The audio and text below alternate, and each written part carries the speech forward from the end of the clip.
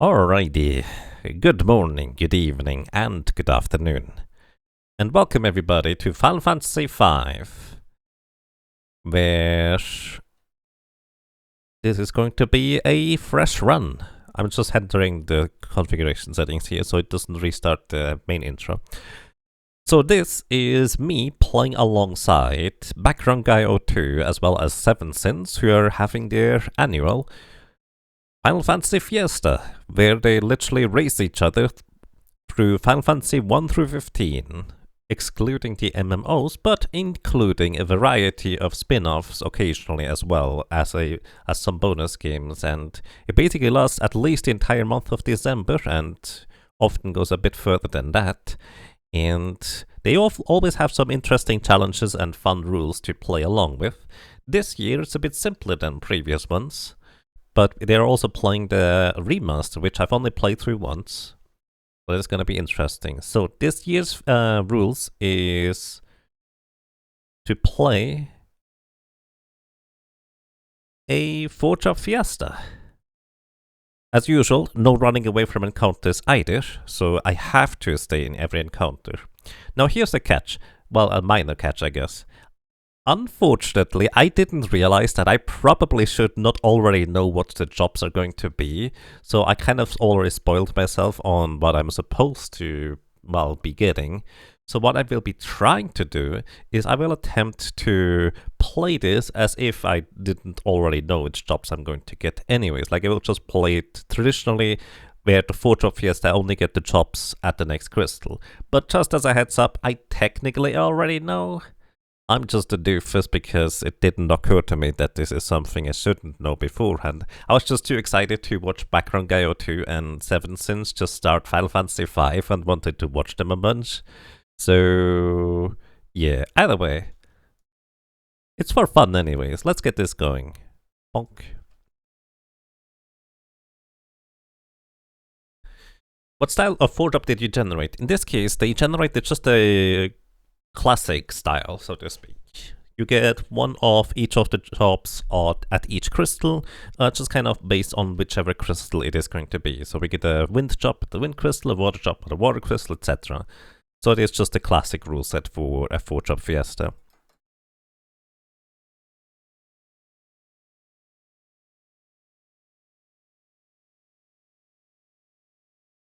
Alright. Welcome to Final Fantasy V. For anybody who might not be aware, this is the Pixel Remaster that has been released just this year, actually not too long ago. If you're familiar with the Super Nintendo version and Game Boy Advance versions or PlayStation versions or even the previous PC version, it is very faithful to the original material, to say the least. There's a few changes here and there, as well as, well, at least previously there's been a bunch of bugs that I think they fixed a bunch of them? Probably. I would be surprised if they let them in there already. Either way, I've only played through this version once, and the biggest difference, as in gameplay difference I dare to say, is actually that this version here in particular does not give you a brief pause when you get your turn during combat. That's also kind of the main annoyance I have with this. Other than that, it actually changes up how the time as an ATB system works to begin with. So it's just kind of its own thing, which I can respect. Just not my cup of tea, but at the same time, it is, in my opinion, a pretty good version of Final Fantasy V. And, well, since it is on Steam, it is definitely easily accessible. So if you're looking to play Final Fantasy V and maybe play a 4-drop Fiesta yourself, there are websites to generate your own Fiestas if you'd like to. This is actually a pretty competent version, I would say.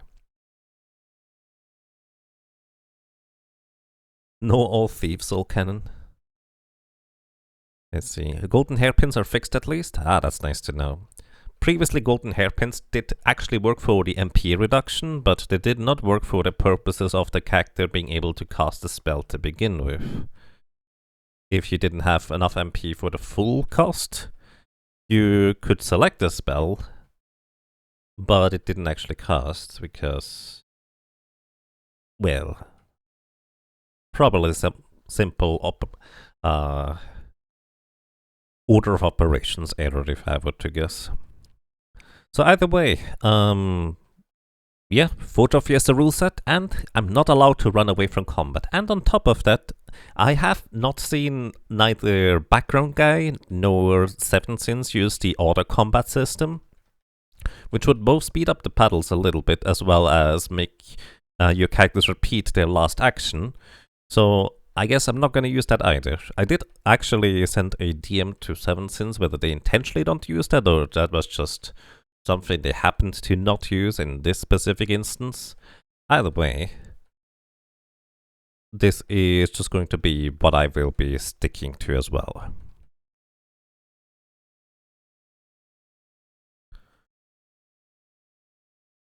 They intentionally do not use it. Okay, that actually is good information to have, Regason. Thank you. I will also not be using it. Although in this case, in Final Fantasy V, it was the only way how I could actually get the proper timing for ATB down to begin with, because there's no little pause. But again, it's a different time system, so it's fine. Brave Blade? Well, if we get a Knight as the first job, we are going to get a Brave Blade. As again, I do know which jobs we get, unfortunately already, or fortunately, but I'm still going to be playing this as if we... Well, as if I didn't know. That's kind of the gist of it. Alright, configuration, battle speed, very fast, battle messages, very fast. That's probably fine, grasp. Alright, I will need to get used to the controls again. As usual, I'm playing on keyboard if I have the opportunity, because I'd prefer that over controller. So yeah, Brave Blade is definitely an option if we get... There's no game audio, oh no. I'm sorry, you should have had game audio to begin with. Here you go. Oh, I know why, I'm a dingus. It doesn't have the audio setting here in this scene. Because I selected a specific audio capture for this kind of thing here to begin with. Oh well. Now you can hear it, and the music is really nice too in this. Okay, we are going to go with Moth as usual. Not gonna think about this too much. And yeah, so let me put it this way, just kind of as a thought to begin with. The first 6 jobs that you unlock are Monk, Thief, Knight, Black Mage, White Mage, and Blue Mage. Blue Mage is by far the easiest one to get started and clear basically everything because it is a very powerful class to begin with. Black Mage is very easy to just kind of use efficiently and well because it is inherently really powerful. Knight is a bit like Black Mage, it is even easier to use, although not quite as versatile and powerful, but it is still pretty decently competent. And I would say Monk is just about as good as the Knight, slightly worse technically in terms of like capabilities and equipment choices, but overall still kind of alright. The 2 classes that we could get at the Wind Crystal that would make this rather tricky to begin at least are Thief and White Mage. Now neither of them are particularly dangerous or difficult to get through the game with, or at least until the 2nd crystal, but especially Thief, you might struggle quite a bit in the early stages of the game until you unlock the next job class, whatever that is going to be. And White Mage, because this is a race we're trying to go fast, White Mage is actually really slow. It is safe, but considering that we have to fight every single battle and we're not allowed to run away, which by the way I have to remember that because one of the rules is if I accidentally run away from combat, I immediately have to reset whatever my last save point might be. So yeah.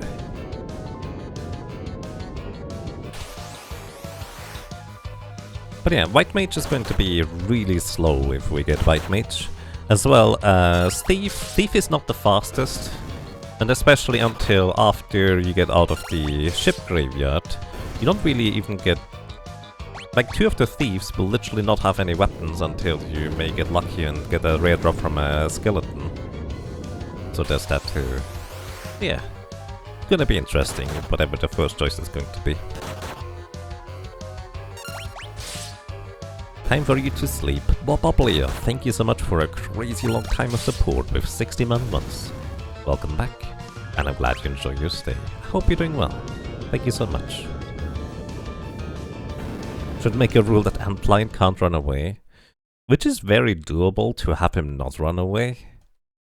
If you have like a black mage or anything that can put enemies to sleep, like even a knight with a sleep blade technically. Well, actually no. Knight with a sleep blade, you would need to have still a secondary character to work with to circumvent the sleep condition, so they don't wake up. Either way, technically doable, but depending on job layout, might not be reasonable. At least there are quick saves. Oh yeah, there's quick saves, I forgot about that part. Thief would suck hard since Chicken Knife would be pretty much useless. Now here's the thing. Since we can't run away from combat, well, we're not allowed to run away from combat, using the Chicken Knife to attack to begin with, even if it was fully powered up, would always have the chance to run away. And I'm pretty sure the Muck command does not actually override the Chicken Knife Flee in this version here in particular. So I don't know whether there's like a guaranteed way of actually using the Chicken Knife's power without running away, like you can in the Super Nintendo and Game Boy Advance versions.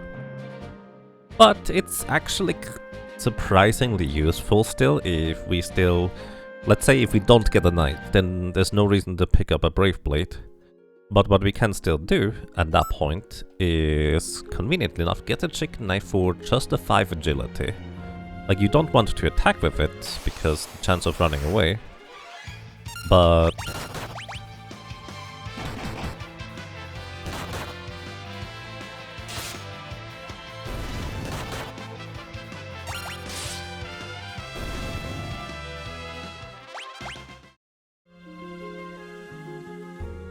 But the 5 agility actually does make quite a substantial difference for, like, combat speed. Then again, in this version it's really difficult to take advantage of proper combat speed anyways.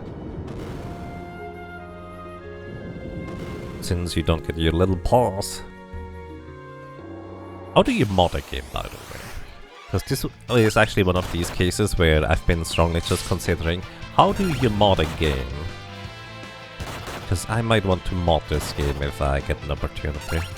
Good morning to you, Blind Vampire. I hope you're doing well.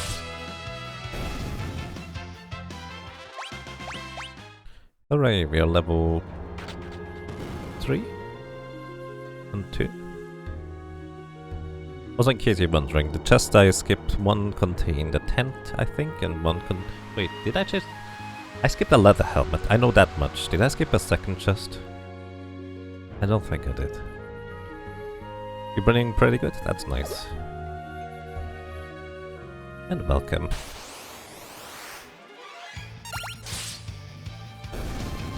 So by the way, the battle does stop when I go into like attack mode and get to select an enemy, but as long as I'm not inside another or a separate menu, the IATB, basically the timer counting up, never stops. It's a little bit inconvenient to say the least. And I will try to not complain too much about it. I'm sorry. I'm so used to being able to very precisely control the speed of this game, especially in solo character challenge runs, that is incredibly important.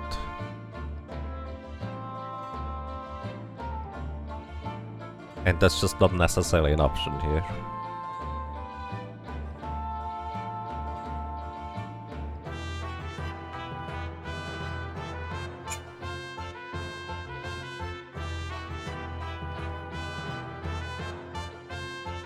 Hi, fairies.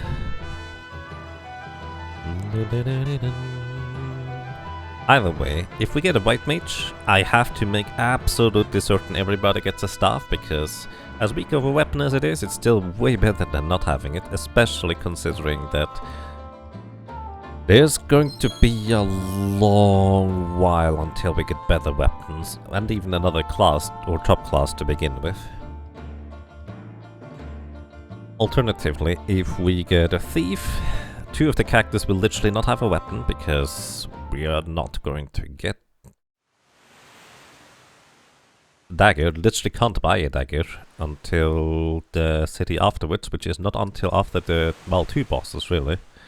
So you're stuck with Ferris's initial dagger, which is a good weapon for this point in the game, and Lena's knife, which is literally the weakest weapon in the game.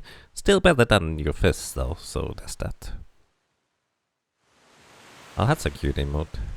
Bonk.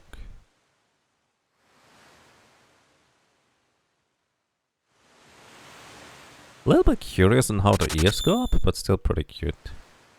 Oh boy, hair clam. Thank you. I remember still I used to call you a hare clam because that's just how the name was pronounced in my head, but thank you so much for a ridiculously long time of support. 74 months. Welcome back. And I'm glad you enjoy your stay. You had a rough day. Oh boy. Well then, I hope you can come and sit along and relax for a while. Hope you're gonna be dead better soon. All the cute emotes. Yep.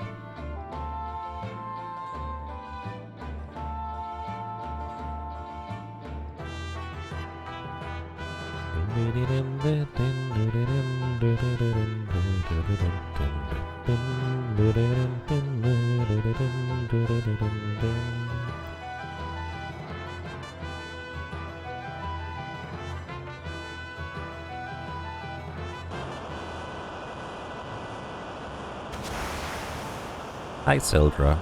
Actually, I was looking up the Final Fantasy Fiesta website, and it didn't seem like we have the requirement to get all the tablets, so I guess I technically can go straight into the void after grabbing basic necessities.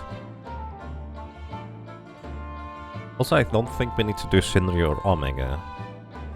Depending on classes, Shinryu is usually pretty easy to defeat. Also, in case you're wondering why the game is jumping around like that visually, I don't know. Just the same for me, like this is not a stream glitch. It just kind of suddenly, whoop, sometimes just jumps like this. Actually, wasn't it that my PC was just a bit weak? Let me actually close most of my applications here. Maybe that will help a little bit. What? Oh, don't go there. Do I want to save once in a while? Probably.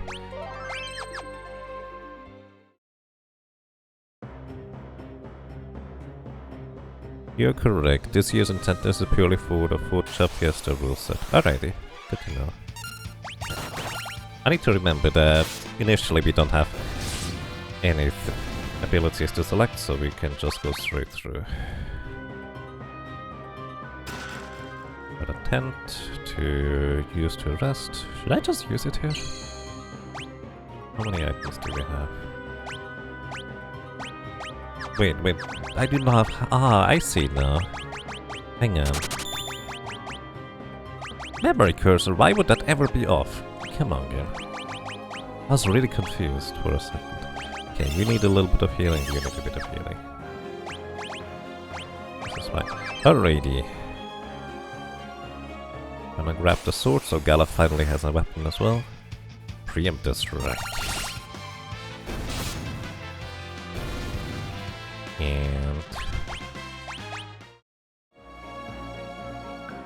you have to force VSync in your GPU menu to avoid screen tearing. GPU menu? Where do I GPU menu? Is that like a graphics card settings for like NVIDIA or so?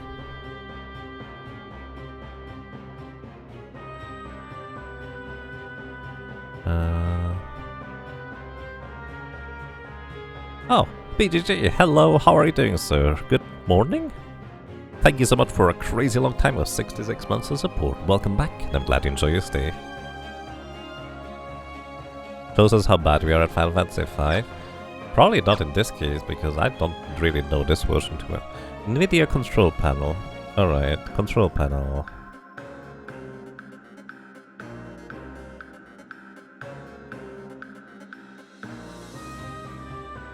I've never used this before. To avoid the screen tearing, you have to use force VSync on your GPU menu. How do I do this?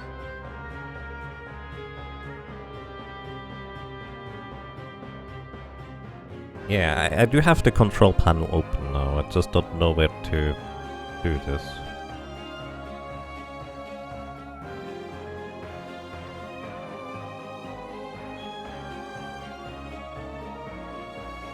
Yeah, this should also be windowed full screen in theory. It's on the program settings.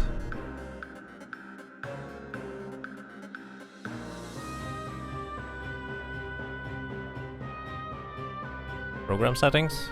So here's the thing, I'm using NVIDIA and I have the NVIDIA control panel open right now. Add program.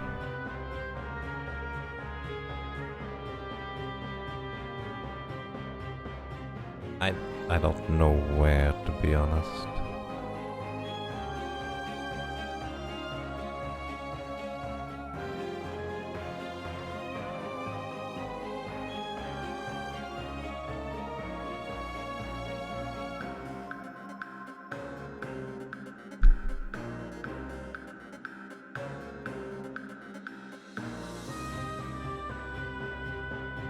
Like, I don't have the option to add a program.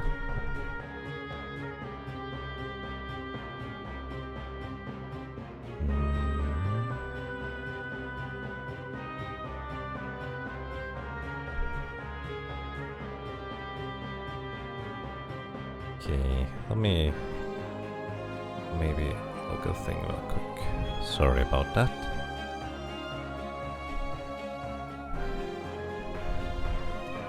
You'll walk over yours because you had this issue with Final Fantasy V as well. I see.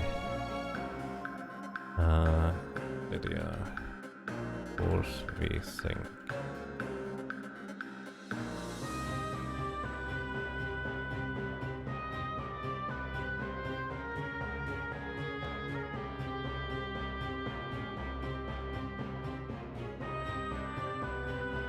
What exactly is the problem? I'm trying to, I'm trying to force VSync via the NVIDIA control panel, and I don't know how to do that because I've never done anything like that.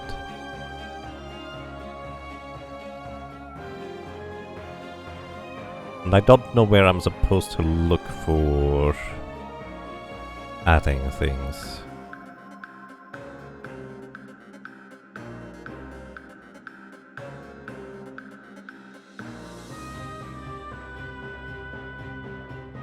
It's a consistent problem with the pixel remasters.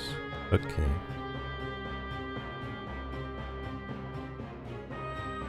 At menu. So here's a thing. I have the NVIDIA control panel open and it has 3D settings, display, developer and video as the options on the left side. On the desktop I can display GPU activity in notification area, show notification tree, I can help, etc. Manage 3D settings.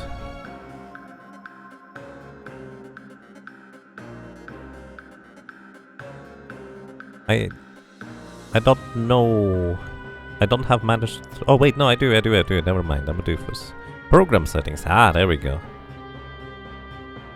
I'm just blind as usual.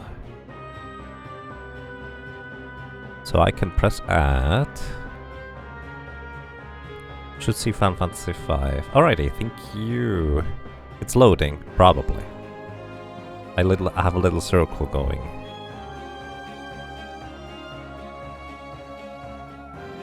Yeah, I assume it's just kind of specific setups which may have these kinds of problems.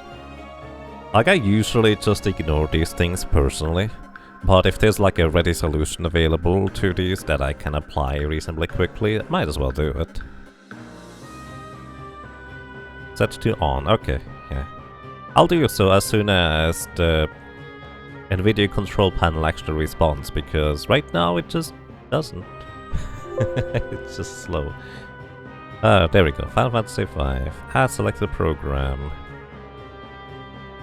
And then I need to vertical sync. That's to on, apply.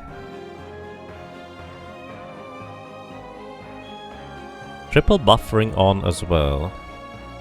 Okay. Will do. Just hope my laptop is strong enough for this to work with things. Alrighty. Did the things. Let's see whether this is gonna be better. Thank you, I appreciate you walking me through this. Let's see whether...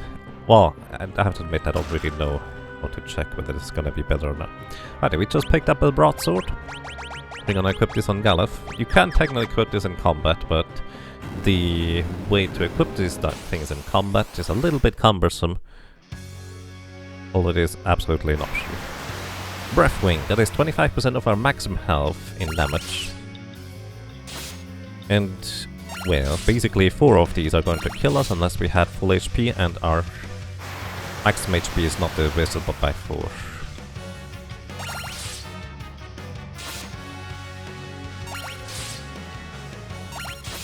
But he only has 250 HP, so with a little bit of luck this should be fine anyway. So all you want to do now is you want to avoid hitting him while he is doing this, otherwise he is going to counter-attack with attacks. He will always pretty much use Breath Wing out of this, but we had enough HP to survive this anyways. So we are fine. Well, I say that, but we only have one potion to heal one person. So there's that. I suppose we do get a Phoenix now. Alright, one potion here, you get that, Lena. With a bit of luck we get nothing here. Okay, there's a staff in the bottom right. Alright, we are fine. Actually, I think this doesn't heal you, but normally when you step in the warp in the north in this room, you get healed. Should be good. May take restarting the game to take effect. I see. I think this is a little bit like jobby, so I'm going to restart the game in just a second after this section here. If you play to any of the Pixel remasters, you want to do the same setting. Okay, thank you, I really appreciate that. Moonlight Breeze, much as that. James Kitty. Do you appreciate both the feedback as well as the information? Probably because that's a heal pot in the bottom floor when you spawn. But going to the heal pot gives you a little cutscene, that's kind of slow. Then again, kind of slow is also the concept of me just spending 6 minutes with the settings. But yeah, we're going to get the first job here. I already know which jobs we're going to get. Again, unfortunately I didn't think ahead and I was just too excited to watch BGT and 7 since play Final Fantasy V. And I already know which jobs we're gonna get, but I will do my best to play as if I didn't know. And I will be accordingly just not specifically plan ahead, but I will always plan ahead, because if you get Dancer at the Earth Crystal, you absolutely want to go and grab the ribbon along the way, stuff like that. So in this case, the first job we're going to get is going to be a knight. And knight is... well, actually pretty competent early on, especially since you can get 200 as an equipment set reasonably quickly, which means 200 is actually very efficient and decently strong for a lot of these cases too.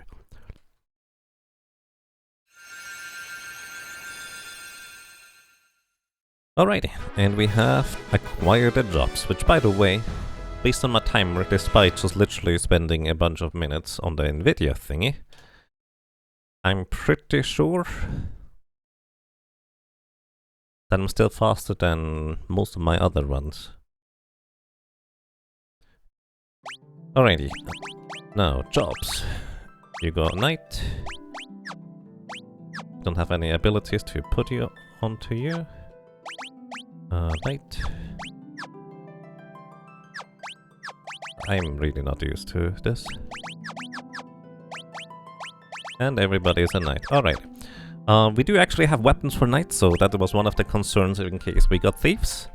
But for knights, we do actually have 2 broadswords, which is the default weapon for the knight, but also a dagger with Lena and... the dagger with Ferris and a thing with Lena. So we're fine pretty much on our weaponry, which, well, could have been tricky, but it isn't. So that's nice. So knights, generally speaking, they have one passive ability that if their ally is in critical HP, they will try to guard for that specific ally. So guarding for an ally means that they just take the physical hits, specifically physical hits. They don't actually absorb any of the other types of attacks in any capacity, so there's that too.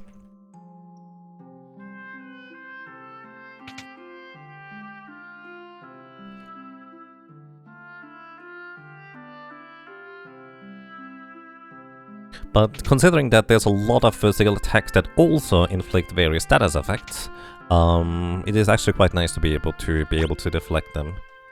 So here we go into the beginner's house. We tell this lady here that we are beginners, even though I know exactly what is in these pots and stuff.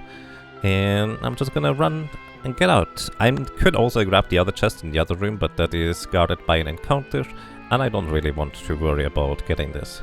We don't need any magic in particular, because there's not really anything to grab, really. What I'm gonna do here is I'm going to sell the ether, which is worth quite a lot of money.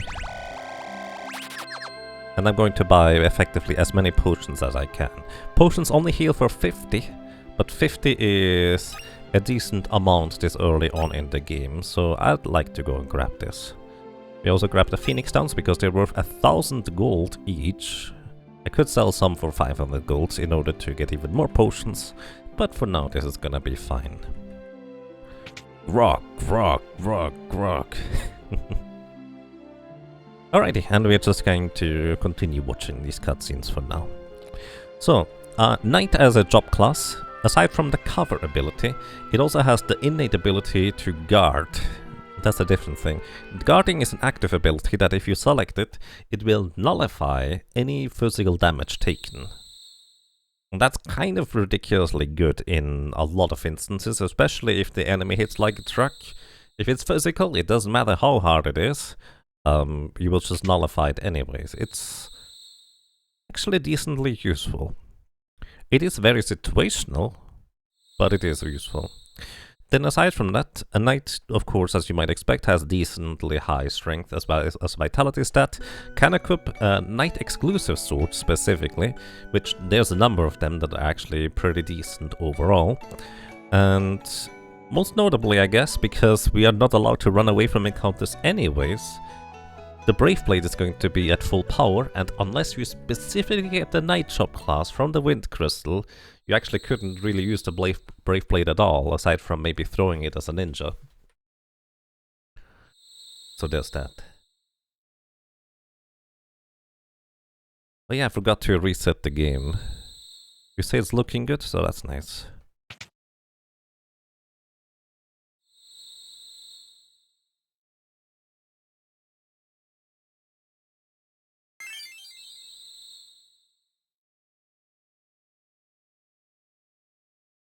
And yes, double grip is definitely going to be one of the bigger useful things.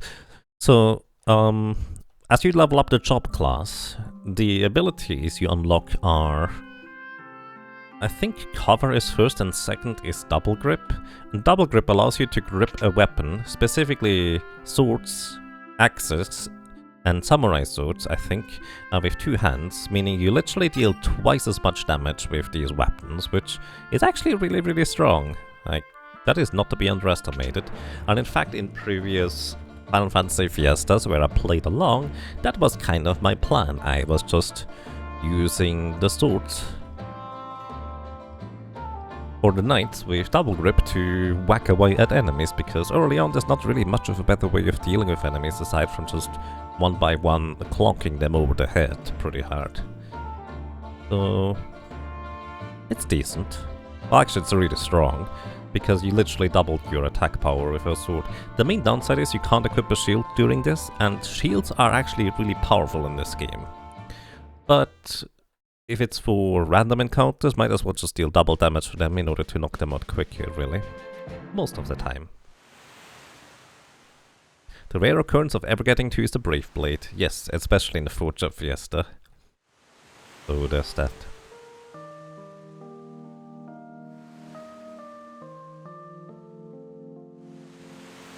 Aside from double grip, we also have equip heavy armor as an ability that we could put on other classes. Let's say if we had a white mage and we put equip heavy armor on the white mage could equip, well, heavy armor. It's really straightforward. To be fair, there's pretty much no heavy armor that I would ever want to go out of my way out of to get to equip anyways. There's medium armor I would like to equip, but heavy armor not really.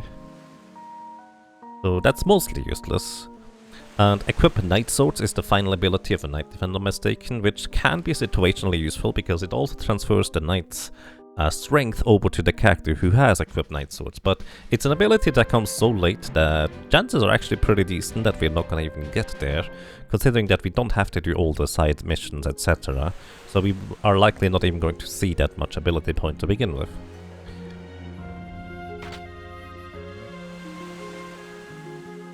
True power move is rolling knight and skill skipping out on Brave Blade. I mean, that's what I usually do in my Forge of Fiestas anyways, because even for a knight, the chicken knife is really good. Also, there was two boats at the same time on the screen there. That was interesting. Like, the chicken knife specialty is that it takes strength as well as agility into account for calculating your attack multiplier, and while its attack power baseline is not as high, because the attack multiplier is just straight up higher in comparison, it often actually can be that the chicken knife will deal more damage per attack than the Brave Blade. Except, well, unless you are two-handing it. That is kind of probably the main exception to that rule.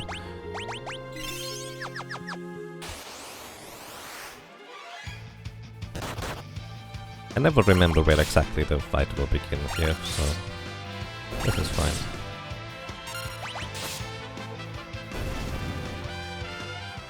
By the way, in case you're curious, in the Pixel Remaster, they did in fact keep the old speed for the old formula, the broken quote-unquote formula for daggers, which is a move I absolutely respect. Like, you could fix the dagger formula the way it was probably originally intended to be, but then you would have to rebalance all the attack power of the daggers well, across the board, really.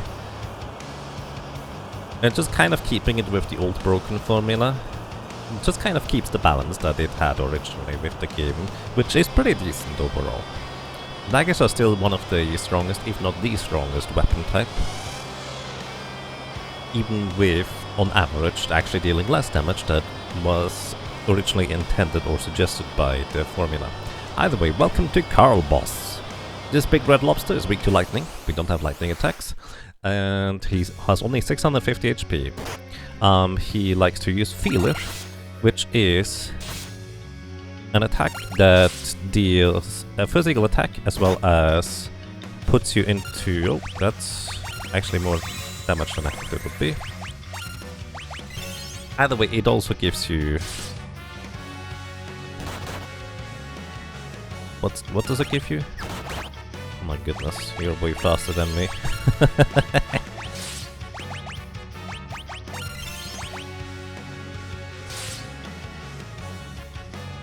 I'm not used to playing this on the fastest battle speed.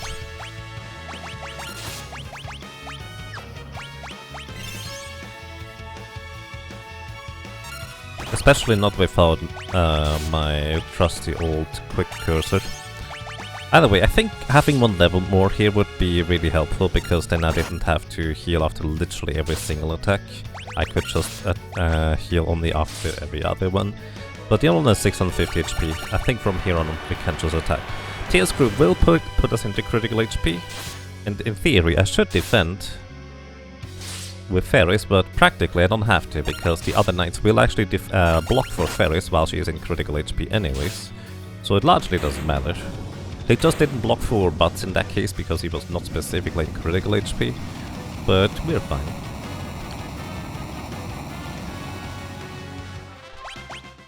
Oh yeah, by the way, I'm using a minor modification to have pixel font instead of the original Pixel Remaster font. It doesn't really change anything about gameplay. It just looks different.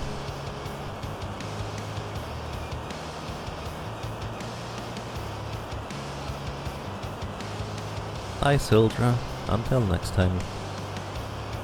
So let me think about this. I did use an additional Phoenix down already, which I really didn't want to use.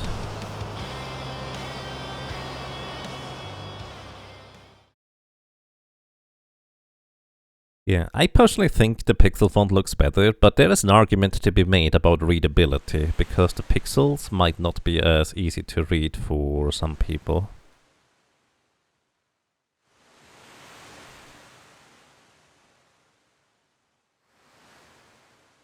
Because it is a rather chunky font, and that can be pretty tricky to, well, read.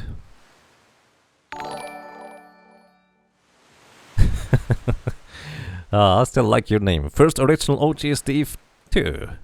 Thank you for the raid and the host, I appreciate that. And welcome everybody to Forge Up Fiesta, Final Fantasy V Pixel Remaster, where I play alongside Background Guy 2 and Seven Sins with their Final Fantasy Fiesta. I hope you're doing well. I'm sure someone will put out a dyslexia-friendly font at some point. I mean, there is dyslexia-friendly fonts, you can, and it's probably reasonably easy to replace it, the original font, with this one, with that one instead. Kinnort, hello, how are you doing today? Alrighty, welcome to the ship graveyard. Not a whole lot to say about this area here in particular. We should get a full heal after basically recovering from this section here. And I don't think I need to go and pick up the map. Actually, can I? There's no map to pick up, actually. Ooh, that's a large encounter. So, the enemies in here are not too terribly dangerous for the most part, but at the same time,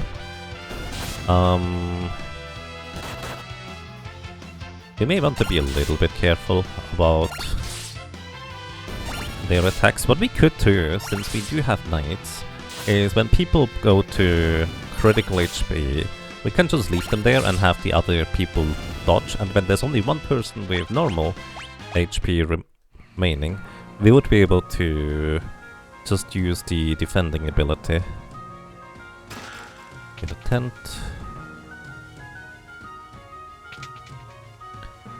Font modding is as simple as dropping the font you want in the game files. Right, I just don't know whether the font had any like particular format that I would need to convert the font file into. Yeah, it's really simple, honestly. I think I even have a command for exclamation mark font if you would like to have that for the Pixel Remaster as well. Okay, one more attack on Mock will likely kill him, but at the same time it's not that big of a deal, because we're going to get another free heal very soon here.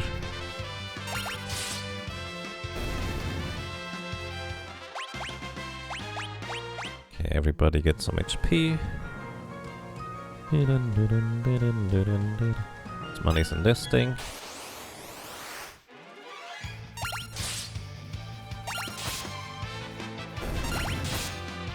Starting to deal a little bit more damage than before, so that's pretty decent, but we're still kind of low level.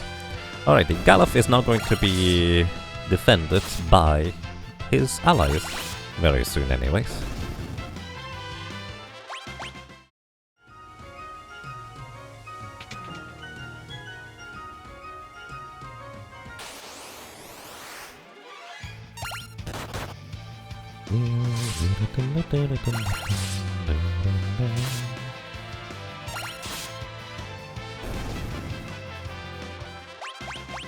Elixir. Hey, we're getting lucky. These big golem dudes have a 1 in 16 chance to drop us an elixir.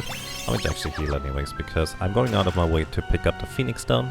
I was going to skip this one, except that I accidentally had to use one more. Plus, I guess getting some more levels in here is not a bad idea before Siren. Also, these Kalkruthel enemies also have a 1 in 16 chance to drop us an elixir, so that can be quite useful. This is pretty lucky. Let me tell you, I'm usually pretty lucky.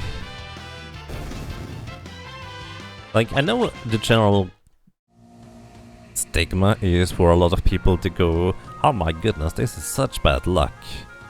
But for me, it's kind of like, I like to focus when I get lucky, because it feels like it happens all the time. So I just go with that. Realistically, rationally, it is always going to even out at some point. But I like to focus on the positive stuff. Are you first battle Pinktail drop lucky? Oh, that's an amazing clip right there with background guys. Reaction, that's amazing. I didn't even use it. To be fair, I don't know how you use it. I think you need to trade it in, but I suppose you were already somewhere where you couldn't backtrack easily.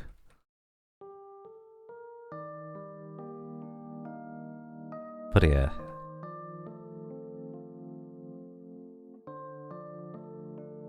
I might actually have to slow down the battle speed for bosses a bit, because this is rather tricky to work around with at times, it feels like.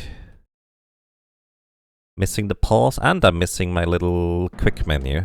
Like normally, as soon as I get a character's action, what I usually just go and do is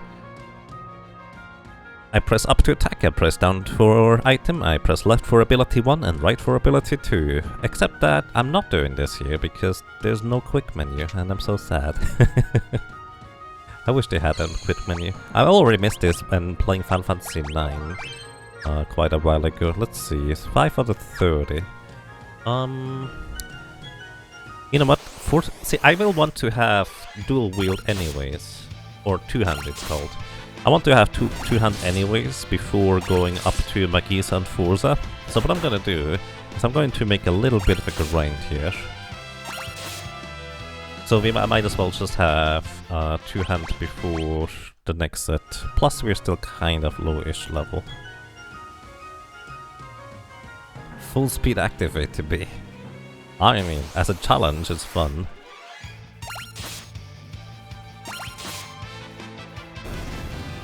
I mean, I guess there is quite a significant difference for active and non-active in this one too. Map. Hi map. This is probably the one version of the game where I don't pick up the map, because there's a mini-map in the top right.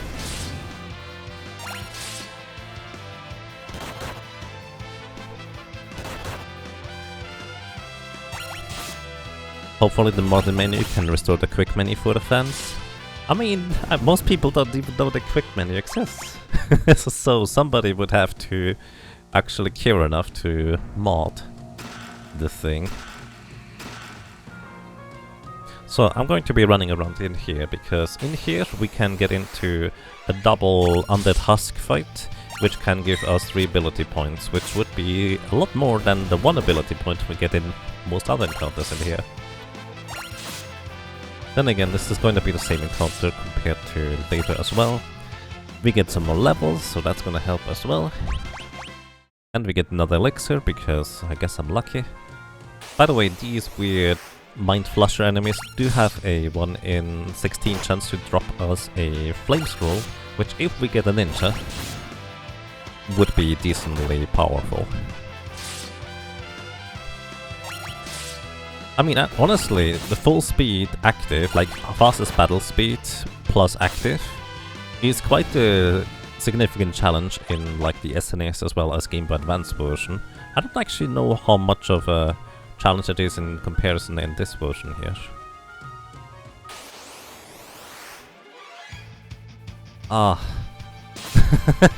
My reaction was to just run away from this encounter because back attacks are unpleasant.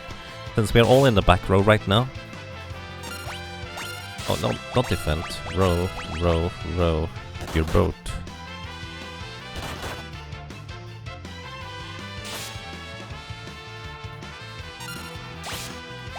Your row. Back. Oh my goodness. Okay, Galuf is in critical HP, which means the others are gonna defend for him. We're fine.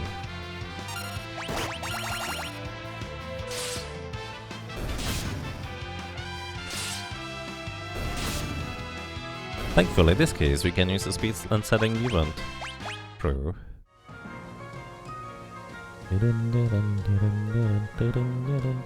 So this area here has the same encounter set as... Well, actually, both insides here have the same encounter set as... the one on the right. It's supposed to have anyways, but this is clearly a different encounter right here. So I'm a bit confused about this. Just a little.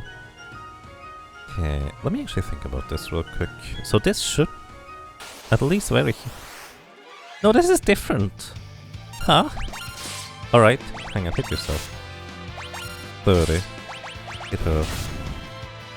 Oh, that's too much! No! Ah, that was too much. Sorry, Lena.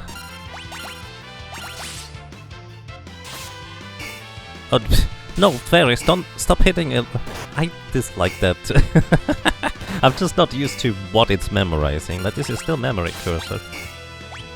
Alright, now we go. So basically, Moth is now guarding for everybody, and because he is also using the guard ability, he takes 0 damage. I'm just a doofus. Well, actually it was more just bad luck, I guess, because there was 2 more damage than Lena would survive. Oh well, it happens. Eh? Oh, you actually have to... Okay. Normally the trigger for trying to rest is different. Also, speaking of difference, this is a different encounter set right here. That is very... I'm not used to this. Memory curse is a little bit overboard. It remembers everything. Yeah. It does. I actually don't know this encounter set whatsoever. I don't even know how much ability point you get for this. I didn't pay attention. I think this one specifically was 1. So I'm going to go back in my other area over there.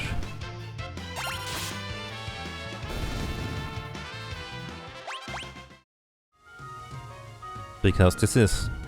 Well, we could also use the encounters up here, because the 2 skeletons plus 2 Kalkrothal enemies encounter in this area specifically.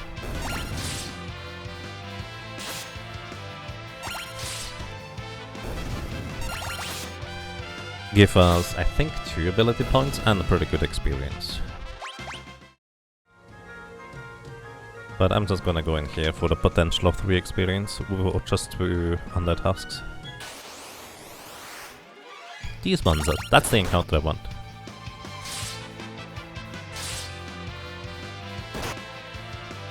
Critical attack. Didn't even play an animation. Weird.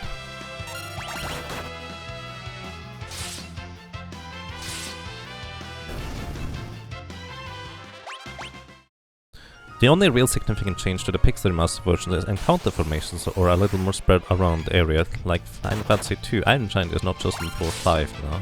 Interesting. So basically just a little bit rebalancing. I appreciate it. I imagine there's probably a bunch of little changes in this game as well here, in that regard.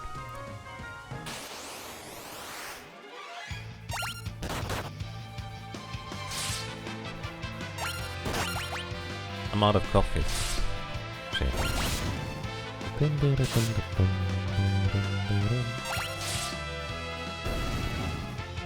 Yeah. How much more, everybody? 2 more encounters if we get lucky with the 2 undead husks. So this is not gonna be enough. but also this is gonna catch Lena up because she got knocked out in one of the encounters, so she has one less ability point. Oh, it looks like they actually sped up the drain for HP leak. Maybe that's tied to battle speed in this. Because this is clearly faster than the previous one.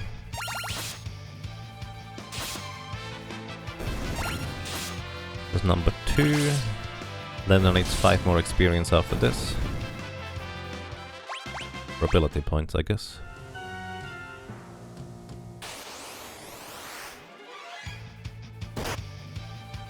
Does the HP leak status, when I played this the first time through in Pixel Remaster, was just pitifully weak, honestly.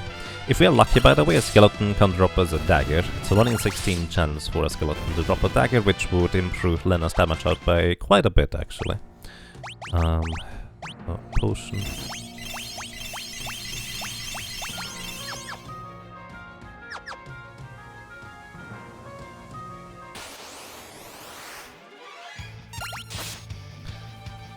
By the way, which version of Final Fantasy II would you recommend for somebody to play who has never played the game? Speaking of Final Fantasy II. Because I'm kind of... Wait, Mastered Guard?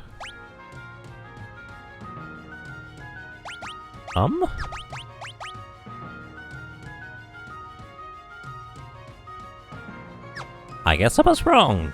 You know, this is the power of you're not allowed to look up anything, because this is part of the, like, spirit of the Fiesta. I'm not looking up anything. I thought the second ability was two-handed. I'm wrong. So we're just gonna go and defeat Siren right now, because I need actually a bunch more for this, apparently. Although I'm really not sure how I'm gonna be handling Magiza in this case, because that was kind of my plan.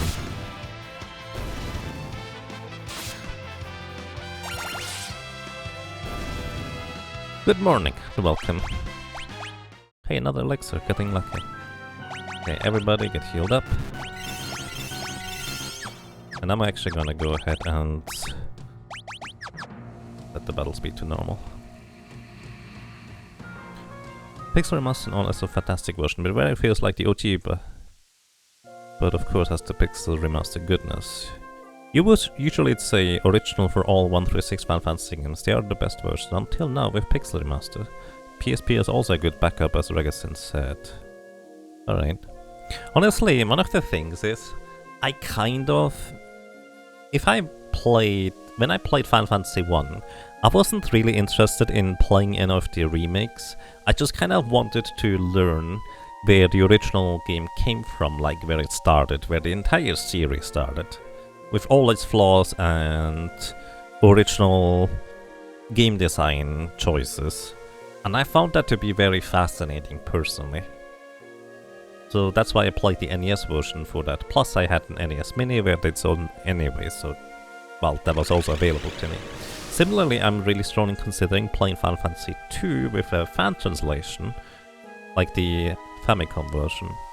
Just because I kind of like doing that, but I'm not sure how good of an idea that is for 2.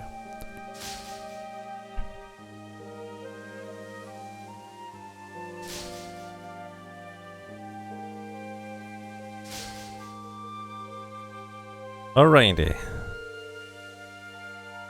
Welcome to Siren. Siren has 900 HP. She has 2 main phases, if you will. She will initially cast 3 spells, some sleep, basically a variety of things. The only thing we don't want to see is a character getting put to sleep or slowed, because that is just annoying. In phase 2 she will attack us with other stuff. Silence is perfectly fine, because we literally don't cast any spells, so it's whatever. Initially she has basically 0 physical defense, so any of our attacks are doing pretty good damage. And if we're lucky... Wow, literally doing nothing right now. Yes, I know I'm level 8. Thank you.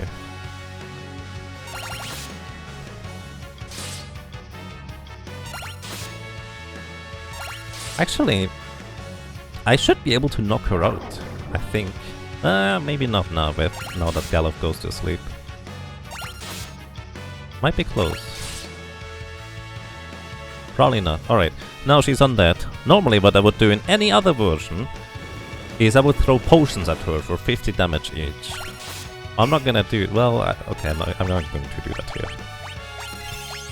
I was not gonna do this here because I figured, it's not gonna be that bad, right? She was almost dead anyways. Plus, I would have to reorganize my memory cursor again. But it's fine. Also we get a bronze shield, which is nice.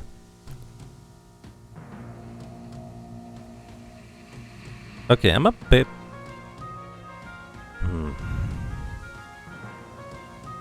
My entire plan went out the window when I learned that guard is...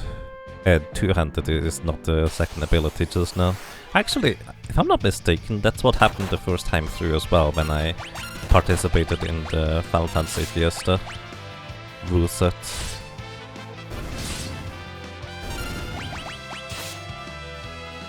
Because my plan was to two-hand, and I'm pretty sure even then I realized that this is not quite how it works. Also, configuration, battle speed back to very fast. You did the same thing earlier. Nice. Wow. Yeah, for some reason I always think that it's a super quick thing to go and grab. So, here's the thing. If we get a bard, I would want to play the pianos, right? But until I get the airship, I'm not gonna get any useful songs anyways. So consequently, what I'm gonna do, I'm not gonna play the pianos until I get the ships. But before we do anything else, I want new swords, which I think they have... Yes, we have long swords here, which are way better than what we currently have. They will improve our damage output quite significantly. And aside from that, with the rest of the monies, we're gonna buy potions.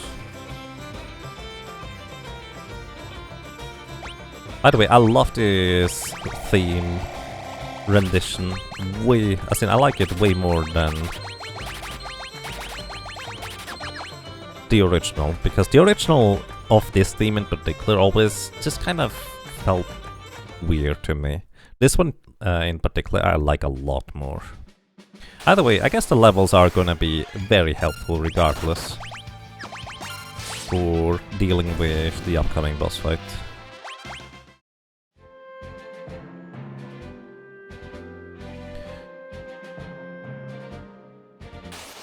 You wouldn't know about Bard and Hellfighters, exactly.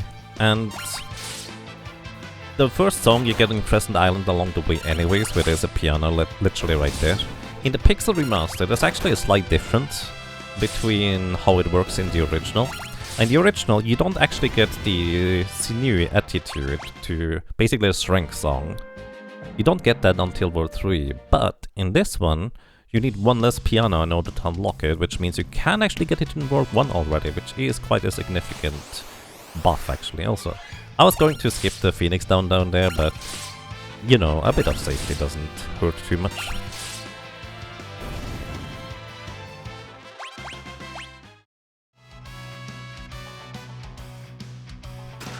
Phoenix down. The chest on the left there contains a soft, or a gold needle I guess it's called in this version. And gold needles are definitely interesting items, because we could just throw a gold needle at one of these headstones and insta-click kill it, but considering how expensive they are currently, relative to how much money we have, I'm not really going to worry about it. Also, apparently we one-shot them anyways. I didn't realize they were that weak. Huh. I always thought they just had so much defense. But then again, I'm also way higher level than I usually am. So how are you determining the jobs for this off-season fest? Basically, if I'm not mistaken, the first person, which was 7 sins to get to these parts here, rolled the jobs on a website. I actually don't know what website it is, but rolled the jobs on the website in order to determine which jobs it was gonna be. And I'm just kind of following their footsteps.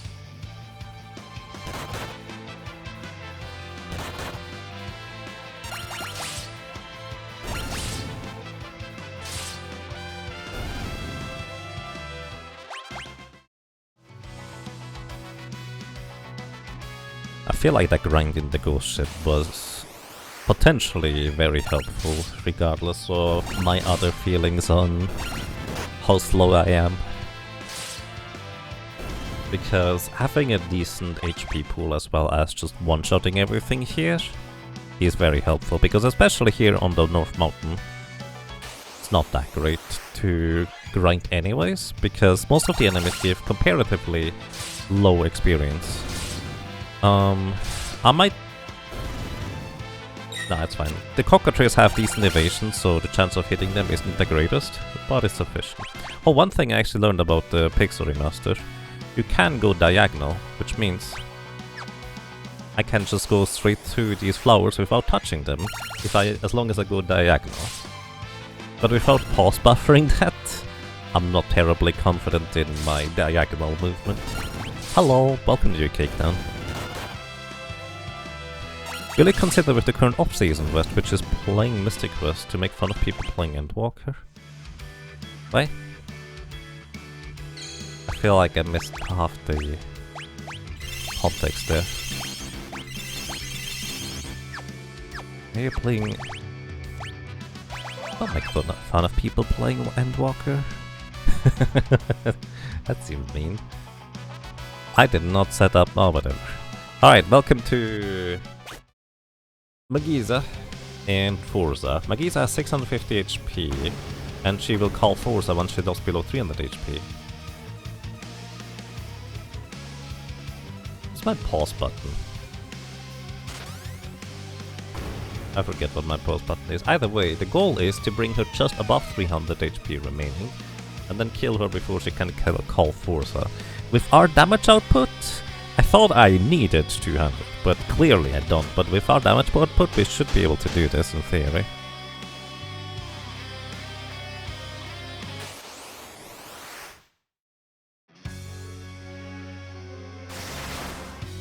Thunder is fine. How much damage is that? Oh, I'm sorry. I did not mean to hit that button. So I'm not supposed to use the auto battle, and I was looking for my pause button, which is right here. And now I actually have to deal with Forza because they automatically attacked, which I didn't want to. I wanted to attack with only 3 characters and then finish off Magiza afterwards. So, big whoops. Beraga can miss. Yes, for whatever reason Beraga can miss in this version. Forza has 900 HP and a decent amount of physical defense. Hits like a truck. But I think we can knock him out before that. We've done that a couple of times. Okay. You know, I'm getting really lucky here. That was a lot tamer than I expected it to be. The only thing I'm worried about is the poison, so I just removed that. We have enough HP for anything else. That went a lot smoother than I expected it. Then again, I'm usually lower level surviving here.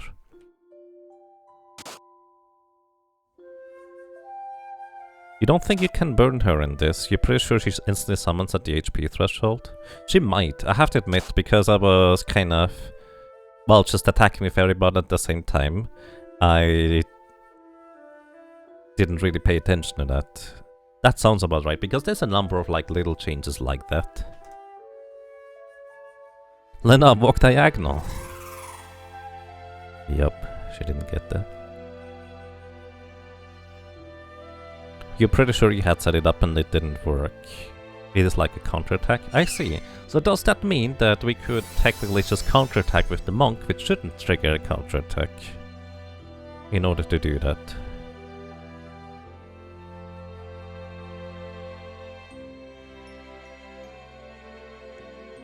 Also, we could now go to Tycoon Castle in order to grab, what is it, 2 elixirs, a high potion, some phoenix stones, a healing staff, samurai sword, bell of pointless proportions, and that's mostly it.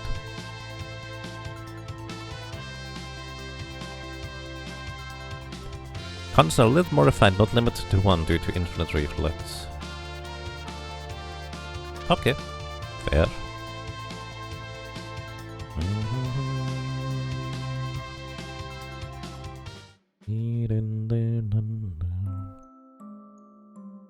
Oh, the only thing I want here actually is Kenbojis. That's not true. We just got a mithril helmet. Hello. I want 1 iron shield, 1 iron armor, and 3 Kenbojis. So the reason for this is we're gonna put all of that stuff onto Lena here, who has now the highest defense we can have. Actually, yeah, this is fine. Everybody else gets Kenbojis. So the reason why I'm doing this is Lena now has really high physical armor and defense. And she should be able to completely negate Galura's attack power entirely, as long as I also give her an accessory with +1 defense. And what this does is Lena is now completely invulnerable to Galura's physical attack, the direct damage portion of the attack anyways. And this will allow me to just attack relentlessly with everybody else. I don't think I've ever had encounters in here in any other version of the game.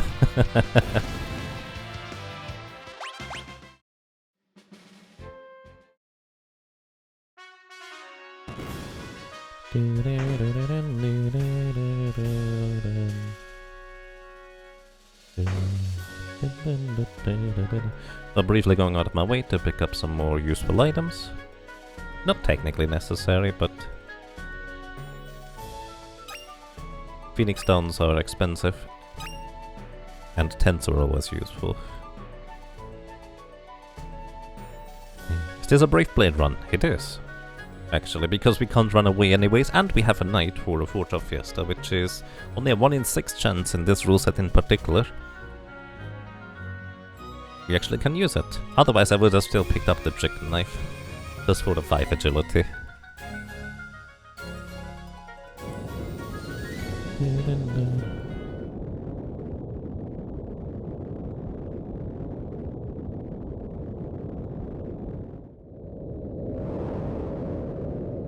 Yeah, honestly the biggest offending part of the original release of the Pixel Remaster of Final Fantasy V was the catch and release of the Beastmaster just kind of really messing up the game.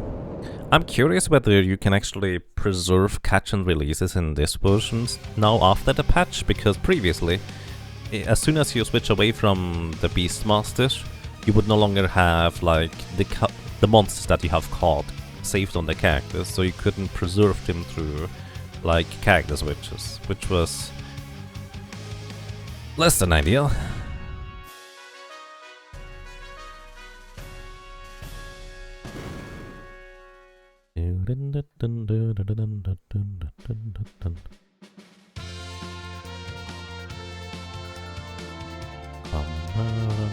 You know, the biggest downside of racing or speedrunning games is that you can't just sit around and listen to the music. Well, you can, but you know, you're kind of losing a bunch of time doing that. So, do I get the silver ring? I don't think I do. There's not much of a reason to grab it. Stop. I don't even know what most of these enemies can do, because either I usually run away or kill them before they get to do anything. Oh, we didn't get a heal. Oh. Speaking of things I'm not used to. Yeah, we get soon to a save point, it's fine. The Maiden's Kiss on the right side. Which I suppose in this version I could easily get frogged, so I should probably pick it up. I already actually have 3 Maiden's Kiss. But the chest on the left is a silk rope, which is actually really competent armor, but because I'm fighting everything along the way anyways, I will have enough money to buy them if I want to. But it's also an armor for mages. I'm not really having any mages currently. The red mage is technically a mage, but he also can equip medium armor, so I would just give him a Kenboji. Probably. Speaking of the red mage, Actually, the next set of characters or jobs we can get is Berserker, which is everyone's favorite job to dislike, or something like that. We could get a Mystic Knight, which is definitely one of the most powerful options of the War Crystal, with its elemental weapons, and it would actually synergize really well with the two-handed from a Knight class as well. So these two could actually have really good synergy. Aside from that, we would also have potential for Red Mage, which I personally like Red Mage, especially in the early game.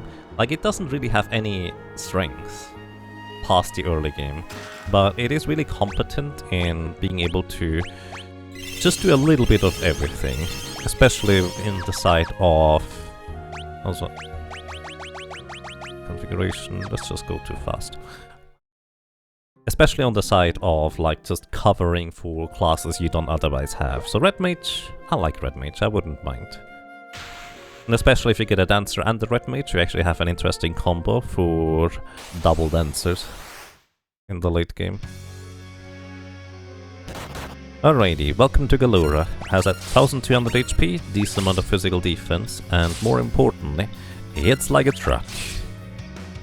But hitting like a truck is mostly due to him having... okay, it's counter-attacking now. Him hitting like a truck is mostly because he has a lot of attack multipliers, which is different than attack power. The reason why Lena takes so much less damage than anybody else is because she has high enough defense to effectively negate most of Galura's straight-up attack power, but not enough to... well...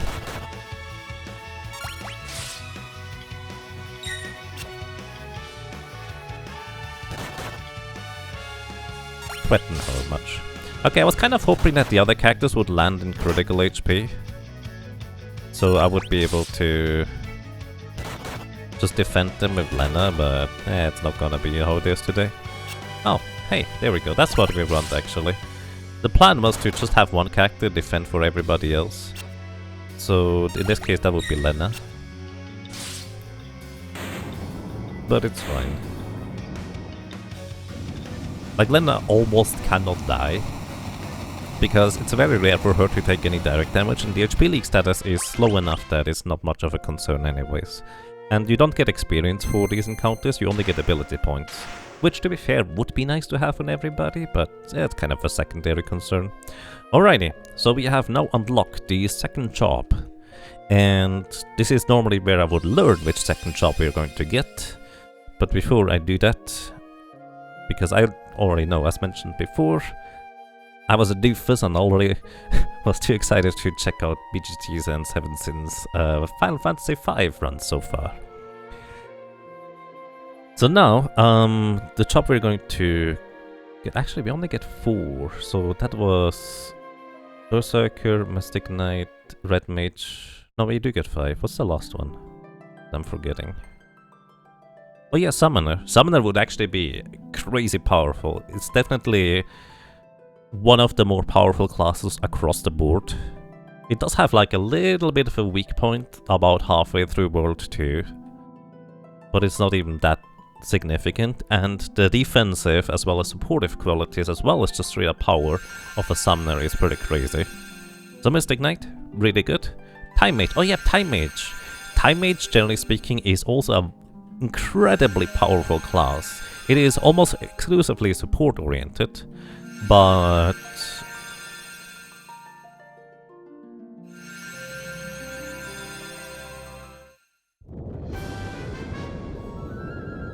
that support is insanely powerful. Haste and Slow are the most powerful status effects in the game. Pretty much, even in the Pixel Remaster where they changed the ATB, it is still the most powerful effect in the game. So effectively, Time Mage controlling literally the speed of battle and most bosses being susceptible to the slow status effect just makes this incredibly powerful. But in this case, we are going to get a Berserker. Now Berserker is the one-shot class that most people don't really know what to do with, but let me tell you 2 good things about Berserker. One, they actually fixed the problem with Berserkers, where it initially needs an entire ATB fill in the original games, like GBA and SNES at least. It needs an entire fill up of the ATB from 0, which takes forever in order for them to get their first turn to finally attack. So their first turn is always incredibly delayed. However, in this version here, they actually get their turn in a normal fashion. They are still the slowest character out there, but at least it's not as insanely slow. Either way, that's one good thing about the Pixel Remaster in particular for Berserker, and the other good thing is two-handed works on axes. So being able to two-hand certain axes is pretty good in the early game. Later axes, for the most part, with one exception, are not really that great. But early on, it's going to help quite a bit. Goodbye, Sildra. Thank you.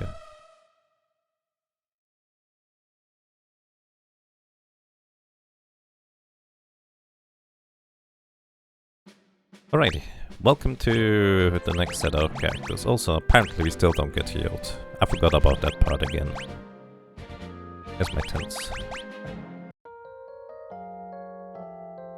So, now, Photo Fiesta rules are as follows. I have to have at least one Knight and one Berserker in my party. The other two characters can be whatever they want to be. And in this case, I still want to grab for everybody the two-handed before we do much else, but Ferris is gonna be our first Berserker for now. And I think I don't actually have... I'm gonna give you cover. Yeah, I don't actually have a weapon for Ferris right now. That'll be fine soon. I don't have a weapon for the Berserk, is what I'm saying.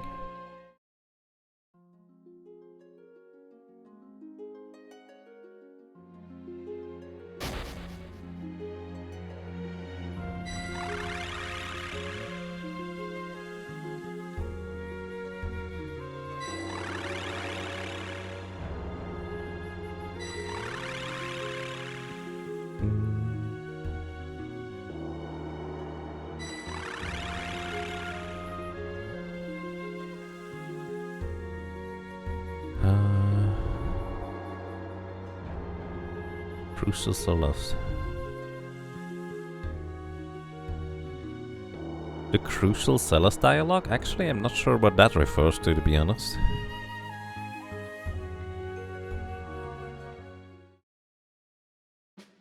Is that about the beginning of World of Ruin? I would guess. Either way, welcome to the next section here. If we get an encounter in the forest, it will always be against 5 wild max. They are relatively weak enemies. They have less than 100 HP, and we one-shot them. By the way, Berserker, all the Berserker ever does is physically attack a random target, which is actually a bit of a problem if the enemy is in the back row, and we have no control over the Berserker directly, so that can make this a little bit awkward to work with. You're being critical for spoilers, and that's fair.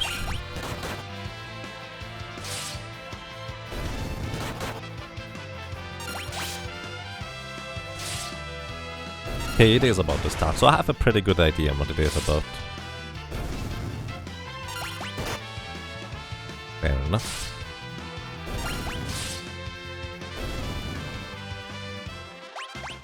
Also, these wolves have really good money gain. Also, I was told that apparently you can buy multiple things.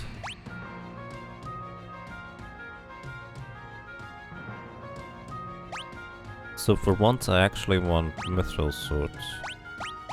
Oh, actually you cannot buy multiple things, you can only buy one thing at a time. Good to know. So I want 2 more mithril swords and a mithril dagger. In case you're curious, don't give your Berserker a mithril hammer or axe or whatever it's called. Axes and hammers are terrible. For the most part, with some, well, rare exceptions.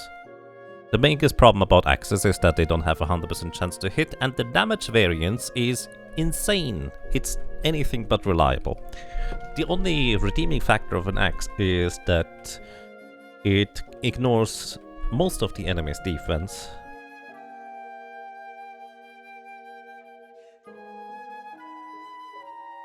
Which can be useful, but rarely really is. So honestly, you're better off just using a mithril dagger with a berserker.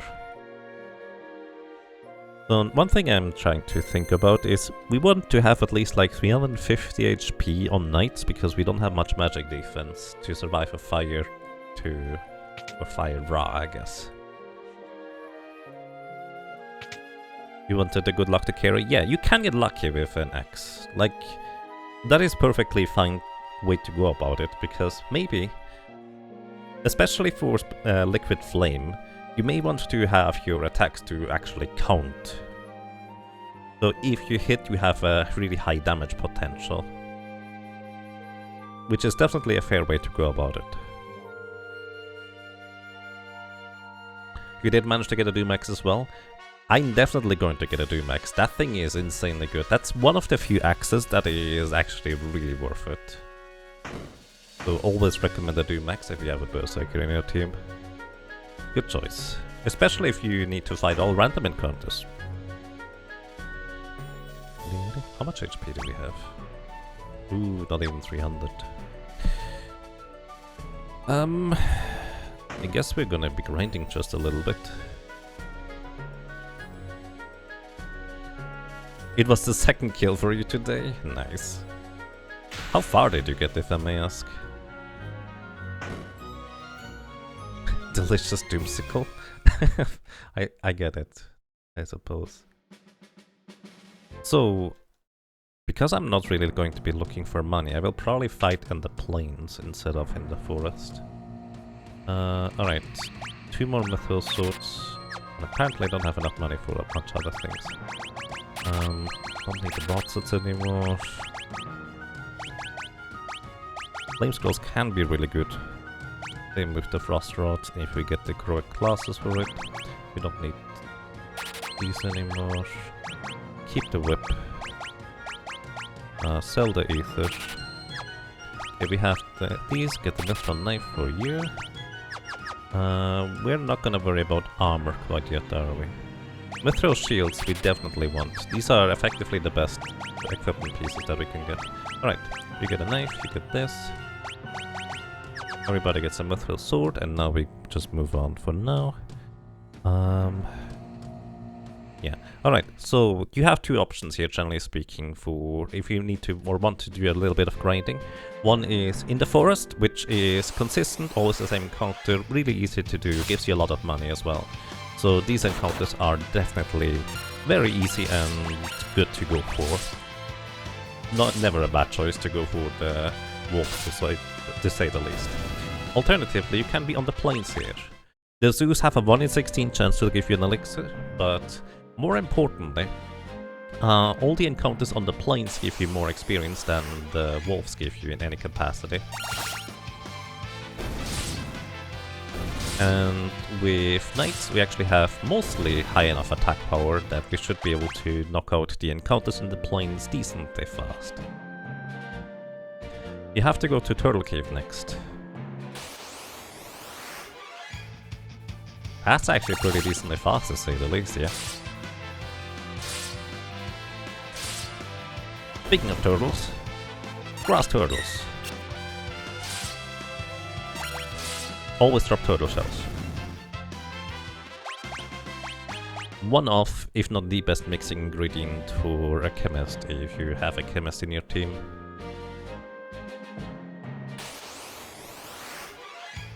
I'm using keyboard controls, yes. I prefer keyboard if I can have keyboard. The only times I don't want to use keyboard is when there's like analog input that actually counts. But that's just what I like doing. Especially platformers where there's no analog input, I just strongly prefer keyboard. No, you mean it? I'm actually gonna revive her. Nah, I'm not gonna revive her. That's so much money invested for a Phoenix Sun. You could argue that I should have healed her, and you would not be wrong. But I'm gonna heal her now, it's fine. So we can go to Liquid Flame as soon as we have 200, but it would cost me quite a few resources to get through there, because we wouldn't survive the counterattack fire too. So... let's see how that's gonna go. But yeah, I mean, I've been... my original start to streaming was speedrunning I Wanna Be the Guy Gaiden, and later I Wanna Be the Boshi. And we played it on keyboard for maximum efficiency. And I just always enjoy playing precision platformers on keyboard.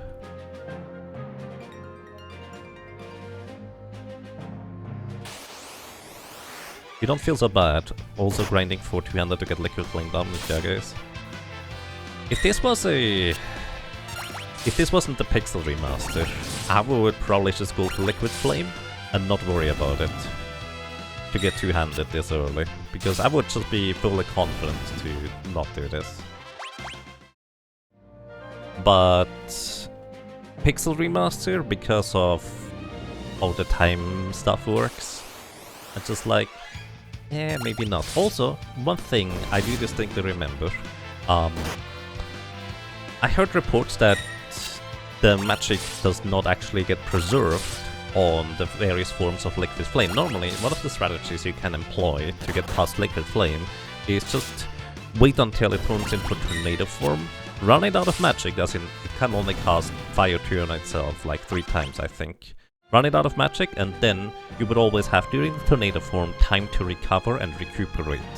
In this case I would just kill the Berserker in order to do that, so we don't accidentally always switch forms anyways. But can't really do that in this way if it always recovers all its MP anyways whenever it gets back to tornado form. Because that's literally not a valid strategy in this case.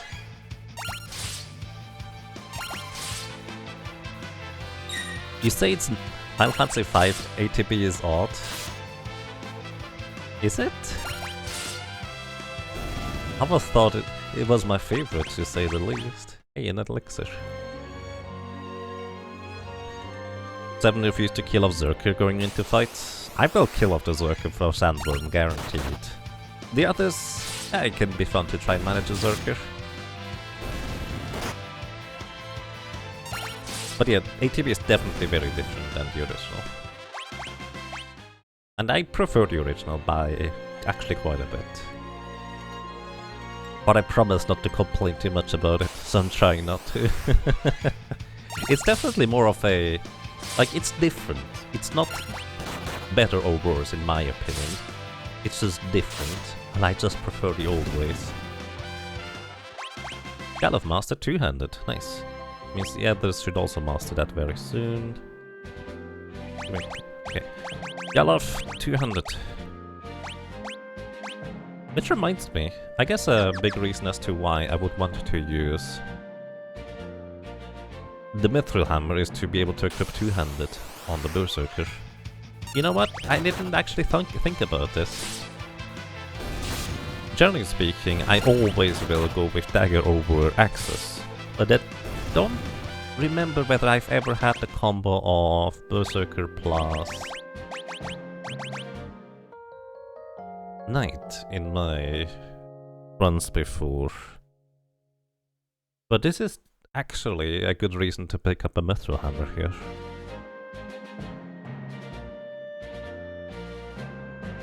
Like, haste the bumps up your half ATB instead of... right.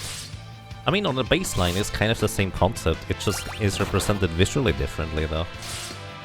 Like, I know it doesn't look like it begins from the beginning, but whether it just fills up faster or it starts up higher, baseline is kind of the same thing.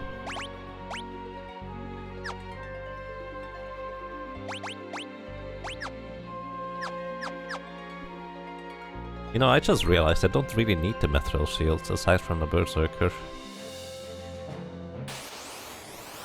Laundry! No spoilers for people who don't know yet. Do I think But actually, to answer your question, I was really hoping for not getting that one. I was really hoping to not get that one in particular. But yeah, so here's the thing. I'm a doofus and I already know which jobs that we get. But I feel like it would have been more appropriate for me to learn about the jobs that we're getting at the time that, well, we're getting them.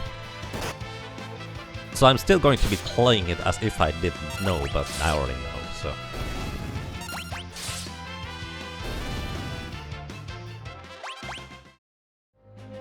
Okay, one more, I think. Yeah, one more.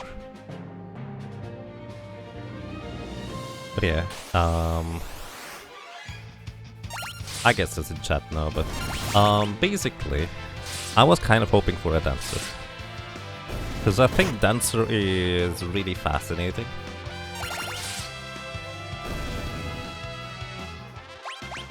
Alright, Moth also mastered two-handed, so what we're gonna do is we're gonna turn you into Berserker and give you two-handed. And Ferris, you're gonna go back to being a knight. The reason why I want Ferris to be specifically a knight rather than anything else is because she has the highest agility, so she's gonna get her turns the quickest. So first of all, gonna get a mithril hammer. So weird to actually buy one. I'm not gonna be switching around the mithril, but I do want to get plumed hats. These have 5% magic evasion, which might not sound like a whole lot, but basically have a 1 in 20 chance to just resist spells or abilities that you can resist is really good, and well, it's actually more defense than what I had previously too, so that helps.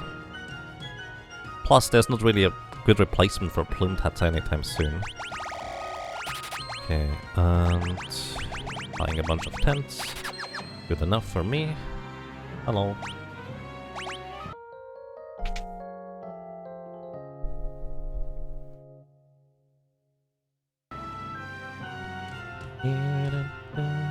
Hey, Lars Lounge. Welcome.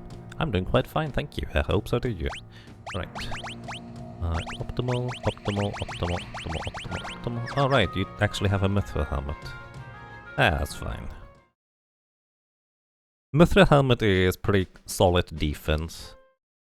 And it's quite fine in my opinion to go for a mithril helmet. You know, one thing I didn't consider is I would actually get two-handed along the way if I just went earlier. I didn't think about that part. Also, the Pixel Remaster actually fixes one of the more significant bugs in my opinion, which I consider to be a bug. Don't technically know whether people consider it in general to be a bug, but effectively, when you fight encounters with enemies,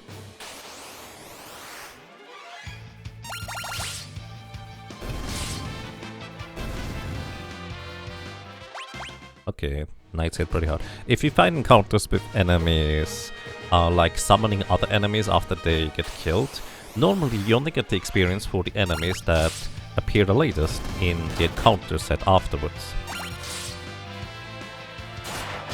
Wait, does Ferris doesn't have 300 yet, I see. So here, he's going to summon mortar traps if you defeat the last, so in order to avoid the mortar traps, you need to defeat the defeater while not last. Why are you throwing the hammer? That's weird. Either way, you actually do get full experience from all enemies you defeat in this, which is a change, and especially notable in the library, where you finally get your proper experience for all the enemies you defeat. Which normally the library is one of the worst places to try and grind and fight any enemy in, outside of this explicit purpose of acquiring like blue magics. But thanks to that change, it's actually kind of decent.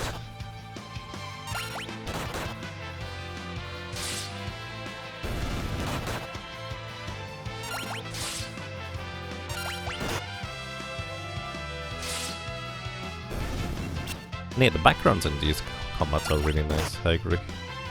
So one thing to note, when there's only one crew dust remaining, you want to knock it out as quick as you can, Because they like to cast flash when there's only one crew dust remaining. Cottage, alright, that is a full heal for us. This is an elixir right here. Defeat the first. Wait, Poltergeist has evasion? Poltergeist, if you steal from them via Thief, their common steal is a high potion. And that is basically a full heal, with 500 HP healed at this point in the game. Pretty good. But you need a Thief in your party for that. And since we are playing Forge of Fiesta rules, I can't really steal from them.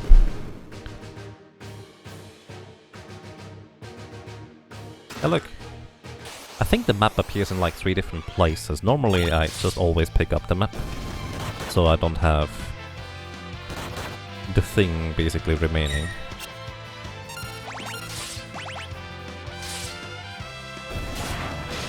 Nice. We're actually not defeat the loss, but this guy could have flashed us, which would mean I did not buy enough eye drops in order to survive that properly, now I think about it. That could have been really bad in hindsight. And yes, I'm not allowed to run away from encounters, as per Forge of Fiesta rule set. I'm using the same rule set as Background Guy and Seven Sins do in their runs.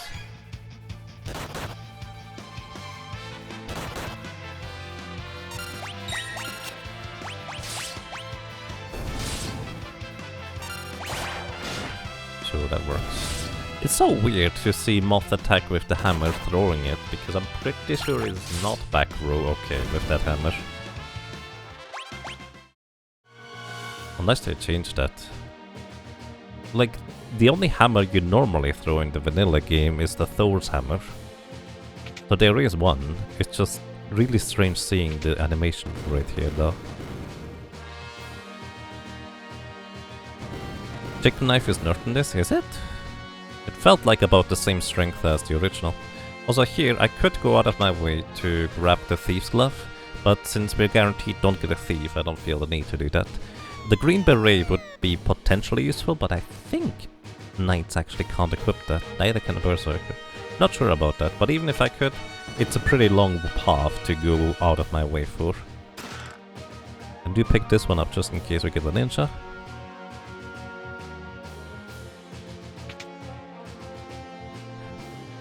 By the way, the Green Bear is a good equipment piece, but really anything but necessary.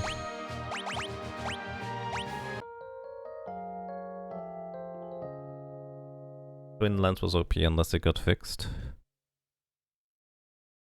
I mean, hasn't it always been that way?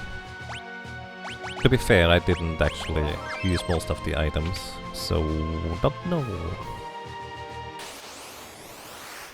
Oof.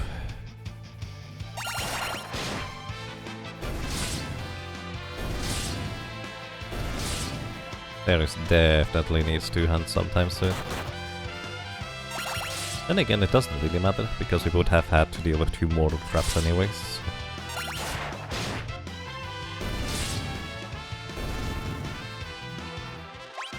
On the bright side, we have more than enough HP to survive counters. Might even start getting enough HP to survive counter plus a flame. How much HP would you need for that? 25% of our maximum HP gone. 550... Oh yeah, we probably have enough HP with 450 actually, approximately. I never calculated that.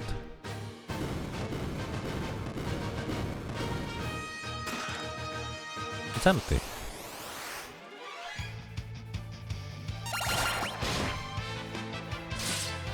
Twin Lance used the main hand weapon for its second hit if it's offhand, so you can get a big legendary sword damage twice. Oh yeah, that's definitely a bug.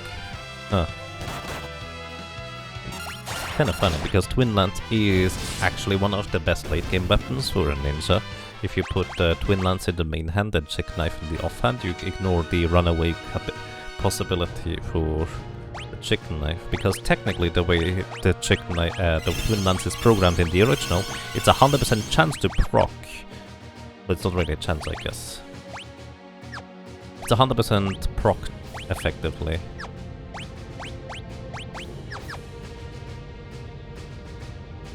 And you can only prop one possible item at any given point. I didn't. I never reset my speed settings, did I? Oh, I forgot. Either way, welcome to Liquid Flame, 3000 HP. And it will always counterattack whenever you hit it. And these counterattacks hit like a truck. So I'm just gonna have my Berserker, well, whether I want or not, my Berserker is just gonna attack first. Just gonna wait. Blaze is always 25%. Let's see what you turn into. Tornado, we just hit the tornado, that is fine. Hopefully the mannequin again. Okay, this is gonna be where one character is probably going to die because I don't think we survive a counterattack here. Oh, barely with it. And Tornado is actually really good. Tornado has a 30% chance to evade attacks. I should not attack with Ferris in hindsight. We need to briefly heal Gala. Actually, that might not be enough. Because this always counterattacks with Blaze, which is 25% of our maximum health gone. Yep, go half done. Okay. You attack. By the way, Phoenix Stones revive you with exactly 25% HP. Okay, this is fine, no matter who gets hit is gonna die, but we have at this point done enough damage that we should be able to win from here. There we go.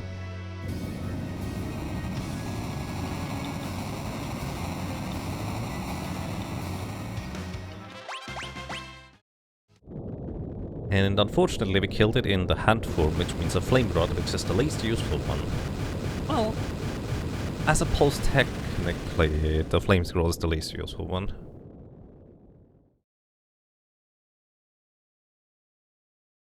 But the most useful one is the flame bow. Well, that's not true. It's the most expensive one. Where was I? I wanted to do something here. Oh yeah. Configuration. Battle speed, very fast. I never set it back to very fast. Oops. I just forgot. Double grip circle isn't to be underestimated. Yeah, once we get the Max, actually I kind of plan getting 2. But it's probably overkill to get 2, to be honest. Because once we unlock the 4th shop, unless I have equip access, I wouldn't be able to use the second one anyways. But actually, never mind, we just get 1. That's fine. Paris needs 1 more ability point to get her 2-handed.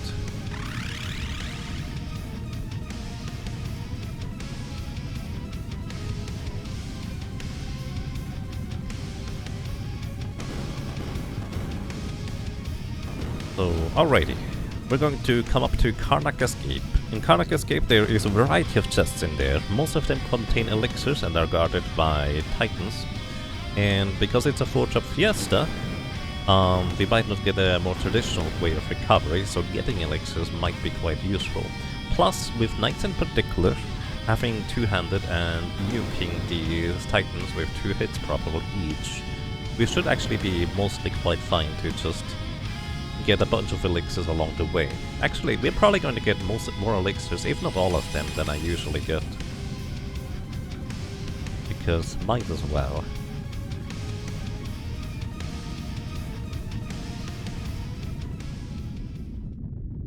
The 2 things we're almost guaranteed going to get is the Guardian Dagger, even though I don't even plan on equipping it right now, thanks to having knights, I guess. Well, whatever we get afterwards might equip the Guardian Dagger. Either way, Guardian Dagger and the Elfin Cape are the 2 items I guaranteed to get. Also, because we could technically still get a Dancer, I'm going to grab the ribbon. I could consider grabbing the Shuriken for a ninja, which we could get a ninja here, and a Shuriken would allow us to, well, hit specific enemies like Archeope's final form, like a truck, but our physical damage output is pretty stellar already anyways, so it's mostly not that big of a concern to get that Shuriken. Plus we get at least 1 beforehand anyways.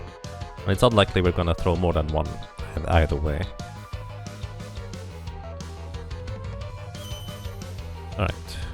Heal up and go.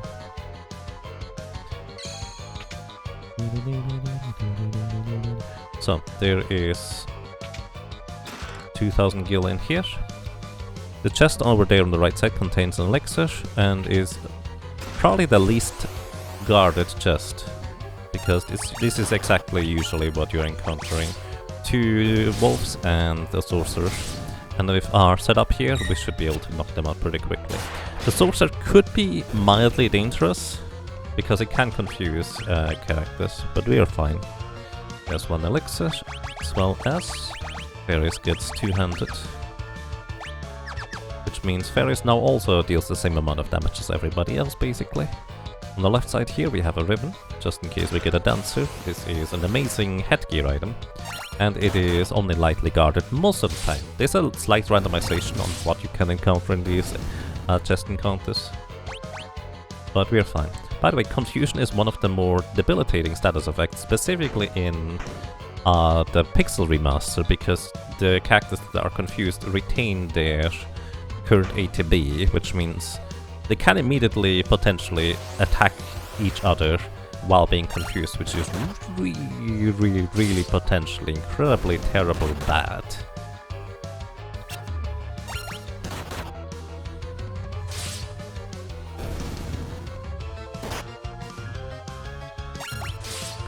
Is ribbon the same like in all Final Fantasy games? I think it's the same in the sense that it is just ridiculously good compared to what you expect, you know, a ribbon to be. I've never gotten a silver plate here before. Oops.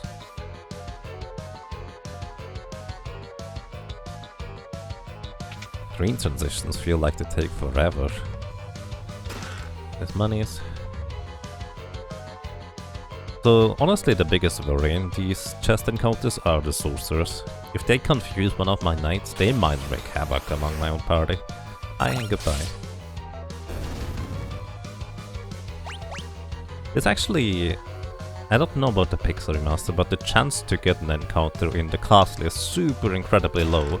Like, it's not uncommon to run through the entire castle and never get any encounters whatsoever. So these Gygas enemies, whenever you hit them, they often counterattack with arrow, but not always. And because we two-shot them pretty much guaranteed with, I think they have 900 HP, or maybe 850, something along these lines, we should pretty much be guaranteed to be able to defeat them. Also, we have an Elemental now. Elemental gives +1 agility and +1 magic power. The agility is, well, your ATB fills up very slightly faster, but more importantly, it has the hidden, well, very neat little effect where it completely dodges 1/3 of the physical attacks directed at that character. So if an enemy just physically tries to hit Ferris 1 in 3 times, she's just going to straight up dodge it. Oh, almost knocked out Galuf there. But this is why I always buy a lot of potions.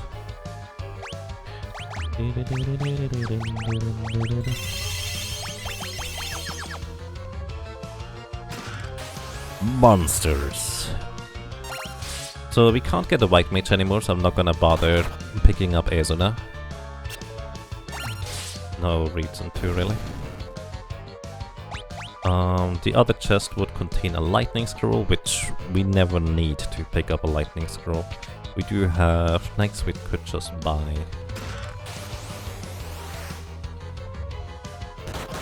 Coral blades. Do I want to buy coral blades? I think I do, actually.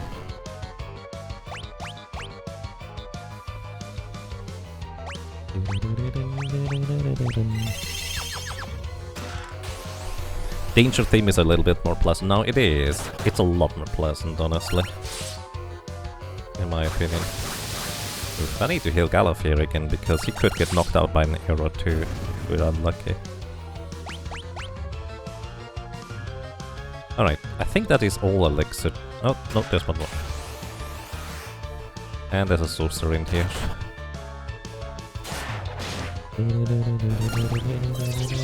Uh-oh. This is exactly what I was worried about. Oh no, don't miss now, Ferris. Oh, this is not good. Oh, you didn't hit Galuf. Hit yourself. Oh no. Oh my god. Galuf didn't want to share the experience. Oh, jeez.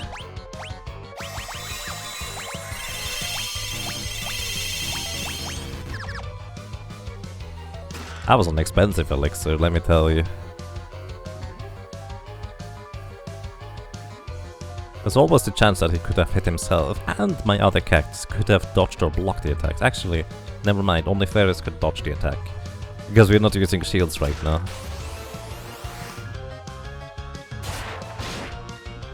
Almost a one-shot. And it didn't counterattack. Nice. Alright, it is the Guardian Dagger right here. Magouche, it is called in this. Basically, it's a parry dagger. You have it in your left hand instead of a shield. Well, traditionally anyways. But in this game here, it gives you a 1 in 4 chance to just block physical attacks. Kind of like a shield, it is kind of like the Elf Cape. Just with a 1 in 4 chance. And it stacks with these. It's kind of neat.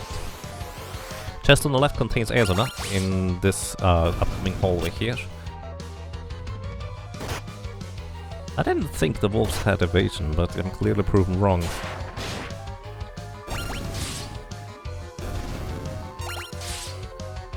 The chest on the right contains a lightning scroll for a ninja to throw, if I'm not mistaken. Also, oh no! Wait, hang on. Oh, this is bad. We're level 15. Oh no. Oh no. So here, this is the scripted encounter. This is always the sergeant.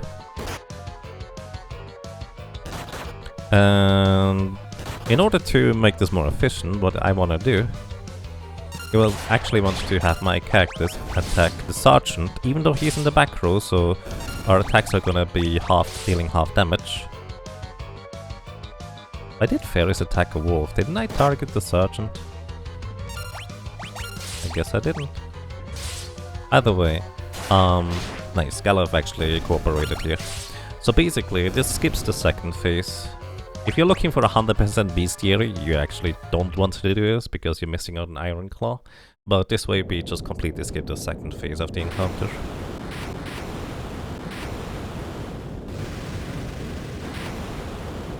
Alrighty, and with this we also get our third job here.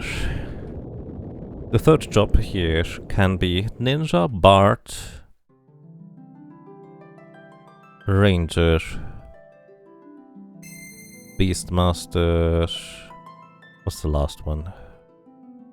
I'm forgetting one. Beastmaster, which is really decently strong if you know how to use it. Geomancer, there we go. Geomancer is fun, but compared to most other options, Geomancer is just not that strong, and it doesn't really have any synergies. Ninja is probably the most powerful fire crystal job you can get. Bard is technically stronger in the late game, but until you get there, and Ninja is really not... Actually, no, Ninja is still better. But Ranger is also really good. But in this case, our Forge of Fiesta demands that we now have a Beastmaster in our team. Now, one of the downsides here, of course, is going to be immediately Beastmasters cannot dual wield weapons, and since we're still going to look to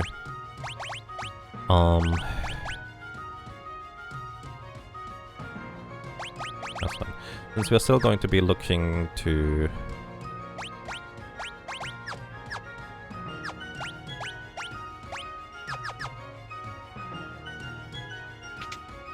I'm trying to find words, but they are kind of difficult to find right now. I'm gonna buy another... No, I'm not gonna buy a whip.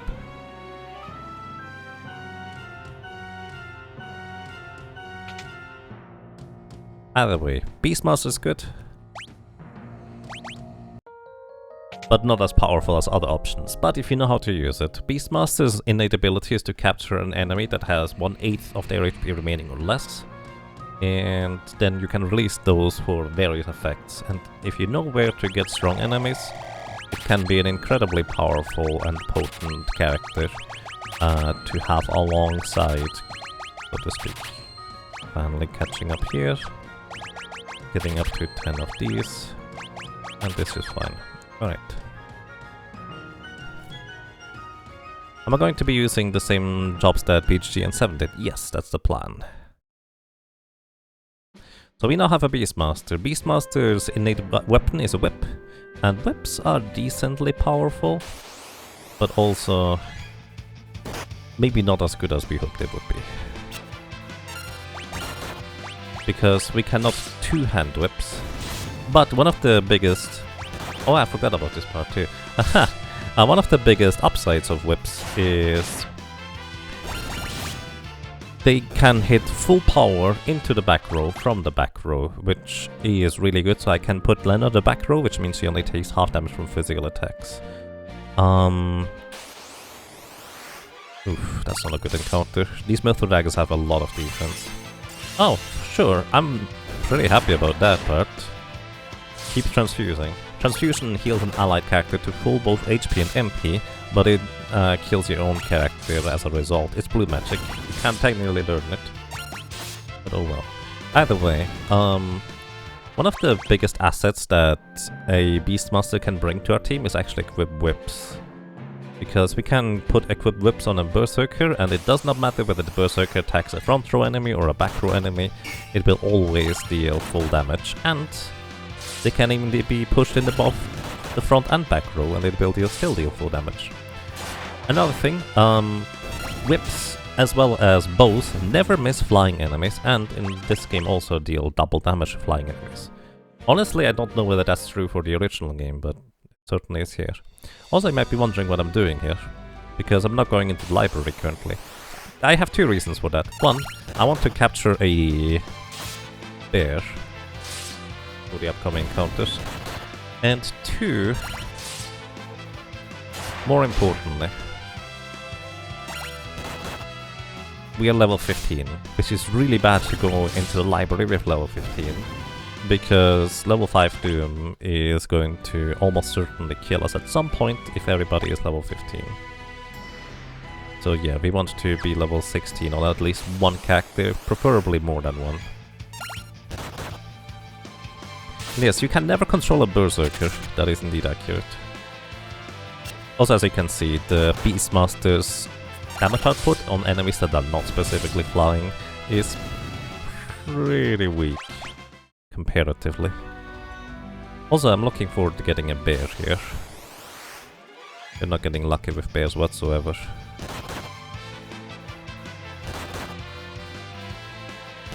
Also here, I could move everybody to the front row in order to deal full damage with the knights, but I think just a volley of attacks on one enemy is gonna knock it out, so it's probably just as efficient as me trying to menu awkwardly. One thing the whip also can do, this whip in particular, can paralyze enemies. Normally there's a visual effect going on for that for the Super Nintendo as well as NES version, but for some reason that visual effect for paralyzing enemies is missing in this version. So we can still paralyze them, we just don't see whether we do or not.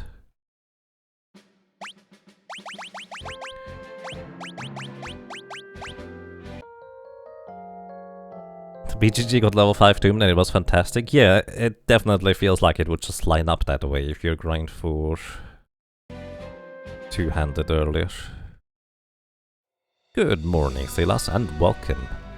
I hope you will have a most pleasant day. There's a sand bear, we get a preemptive strike. Okay.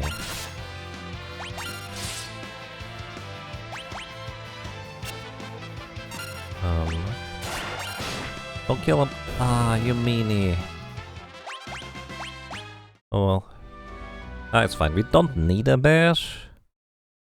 Plus catching one with a berserker is a bit awkward. We can also catch a turtle. Turtles are not much weaker. Or a zoo for that matter. In fact, I will probably try to catch a zoo as we go through here. Zoo have 850 HP. Divided by 8 is 100 and... Basically we need to deal 740 damage? That's way too much. Oh no, that would have been perfect actually. Well, not really, because Lena is likely not going to get a turn before Galuf. It's fine.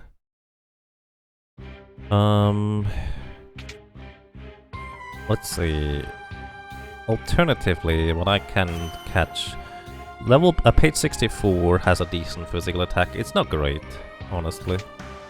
Probably not even worth the effort, but page 32's catch and release attack is instant death, time magic based instant death specifically, which means it can kill anything instantly that is not flagged as heavy, which Biblos coming up is not flagged as heavy. So I might want to try and get the page 32. But the problem is, I think we one-shot the page 32.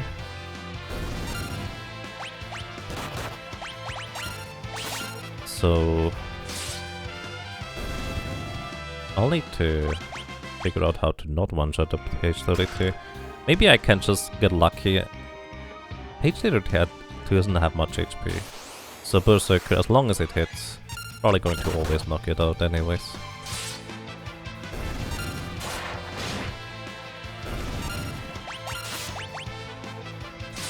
Hey Badlockar, welcome. How are you doing today?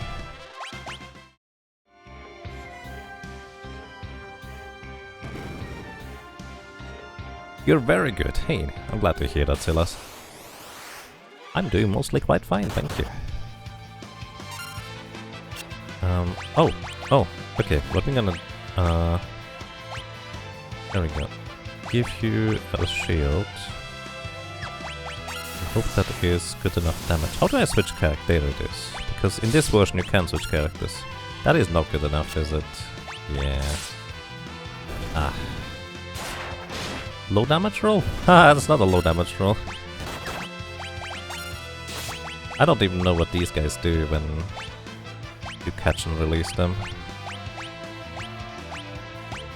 I have an idea of most enemies, but these ones you don't even worry about, generally speaking.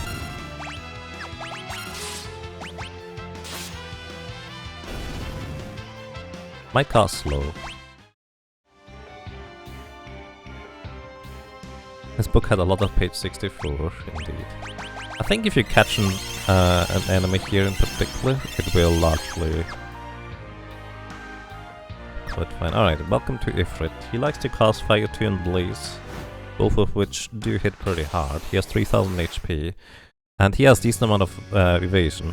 So what I'm just hoping is that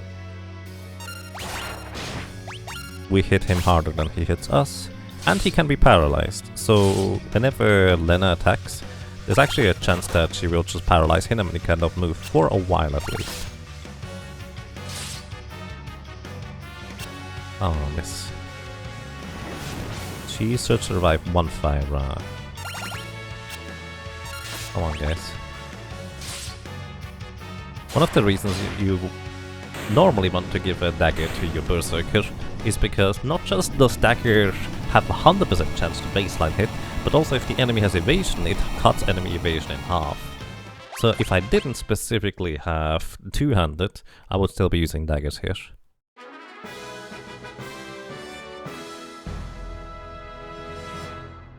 Bedtime for you? Alrighty, thank you for dropping by, thank you for the raid into the host, and I wish you good night. Take care.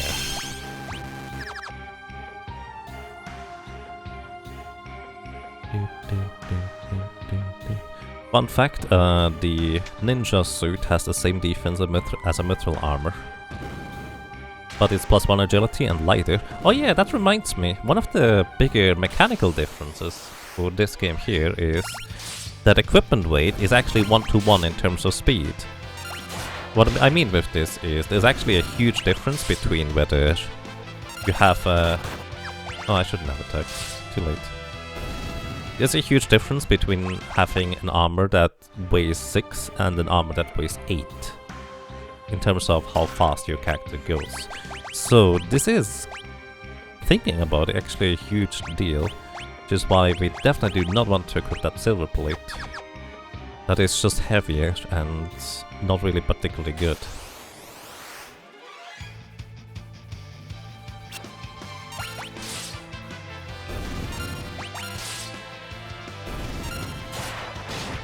Maybe? Nope. I like how the head just goes on and then comes back. Haha, but I have not been defeated. Aha, but I've not bonk. Bonk again. But yeah, basically the way the page encounters work. It's always gonna be too much. There's just kind of a set series of enemies. 2 Phoenix Downs? What?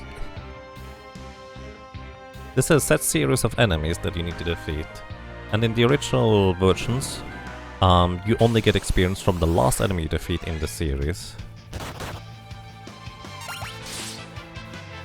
I would love to catch up page 32, but with our current setup, I don't think this is gonna be happening.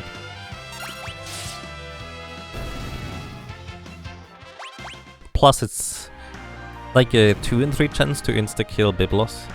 You know, maybe I should do it actually. Take my time to try and set up for it.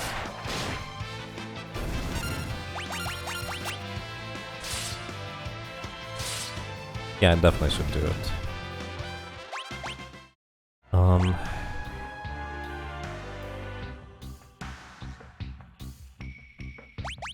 Alright, yeah, Biblos could be a major issue if I don't set up. I'll be doing this. Okay, Ferris, you're gonna be a Beastmaster real quick here. Sure, good guard, whatever. Mangoes for you in the front row, that's fine. And we're gonna knock out our Berserker. Page 64 is the wrong thing here.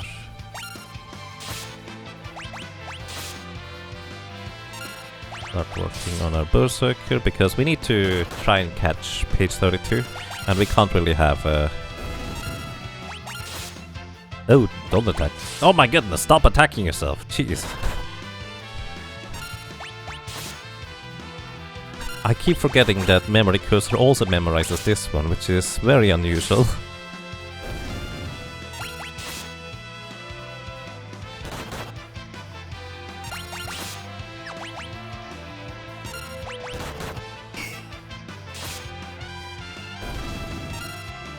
Alright, this one I want to catch. 196. If I get... Oh, that's slightly too little for 2 times. I think. Let's attack again with... Oof. Ah! Why did you miss? That's not good.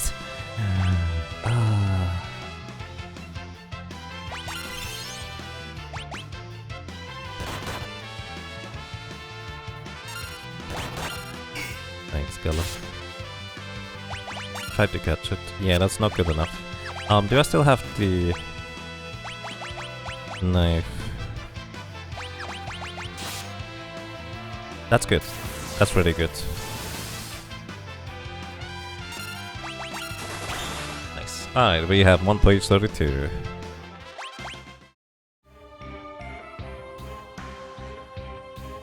Force Moth to punch. You know what, actually that's probably a better solution. But actually, you're not supposed to help me. I guess that's kind of pretty unusual for my channel. Normally I'm pretty happy to receive all kinds of suggestions and ideas on how to do things, because yes, this is actually probably a better idea. Just give Moth a weak weapon that we can factor into the equation. Alright. Preemptive strike. Alright, how much is... That's 2...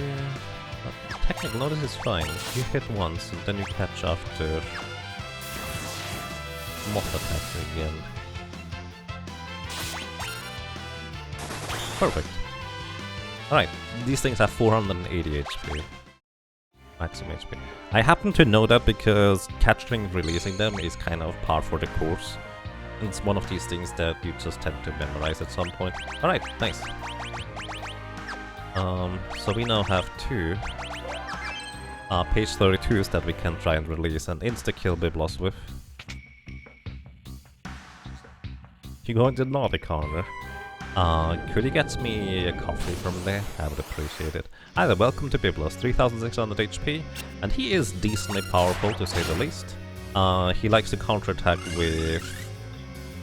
That actually hit. I didn't hit. Let's place the animation. He is decently powerful. There we go.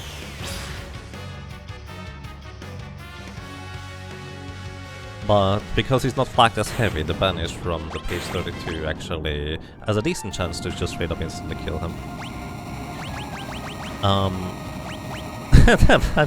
The sound is still playing. That's weird. Get Ferris back to this. And I forgot. Ferris, you do not get this. I need to sell that silver blade. That's an annoying armor right there. The game didn't expect that. Yeah, based on the game sounds, they didn't really test for that. Or it wasn't much of a priority.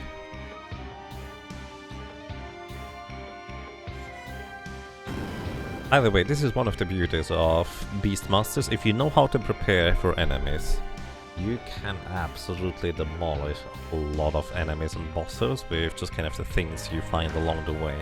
It's amazing.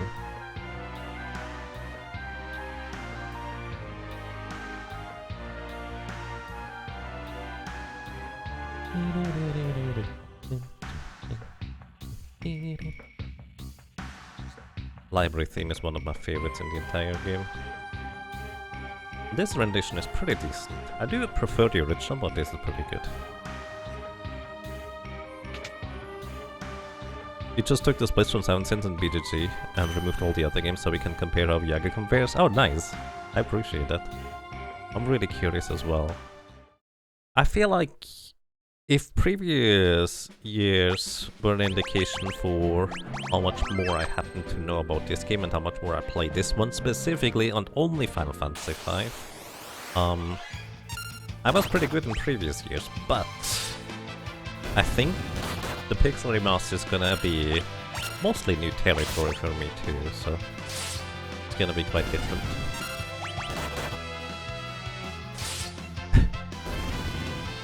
Thank you, Pressure. I do appreciate it. Can you post it here? Sure, if you'd like to. So I'm actually gonna capture the camera along the way here. This is full sandworm coming up soon. Oh wow, you just... That's not good.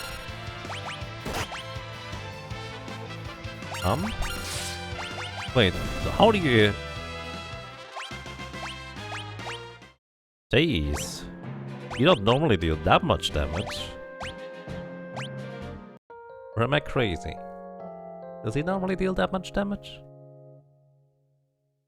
Like, they do hit hard, but... Oh, did I not heal? I probably didn't heal, did I?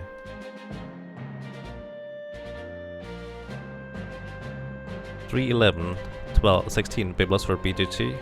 Oh, for 7 and 324, 23 for BGG. I see. Fair enough. Hit like a truck. And this might perfect.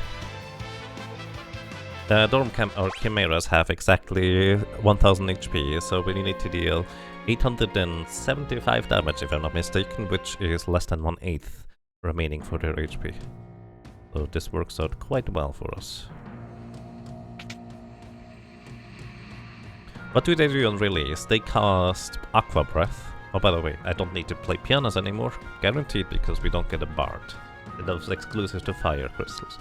They cast Aqua Breath. And Aqua Breath is effectively 8 times damage against desert-type enemies. Curious enough, as much as it looks water, it is not in fact water element, which is true to the original in the Pixel Remaster as well. And yeah. It is really, really strong if an enemy is desert-type enemy, which does include the Sandworm. I normally would have killed off the Berserker for the Sandworm, because having just a 1 in 3 chance to hit the correct target seems terrible. But I think we're gonna be fine in this.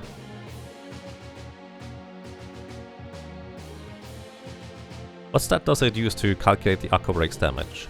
So, I'm not sure about the Pixel Remaster, but in the original, it always is the enemy that you catch and release is used for its attack power relative to what attack it unleashes.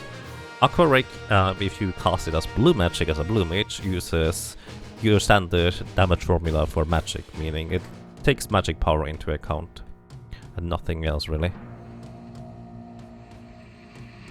I might consider grabbing a second Beastmaster here for this section. It's just really nice to have a two-handed.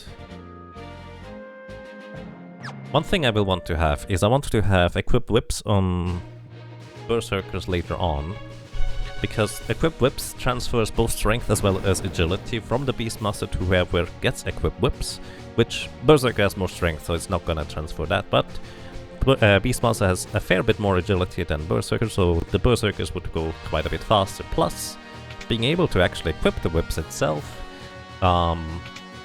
would allow Berserkers to attack whatever they want and always deal full damage. The downside, of course, is again no longer double damage from dual wield. That's so weird. Normally equipped whips is just the way to go. But in this case, I'm actually considering myself to just equip the axes instead. That's so strange.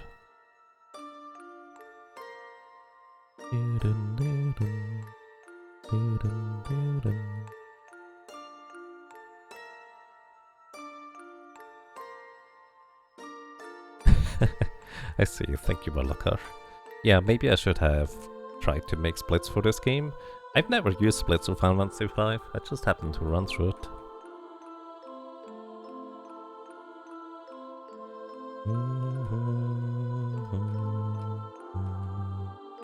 So, coming up on the ocean, the reason I was considering two Beastmasters is whips and bows have that weird property where they always hit flying enemies. And in this game, they also deal double damage for some reason. To be fair, I don't actually know whether it's double damage in the original game too. Either way, the Sea Avis enemies are flying, and they normally have like, what, 50% or 75% evasion? Either way, it's really high, and the chance to hit them is not that great.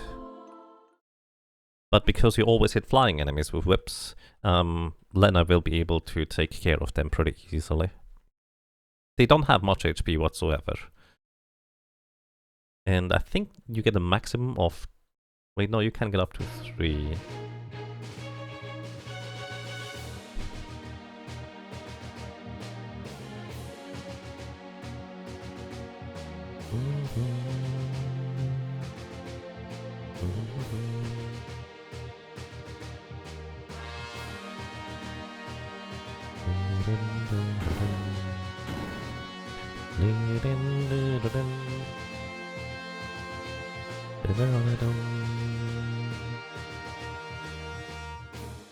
So... I'm not gonna get the airship until later. We do get a Chocobo. I'm trying to think whether I should go and grab some coral swords right now, or whether I should wait for that for later.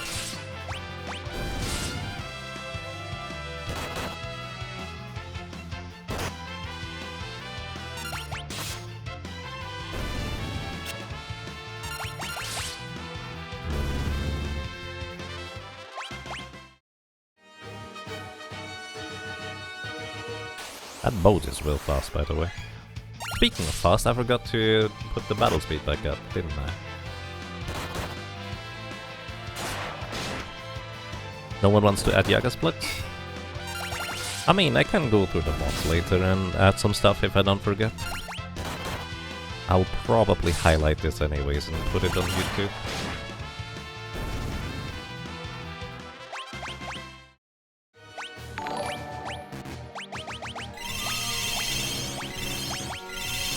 Oh, that's a lot of people. Oh, it is still very fast, never mind. Hello everybody and welcome. Good morning, good evening and good afternoon. Jair, thank you! Thank you so much for the raid and the host, I really appreciate that. I hope you all have a most pleasant day so far. And welcome to Final Fantasy V Pixel Remaster Forge of Fiesta Final Fantasy Fiesta. That's a lot of words, but short version. I'm playing through this game here in a Forge of Fiesta style, meaning I'm only allowed to use 4 jobs across the entire playthrough. In this case, so far we have Knight, Berserker and Beastmaster, and I have to have at least one of each of these jobs in my party or team at any given moment. So I can't just have 4 Beastmasters if I wanted to. It has to be always at least 1 Berserker, 1 Beastmaster, and 1 Knight. Currently I don't have the last job unlocked yet, so I can choose whatever I want for that last one. Well, as long as it's one of the 3 jobs that we have unlocked.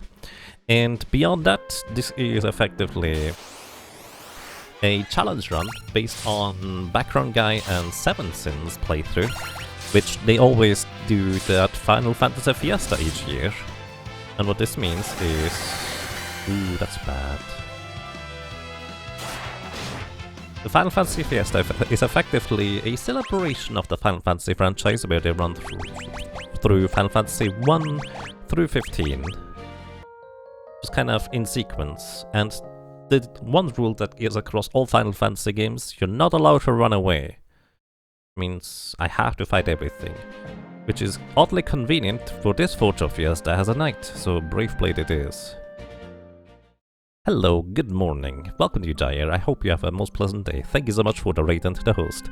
Also, if anybody likes Final Fantasy, specifically maybe Final Fantasy 1, make sure to check out Jair, because there's always a lot of Final Fantasy 1 to be had there. Randomizer, challenge runs, and it's always nice and comfy, can recommend. And let's see. I think we can technically buy green berets here. Coral Swords. Coral Swords are not just a stronger weapon than the Myrtle Blade, but also have the additional odd quality, I guess, that they deal lightning damage, which is not always a good thing, but generally it can be. How much money do I have? Enough for everybody getting a ninja suit, hopefully. Not quite. We're not gonna get a ninja, so I don't need the Moonring Blade. Sell all the daggers. Don't need the previous shields anymore, they are not good. Enough at least. And don't need the Kenpo-Gs anymore in just a moment.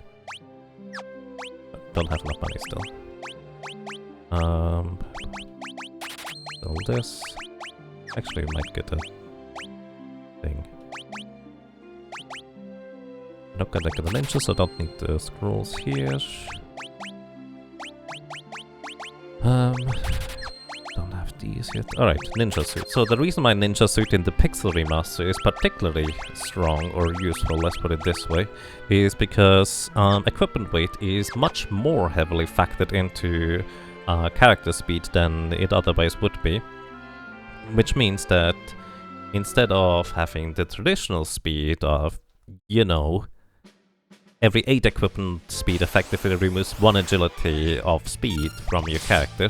It is very, very different in this, where you lose significantly more speed than that in this kind of setup here. Moth Mastered Berserk, that's actually somewhat useful. We could go into this cave here and grab a lightning whip, but it's not that great. I will grab it later, which is more efficient to do once I get the airship. But he technically could get it right now, going through the front. Alright. By the way, if anybody has any questions, feel free to always ask. Also, I think I'm gonna heal this thing. Yeah.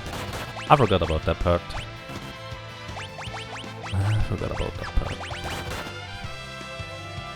Normally, water creatures are weak to lightning. These ones, not so much. Except the Sahagin. The Hagin is still weak too. Oh yeah, you get the mangoes. I forgot about this as well. But these thunder animals actually are... well, they absorb lightning as healing. Less than ideal. Sea Ibis. They are... well, they have ridiculously high evasion. And the convenient thing for me here is that whips always hit flying enemies, which means the Ibis don't have much HP.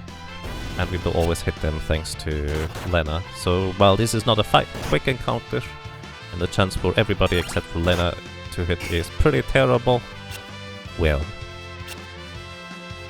we will eventually get through, as long as Lena doesn't die, I guess. That would be less than ideal. These hit actually a lot harder than I expected them to.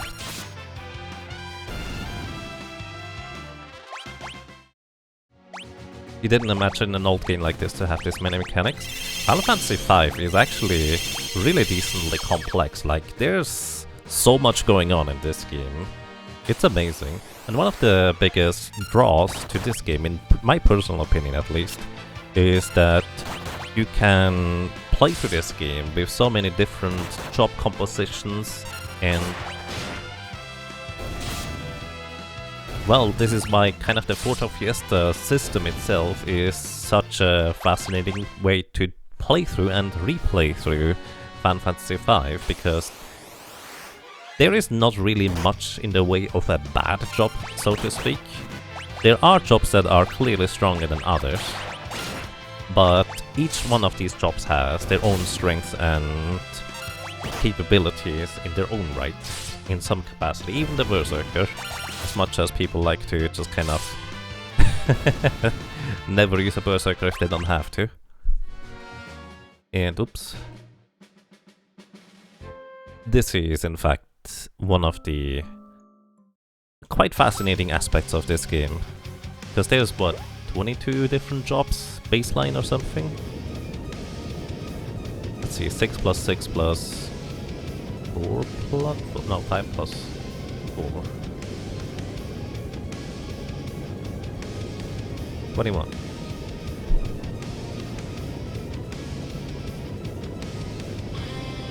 And honestly, one of my favorite aspects about the game is a lot of classes have different ways to deal with a lot of the bosses. Like, some bosses, you feel like, oh, you could just nuke them with a Black Mage, which is absolutely an option because Black Mage is really strong.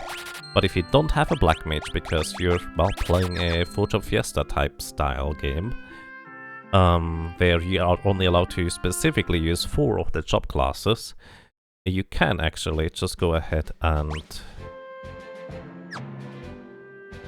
use alternative strategies. Like, I just used the Beastmaster's catch and release ability just earlier here.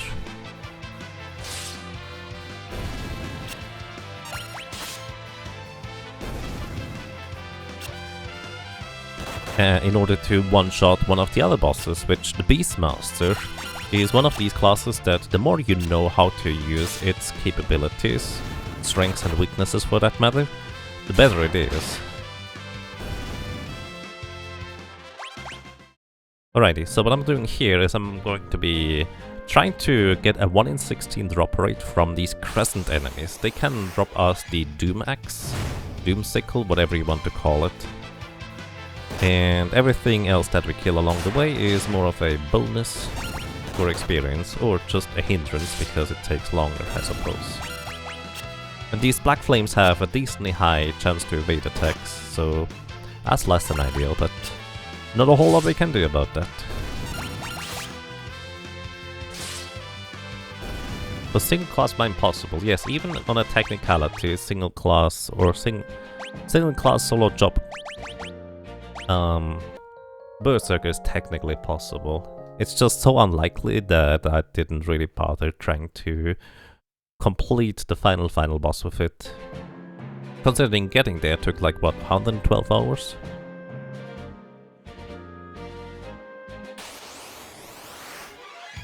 This is probably the best encounter to get for the purposes of trying to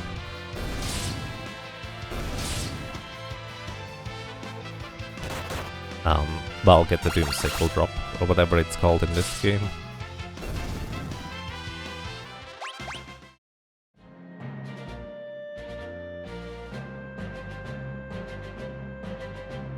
Forza Fiesta can also vary the effect if you can do Fork Tower or not. Aside from Quad Berserker, I think technically you can do Twin Tower with any class composition. But it might just take a really long time because you might have to run the Carpet Wizard out of magic.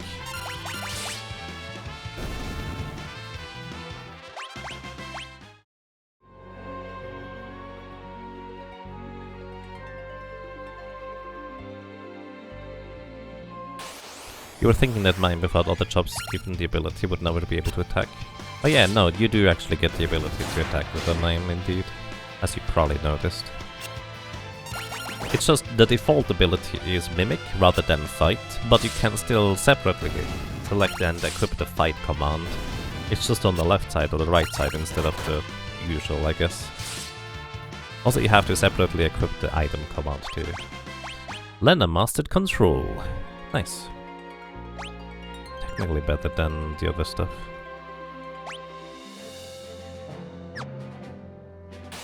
Time for the question. You have definitely been answered. What version of Final Fantasy is this? 5 is this? This is the Pixel Remaster version on Steam that I'm currently playing here. This was released relatively recently-ish.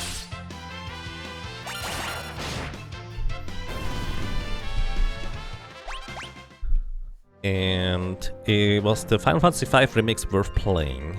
And yes, with an asterisk. So Final Fantasy V remix, ROM hack, was really interesting to me, but it might not be that great for people who are not as familiar with Final Fantasy V mechanics, because it's a tough nut to crack it sometimes. I like it, but I'm not sure I can just kind of recommend it, if that makes sense.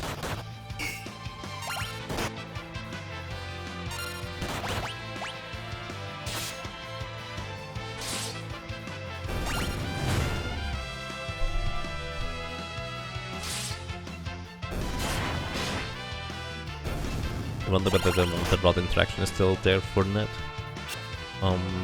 Dancer, Chemist, Samurai, Dragoon. We can't actually try that in this run by Loka, so we would have to try it separately. Because the upcoming classes, you can't cast Reset with any of them, because we cannot equip any rods. Chemist can equip staves, but not rods.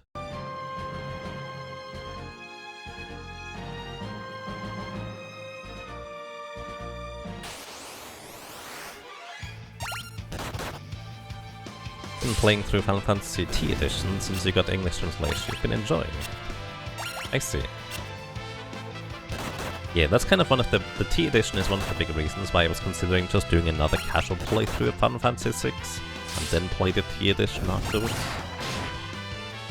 But I haven't really committed to anything, especially since I still have Planescape Torment going on right now, and now also Final Fantasy X that I'm gonna be playing through.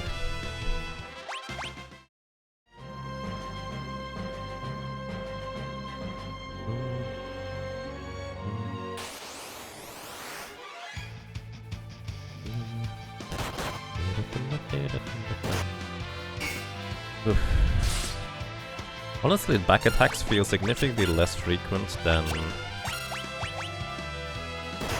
in the original game. Like, they are just as annoying, actually more annoying technically, for different reasons. They are really annoying, but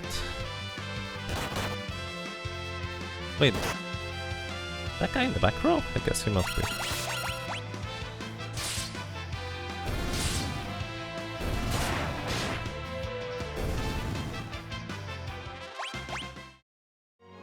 Didn't get a Doom Icicle so far.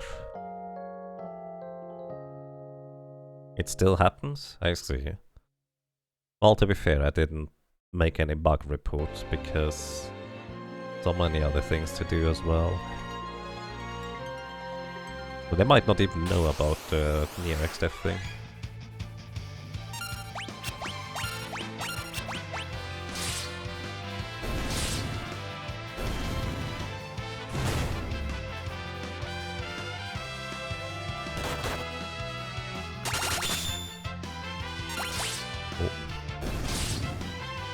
Silver Swirl, thank you. Thank you for the tier 2 subscriptions for 3 months. That's really kind of you. Welcome back, and I'm glad you enjoy your stay.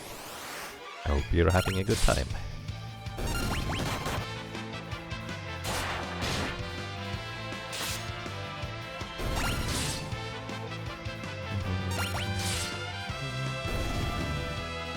Come on, give me the drop, please. Oh, there it is.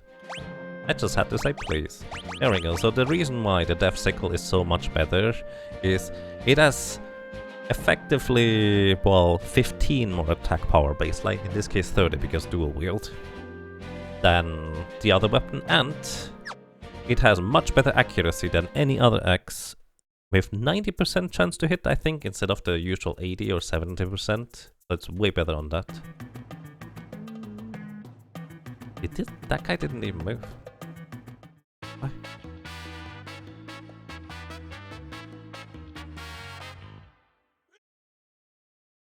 On top of that, the Doom Sickle also has a 1 in 3 chance to proc Doom, which, if the enemy is not immune to Doom, it will instantly kill them.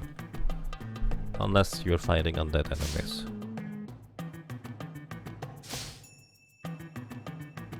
Other than Berserker, what job do you think is the worst for the solo single class challenge? No, mine was fine, because you just break rods. I would say Geomancer.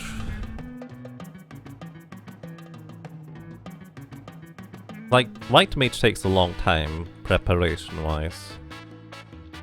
But you know what you're getting into if you play White Mage. But Geomancer is kind of one of those that might catch you off guard a bit, which I knew what I was getting into, and yet it still caught me off guard.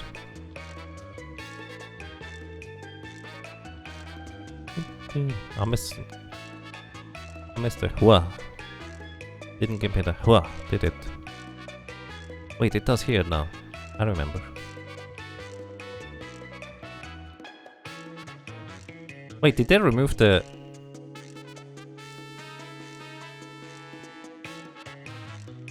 Did I miss it?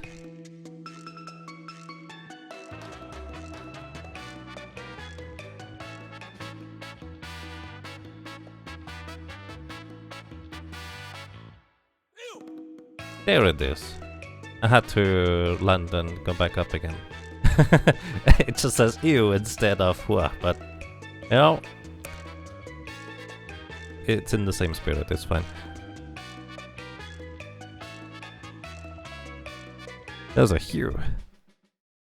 Will there be any piano flexing? Not intentionally, but we can do it. I'm mainly here to buy resources because they cost only half compared to what they cost in other places.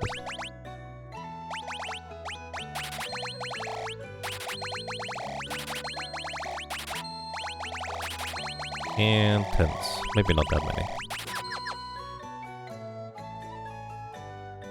What? Wait, there's a default for that. Arcus has the Hua. Days.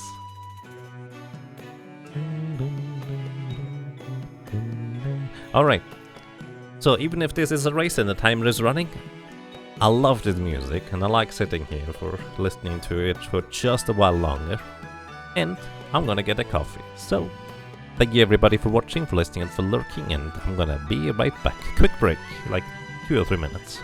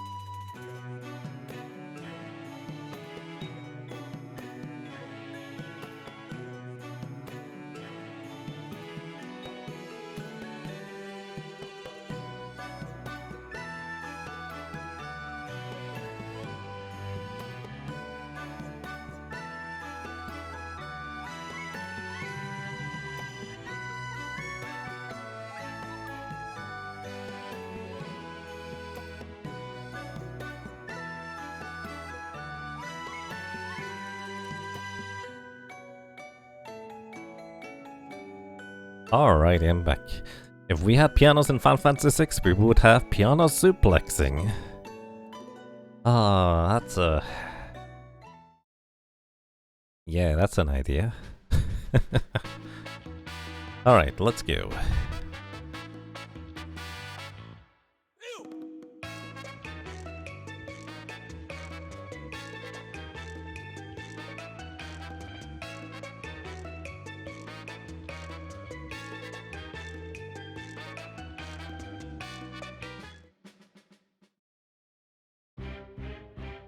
Bum, bum, bum, bum. I don't remember whether we healed at any point, but I'm probably gonna heal by a tent before the other guy anyways.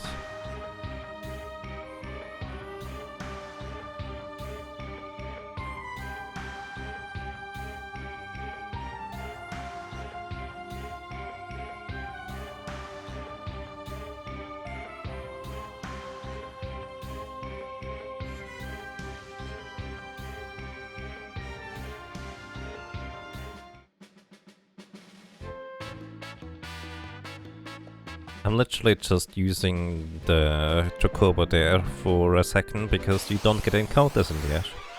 Turtles!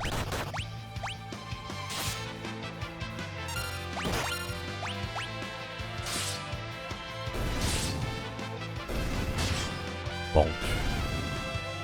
That sickle looks vicious. Definitely worth the grind. Alright. Heal up. My knowledge of Beastmaster, traditionally I would agree with that. But it could be a little bit awkward to try and use the Beastmaster's full potential in the Pixel Remaster version. Maybe.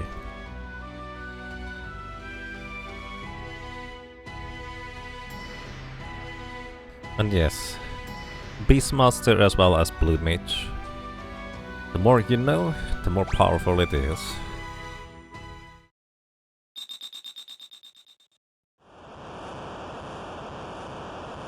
And yeah, Chemist as well, that's true.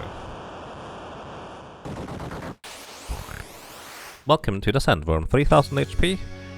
And not weak to anything in particular, always consider in the back row. Oh, you're attacking early. If you attack a hole by accident or intentional, I guess.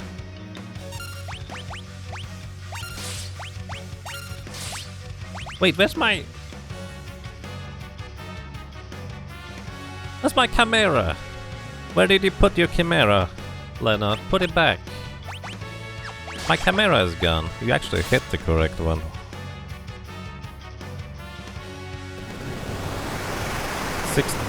Damage and HP leak status. Oh, a dude. I'm so used to having always to move the cursor anyways.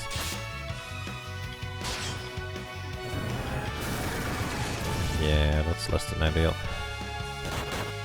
This is why you normally kill your berserker during this encounter.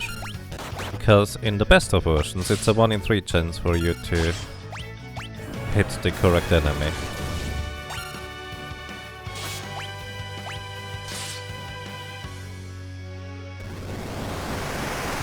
Okay, I would need to heal Galuf here. But Lena, where did you put the camera? I'm pretty sure I did catch one. Are you sure Ferris didn't catch the camera? Did she? No, I think I turned Ferris back into the night after the library. See, this is the problem with the Pixel Remaster and Catch and Release. I think maybe using a tent removes the... whatever you catch and release as well. Actually, that might be it. Because technically a tent just removes any abnormal status, and maybe having caught something counts as an abnormal status. It would be odd, but that's the only explanation I have, because I'm pretty sure it was on Lena. Let me just catch something random here as we go. That should... oh no, it does kill it.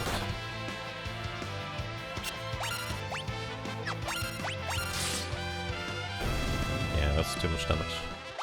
Does it here have like 900 HP? I have no idea how much HP these things have.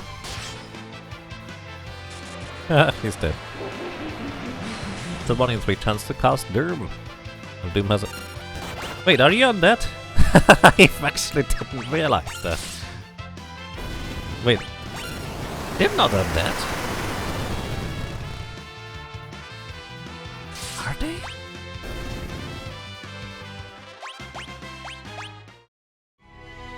What? Hang on. Okay, now I'm curious about this. I'm pretty sure they're not on... Actually, I'm really not sure about that.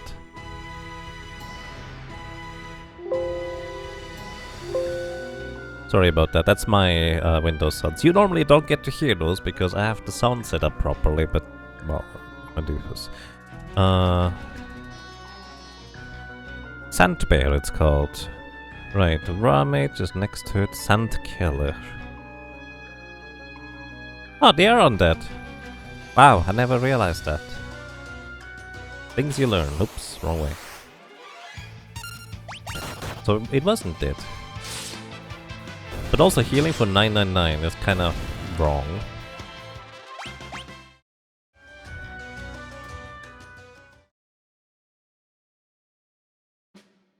Because normally when you like doom an undead enemy, they just get healed to full without any display in any capacity. Clearly not the case here. Where is Master equipped shields? Hey, I could have a Beastmaster with equipped shields. You know, that's actually not a bad idea. Sure, Ferris, you're gonna be the Beastmaster now. Because I have no other synergy of going for this anyways. Equipped shields. This is curious. I've never thought about this until now. Equipped shields is actually really good on a Beastmaster. You're basically almost as defensive as a Dragoon here. Alright, you go back to being a knight. Well, I say back, but you know, you go be a knight now. Wait, what? Hang on. Give me a second, I need to check something in just a moment.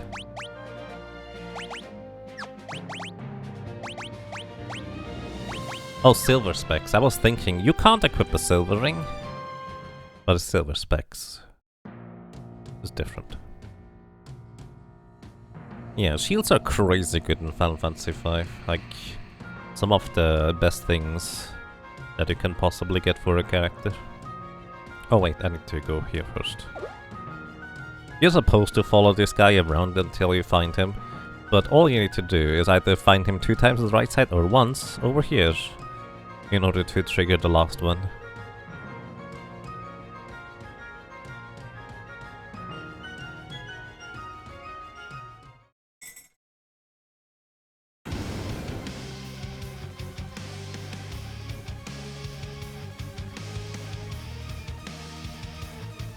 I never actually thought about that, but equip shields? It's not true, I have thought about this before. But it definitely felt like a new revelation just now where Beastmaster with shield, that's actually really good. Especially since you can't two-hand with a Beastmaster anyways. The only other synergy would be either Berserking the Beastmaster. With thinking about it, if I don't want to catch and release anyways, that's not a bad idea. Huh.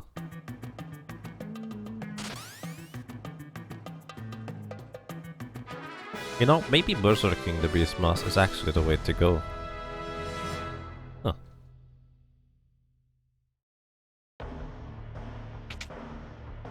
Since we don't get ninjas or bite mage, we don't have to get the chests.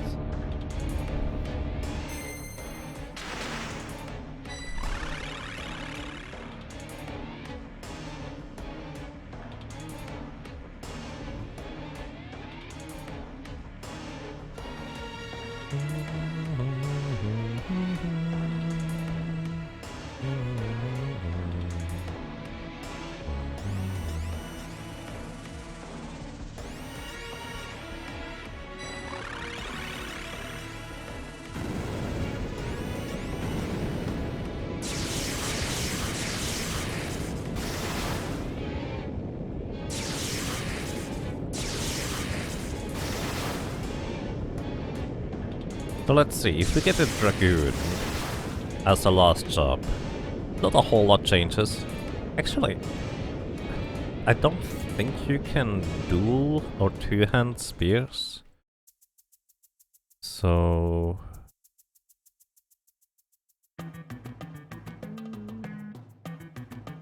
I guess you get control on the Dragoon. Not a whole lot of synergy going on there. What else? If you get a chemist, you just get mix on the Beastmaster probably. Maybe on a knight as well. What else?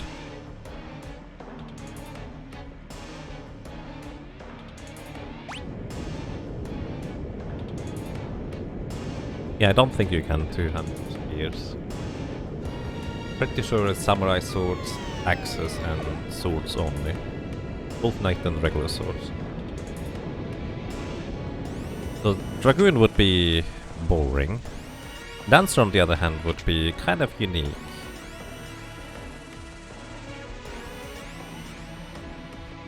I'm actually not sure what I would do with Dancer. Maybe give Dancer a good access. Chemist with shield. I mean, Chemist is not gonna do a whole lot then, aside from, I suppose, healing with potions.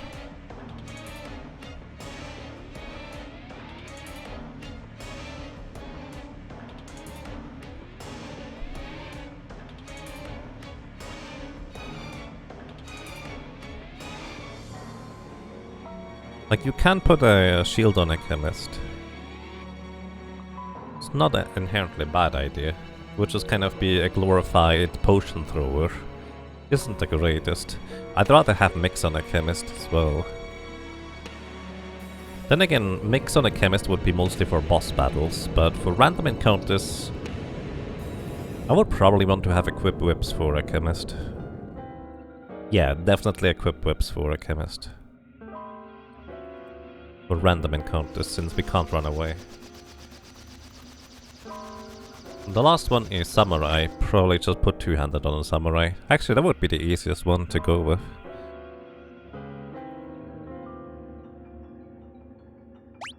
Probably should put you in the front row.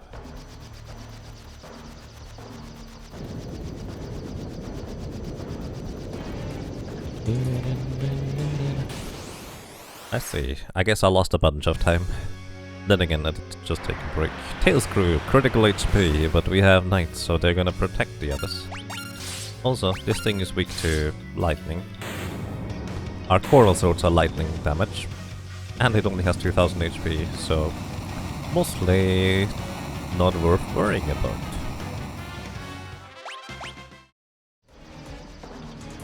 There is a consideration for... Actually, yeah. Maybe I should keep Beastmaster on Lena. Like, having a shield... Yeah. Hang on.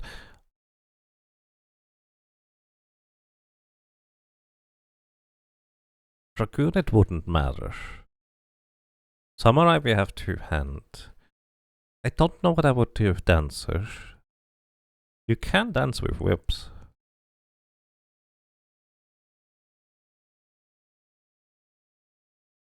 Weesh.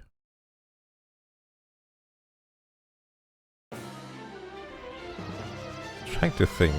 You can dance with whip, and chain whips at the beginning of World 2 are really good.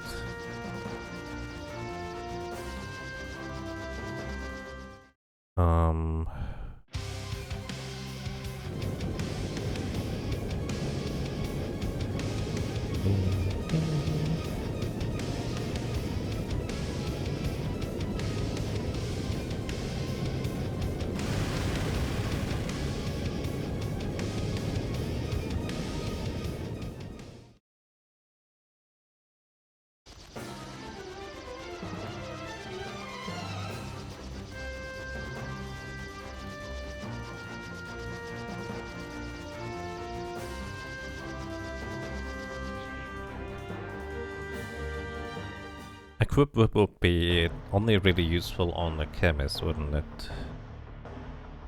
Except that dancer with low HP would also appreciate being able to sit in the back row with whips. And that would probably the most efficient way to contribute. Okay, yeah. Basically it's a 50-50. With dancer and chemist I would want to have equipped whips. For dragoon it doesn't matter too much.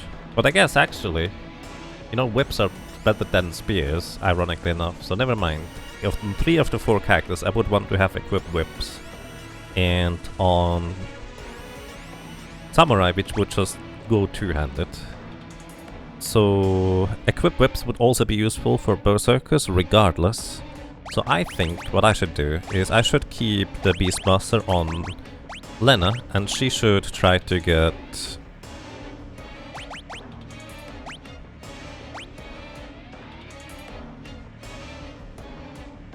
Yeah, this makes the most sense. She should try to get...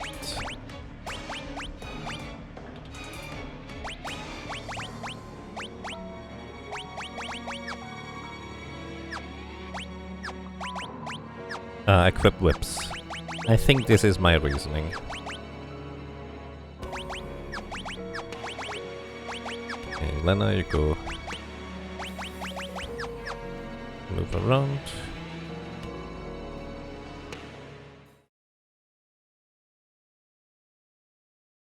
Can you sword dance with whips? Yes, I'm reasonably certain you can.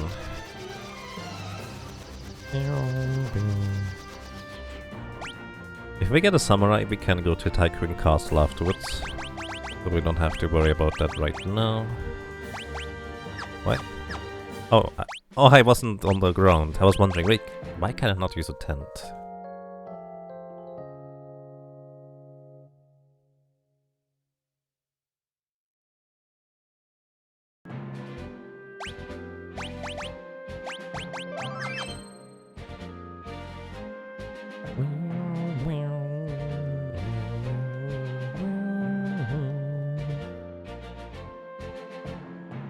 And yes, I am playing as if I didn't know what jobs I'm getting.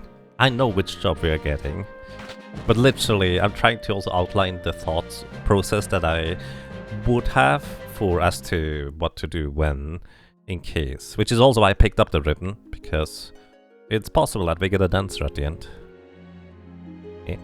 Oh, I was one step away.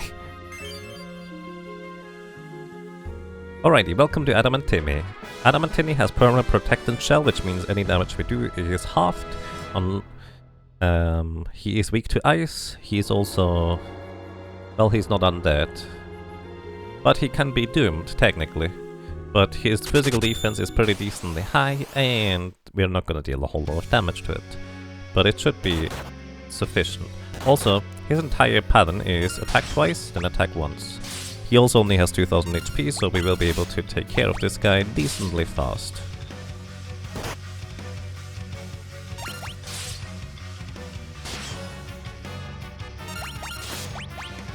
I feel like Lena is not even worth attacking with.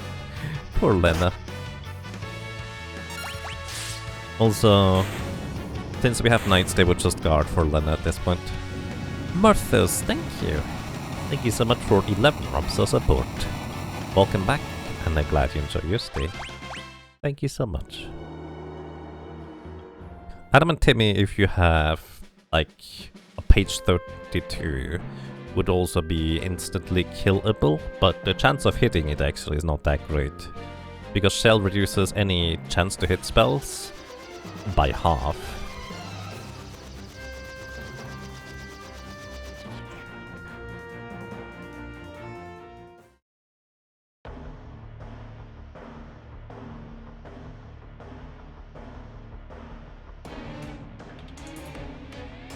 Oh yeah, after the floating fortress crashes down, we have to go to read the note.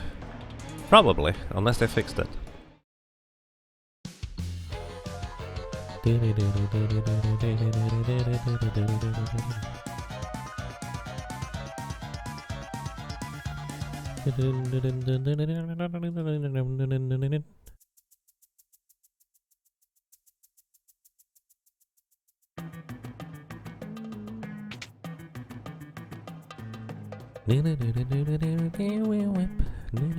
This should be a free heal here for everybody.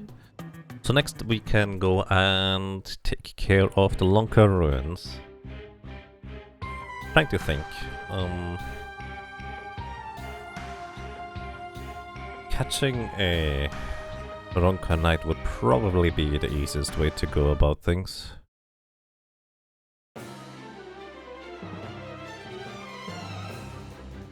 But before we do that...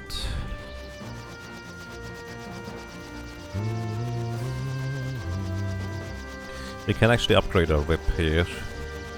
There is a chest right here. This is the chest we could technically get from the front of the area as well. But I decided to not grab it until now, because now is where we can get to the chest directly without having to pass through the entire thing first. It also is worth noting that these Skull Eaters hit like a truck. They have 1 HP, but they are super dangerous. They will kill probably one character, and we don't really have much of a way to deal with them aside from the Berserker knocking them out. So this was actually super lucky to get a preemptive attack right there. Okie dokie. Anything else I wanna do? No, we have all the things we need, I think. I was considering Berserking the Beastmaster for the upcoming section, but yeah, I think we're gonna be fine. So we now have to deal with 4 of the mini-bosses here, 2 launchers, 2 flame cannons at times. Rocket Punch is 50% of your current health and damage.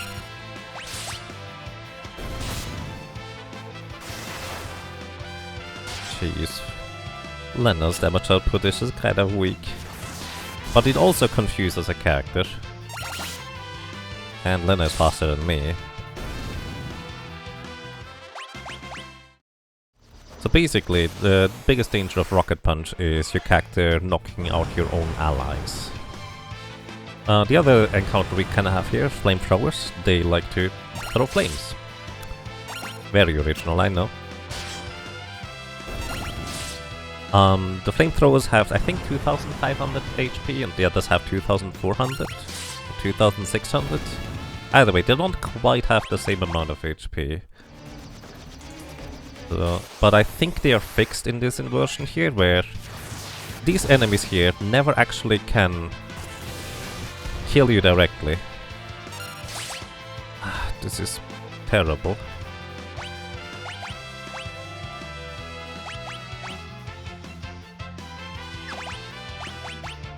Need to knock Galef out of his confusion. Because this is really, really bad if we don't. Missile is 75% of our current health and damage, but that's fine. What is not fine is characters getting confused and knocking our own things out. Oh, this is not good.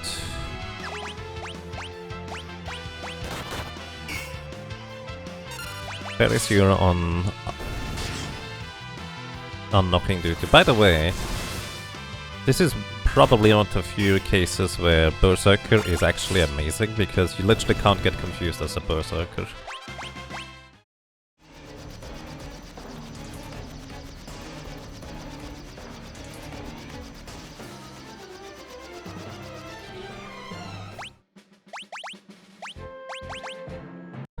I actually didn't think about this.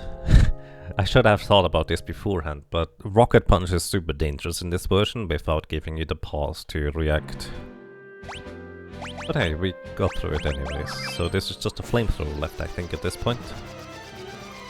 Berserkers are always amazing. Honestly, I personally enjoy having one Berserker in the team, because it is quite fun to try and babysit them to some capacity. I kind of enjoy it.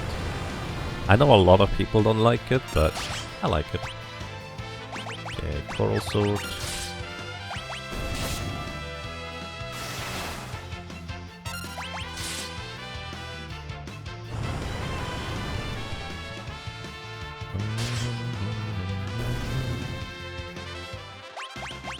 Alright. Did you see that the Berserker doesn't get red until the victory screen? Yeah, that's kinda weird.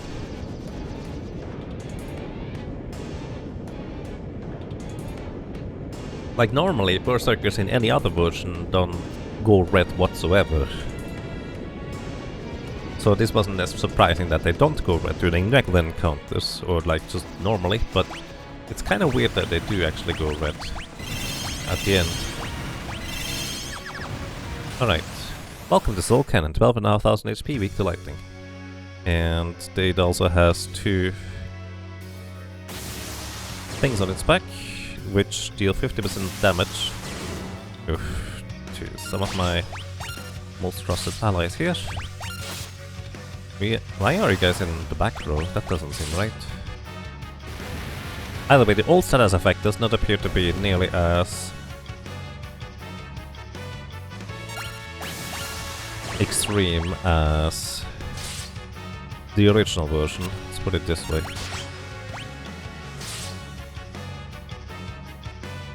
Paris? Elena, why did you miss? That's not good.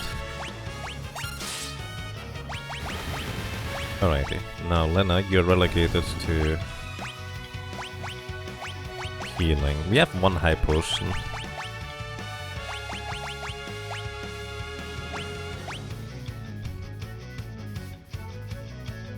Nah, I'd rather keep the high potion and use a Phoenix Down actually. So we're just gonna keep attacking until Soul Cannon unleashes its thing.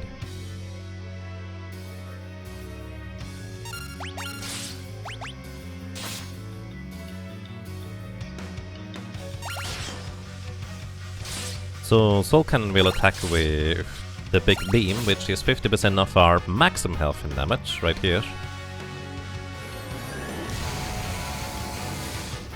And the HP leak status.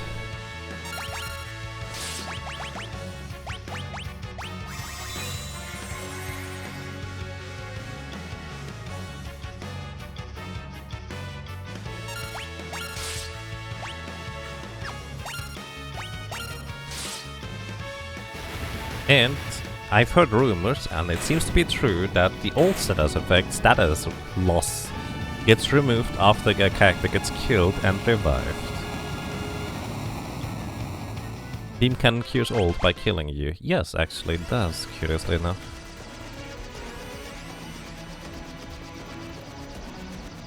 Old status effect is normally in the GBA and Super Nintendo version incredibly debilitating, because it removes your strength, magic power and agility, making you slow and your attacks being really weak.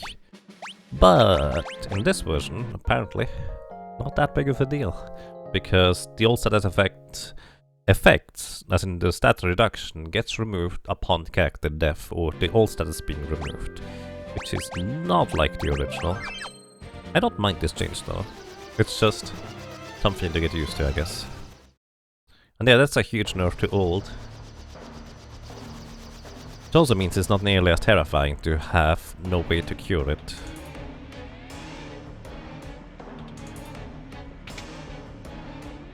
So I'm not going to go out of my way to grab the gold shield or the Phoenix Stone in here, I don't think.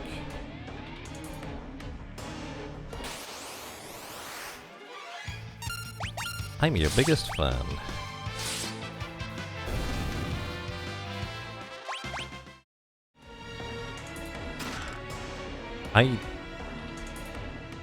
Did I want to pick up that golden armor? The biggest problem about the gold armor is that it's gonna be auto-equipped until I sell it. It is decently worthwhile for how much money it gives us. Wait, why did you deal so much damage to these Ronkan Knights, Lena? That doesn't seem right. They have a lot of physical defense.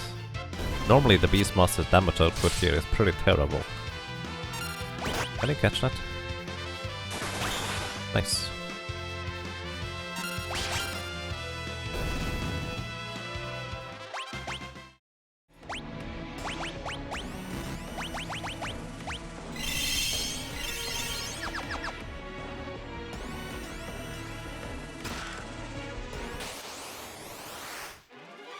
Preemptive strike.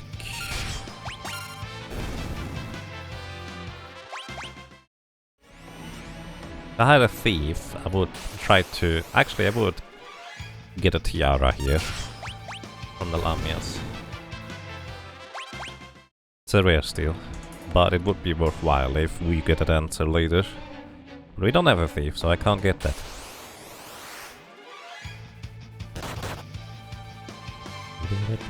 Don't miss, that's silly. I think the stone masks are actually weak to lightning, if I'm not mistaken. Yeah. Pretty unusual to kill them one by one like this, but it works. And Ties is a chance to confuse.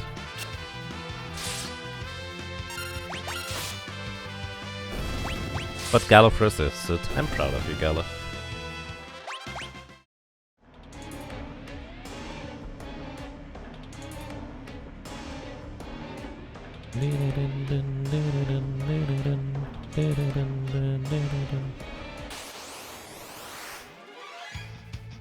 Ooh.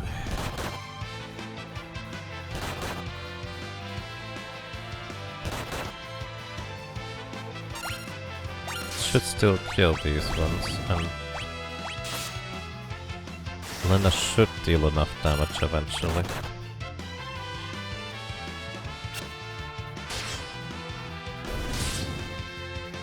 Okay, we're fine, we just attack at this point. Probably should have turned this around now I think about it. That's fine. So, coming up we definitely want that high potion, because it's healing for 500. It's not a full heal anymore, but it's pretty close. And definitely much more healing than eating potions.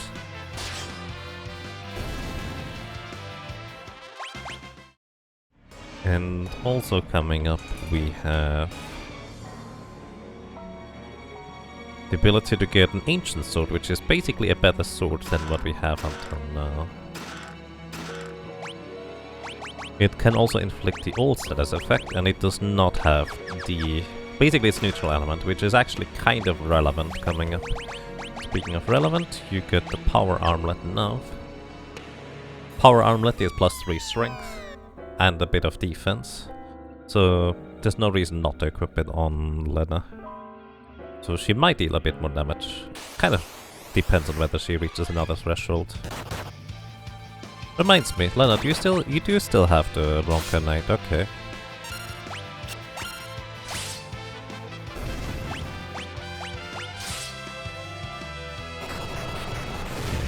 Old status effect on enemies is super good, by the way, in this game. Specifically this version, I guess. Don't miss, please. Well, that works. Probably should heal Galuf. At least a little bit, because we come into the territory where we can start running into Hydras. And they have pretty strong area of effect attacks.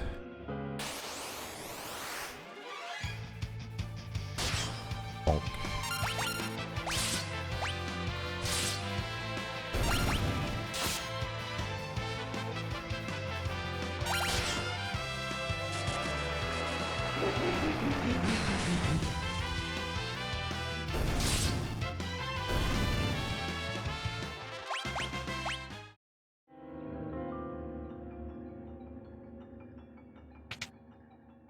Don't run into the hole, because that puts me back.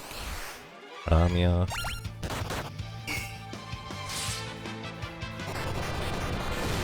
I don't think you need to alter. Still don't like the low rest doom skull? Yeah, me neither. It... Like, even the Game Boy Advance version has a higher resolution than that. Control. Oh, well that works. They are not undead. These things have like 3,500 HP, so killing them is actually kind of time consuming. The best thing you can do is actually control them in order to use their own attacks against themselves. Okay, here's a question. So, Lena currently still has... Okay, this is gonna be the test. So Lena currently has a Ronka Knight catch released. The question is whether we still have the Ronka Knight after using the tent, because if it's not here anymore, then we finally figured out as to why it's not here anymore.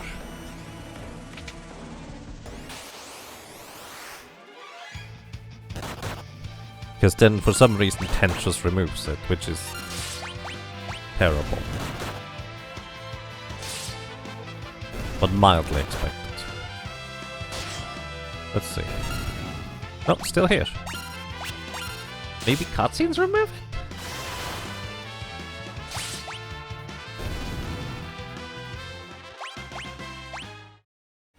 I don't know. Either way, it's gonna be useful for the last phase for Archaeoavis. Actually, not even. I'm gonna just use it in a random place, actually. Ghidra, oh, that's not good. Don't proc Doom. You just proc Doom, didn't you? No, you didn't. Okay. Okay.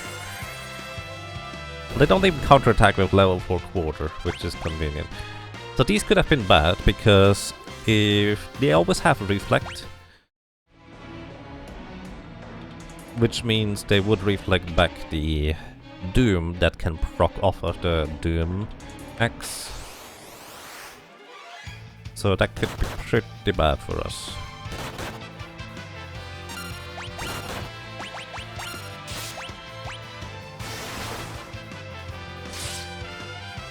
Maybe Death removes it. Possible. Basically, I caught a Dorm Chimera a while ago. Oh, you know what it might be? I think I know what it is. I think when a character gets removed from the party briefly, because when you capture the Black Jacobo, you only have butts in your party very briefly. That's probably what it is. Okay, do I want to prepare anything for this guy? Let me think about this. Form 1 is wind, 2 is ice, 3 is... I don't know which one is 3. 3 is either lightning or fire, and I can't use the coral sword on the lightning version. I'll figure it out, it'll be fine. So on 3 and 4 I want to use the Ronka Knight probably. Alright, welcome to Archaeoavis. Has 5 different forms. Initially it starts with ridiculously high physical defense, but thanks to actually Axis cutting that into pieces, it's not nearly as bad, but really low magic defense initially. Each form has 1600 HP, and holy, it just almost removes that. Wow. It already is in phase 2. That's 240 damage, 44 I guess to people. We are now in phase 3 right here. Okay, the last one is gonna be lightning weak. Hit it? Nice. Alright. And you're gonna release it here. That's just a strong attack, which should knock him out into the last phase. Very good. So the last phase has 0 physical defense, but is literally immune against every element, which means you also can't use the Coral Sword. So in order to attack here, I have to actually switch out to a good old Mithril Sword with Ferris. And fun fact, the Lightning Whip does not actually inherently have lightning element.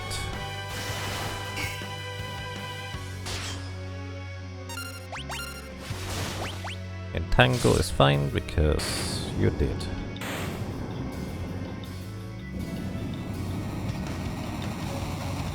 It's a 4-top Fiesta.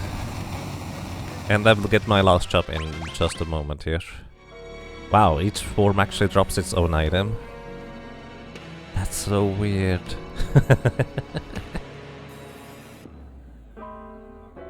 But that's probably the original intention, huh? Either way, we unequip Galuf.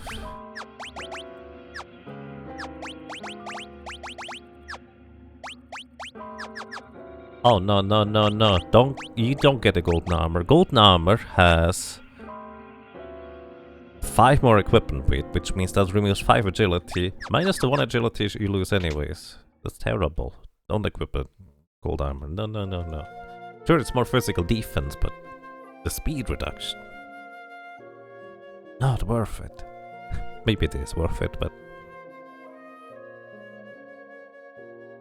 Alrighty, now I can finally tell you what the last job is, which Again, I was not supposed to know that before I got to this crystal, but because I was really curious about watching background Gaio 2's as well as 7 Sins progress, I learned about it already.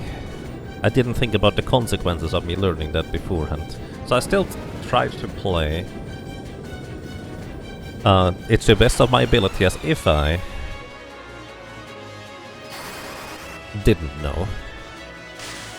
And it's going to be Chemist.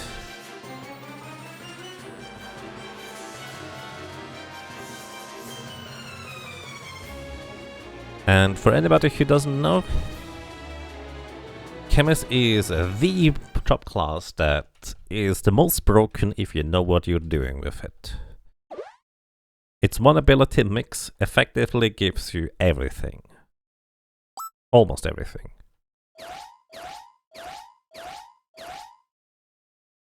And honestly, I don't like using Chemist.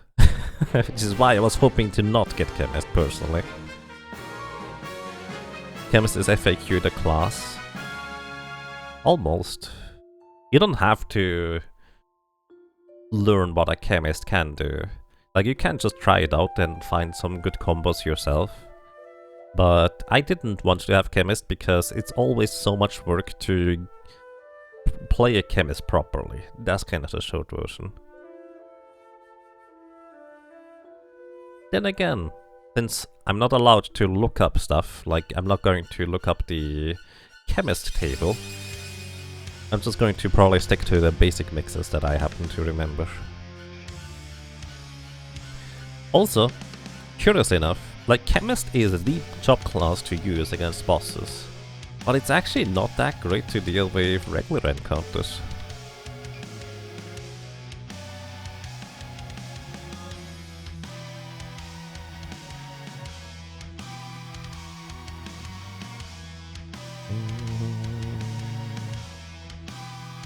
Zerkers can handle random encounters. I mean, that's not wrong. Plus, with equipped whips, Chemist will do the same damage as the Beastmaster at the very least, which isn't amazing, but it is much more than the Chemist otherwise would do on its own. We will be able to equip staves as well as the Angel Suit. The Angel Suit is probably one of the best pieces of equipment in the game, because it has, what, 25% magic evasion? Which basically anything that has a chance to hit, 1 in 4 times will just straight up not hit a Chemist, with just the Angel Suit alone equipped. With a plumed hat and the Elven Cape, you get up to 35% magic evasion with that.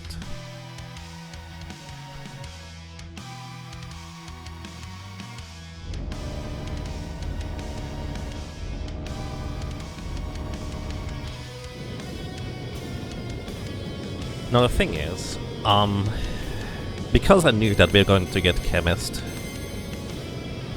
I was also just thinking, normally I'm not too happy about turtle encounters, because they just take a while on the plains whenever I had to fight them, but turtle shells are one of the best mixing ingredients, and we will be able to do some things with them if I remembered what the mixes were actually. Which, I use turtle shell mixes so rarely, because they are so much work to get, so I haven't memorized them for the most part.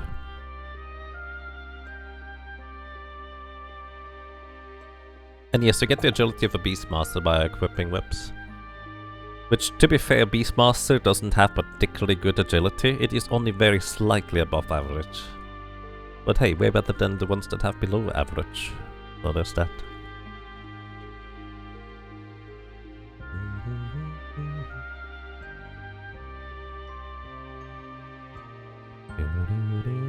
Either way, now I'm allowed to sell the ribbon, which I knew was useless. But I still got it because that's what I would have done.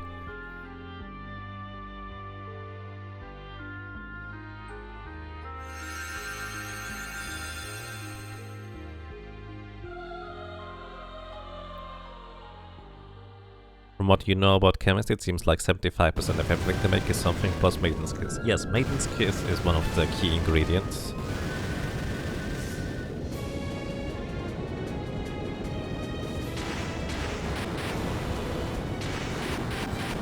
Beastmaster is faster than the rest of the team. It's actually a good point. We don't have a particularly fast chop class in this. I didn't even consider that. What's my favorite team?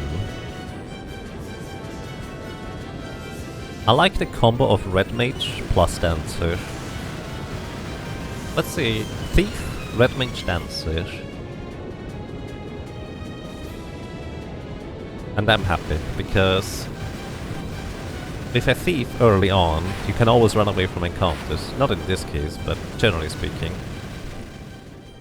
And with a Thief you can make Dancer super powerful starting World 1. As soon as you get Dancer effectively. Because you just steal a Lamia's Tiara, and the Dancer is super happy about it. No, Thief is amazing in a Fiesta setting. You don't want to have just a Thief. Thief is a support class. But being able to steal key ingredients and items early-ish can help you tremendously. Plus, you never get back attacked and you have a guaranteed run away from encounters. And in combat, while you don't deal a whole lot of damage, the high agility allows you to just throw around potions very efficiently.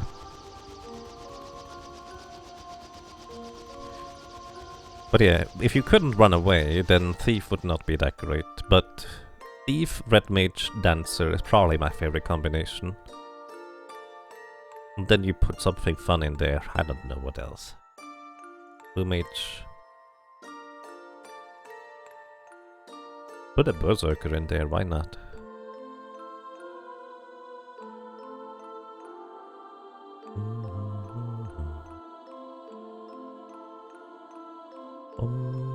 Hey Phenomenon, how are you doing today, by the way? And welcome. Why Red Mage? Red Mage is one of the few chop classes that has okay strength and can equip a Lamia's Tiara, which has the Sword Stance Up property. So you can have a Red Mage Dancer with decently powerful proportions.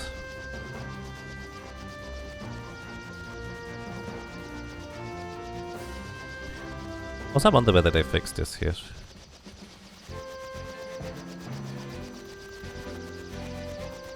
You're doing well, that's nice.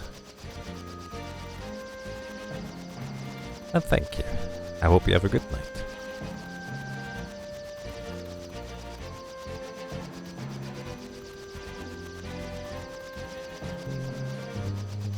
Yeah, there's various rule sets where you can have multiples of the same. Same type of crystal anyways. I usually like to play random.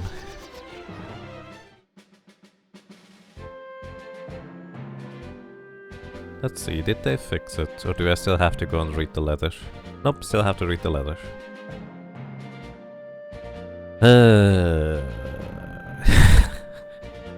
Basically, in any other version, you can just completely ignore that story trigger. But in this one, it's mandatory for some reason. Don't know why.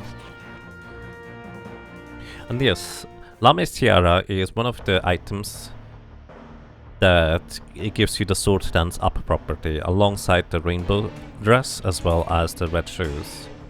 And it's the only one that you can get reasonably early, and on top of that it's the only one that a lot of other classes can equip as well. Including Red Mage, which is why Dancer plus Red Mage is actually quite an interesting combo in my opinion.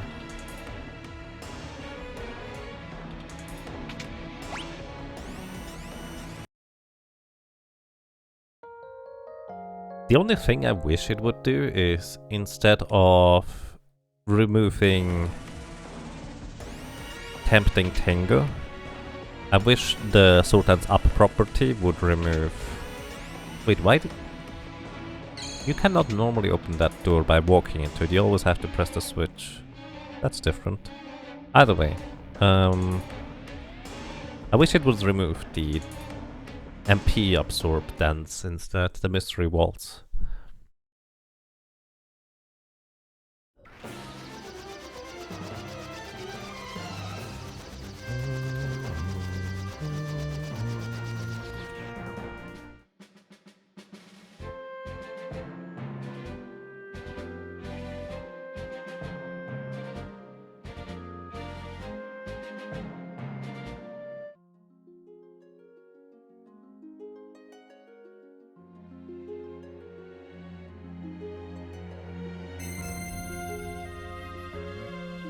Yeah, the biggest hurdle is if you have a thief, but you don't have a red mage, for example, or any other character who can equip the Lamia's tiara. Often you want to just go past the longer ruins without stealing a Lamia's tiara, because the chance of stealing one is not particularly good. Like, you have an 80% chance to successfully steal with a thief's glove, and then afterwards you have, what, a 10 into 156 chance? Effectively a 1 in 32 chance to steal the rare steal every time you try. It's not really good odds.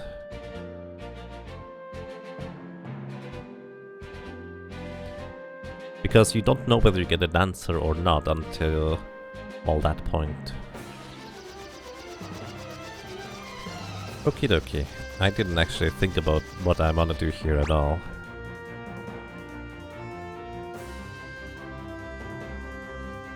Which, by the way, we don't have to turn one of the characters into a chemist. It's not required.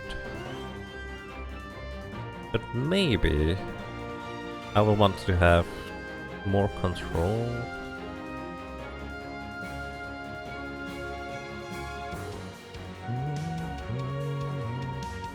Actually, this might not work in this version.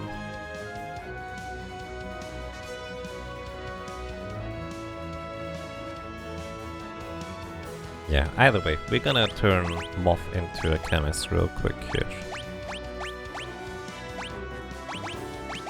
Because I don't want the Berserker. Very specifically, just don't want the Berserker.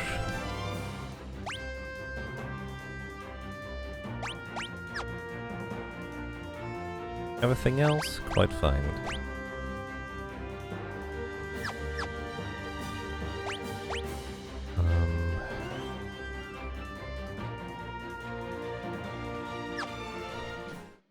Can I do any interesting mixes here?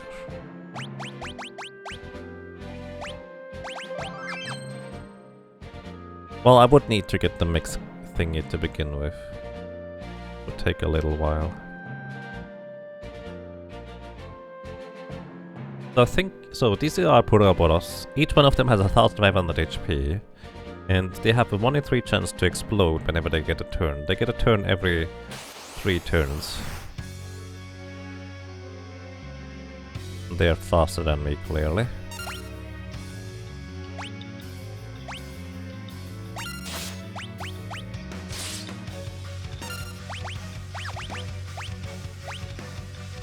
You can control them.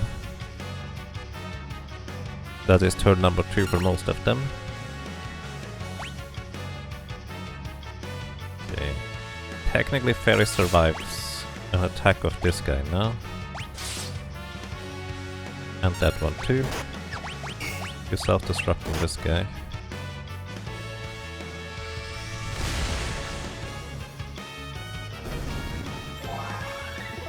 Yeah, I figured. So mechanics for this always work a bit different depending on version. This is definitely one of these cases here.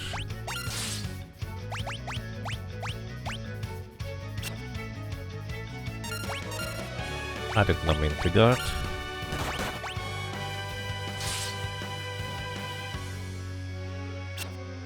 Don't miss, please.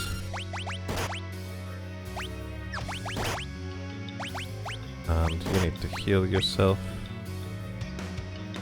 Suppose you don't technically need to heal yourself. Probably should though.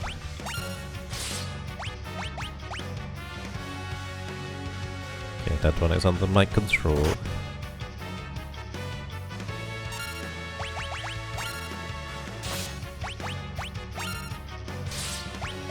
Self-destruct on yourself. He shouldn't revive himself, right? Yeah, okay, that works.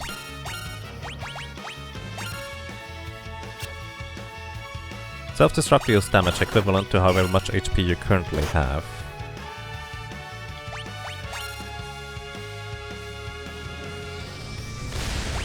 Okay, you're probably dead here?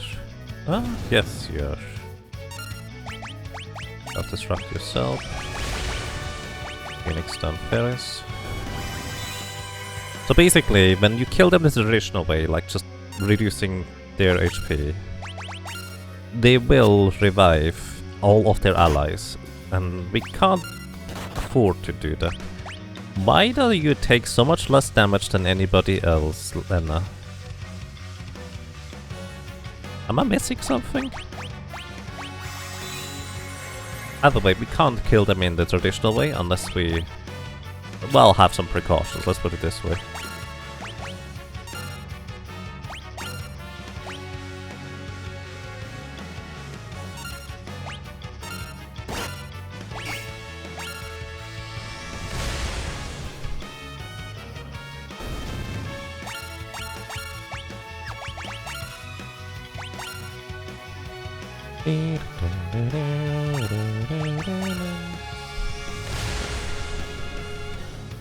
The one back row Robolos facing backwards is kind of amusing.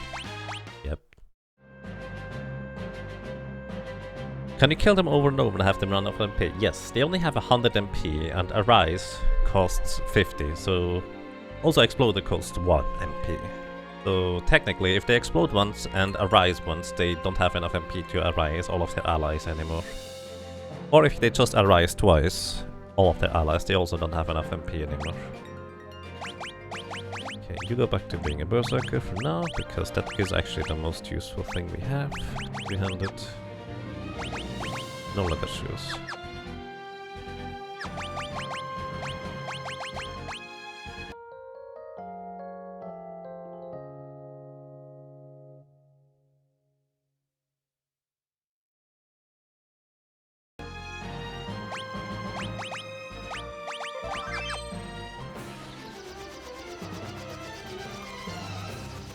Alrighty. Next we have Titan. Titan only has like 2,500 HP. We hit like a truck, and he doesn't. Well, actually that's not true. He does hit pretty hard, and when you kill Titan, he will counterattack with Quick. You can prevent the Quake from happening if you paralyze him, for example, or something of that equivalent. The whip has a chance to paralyze, so I will try to do exactly that. But beyond that, we could have, for example, just Fairies guards the entire time as a knight, and she will never take any damage aside from Quake itself. But he also can just traditionally use Quake as a regular attack.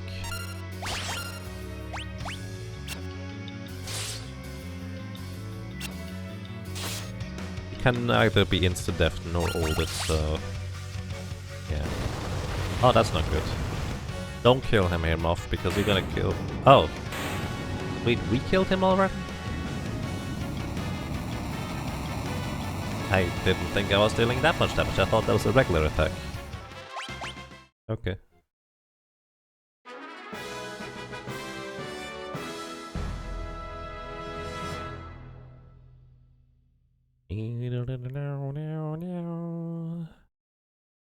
Titan needs more fiber in his diet.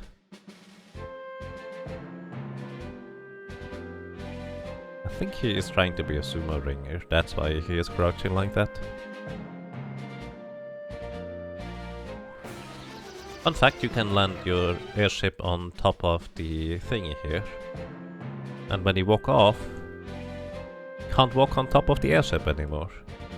But thankfully, when being in the overworld and facing the ship, you can actually push the button to get into the ship traditionally. So you're not soft locked. It's probably a good thing. Either way, welcome to Chimera Brain, or whatever it's called in this version, which has 3,000 HP? 3.5? I think it's 3,000. Either way, it is not heavy and susceptible to insta-death. So as long as our Berserker decides to proc the Doom with the Doom Sickle, we should probably be able to finish this off pretty quickly.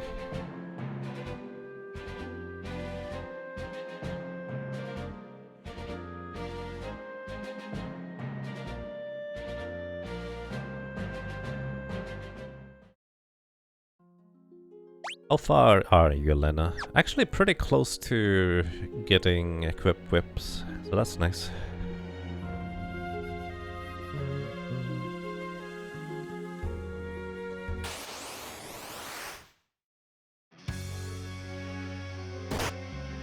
Alright.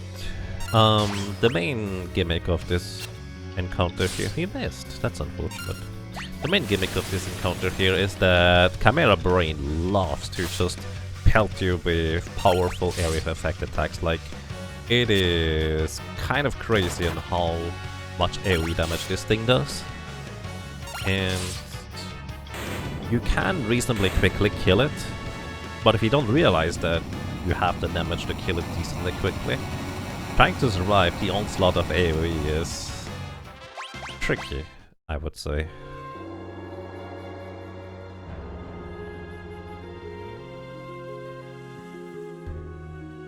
Alrighty, because we have a chemist in our team, I probably should get chemist mixing ingredients going.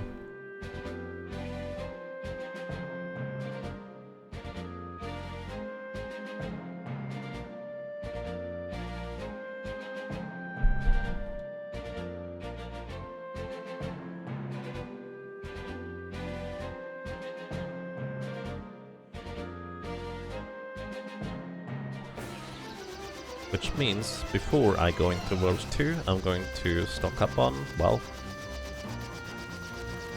consumable items.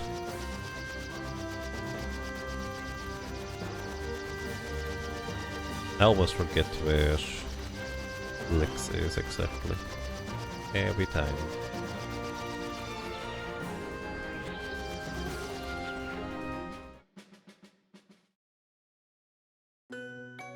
Is Berserk and Berserk the same as Berserk, using the Berserk spell on someone? In this game, yes. In other games, technically, it is the character using a Berserk spell on itself in the first turn they get. Which is why it takes so long for them to actually get an attack in. Aside from having terrible speed to begin with. Alright, just gonna stock up all the way. Ethers are technically also useful.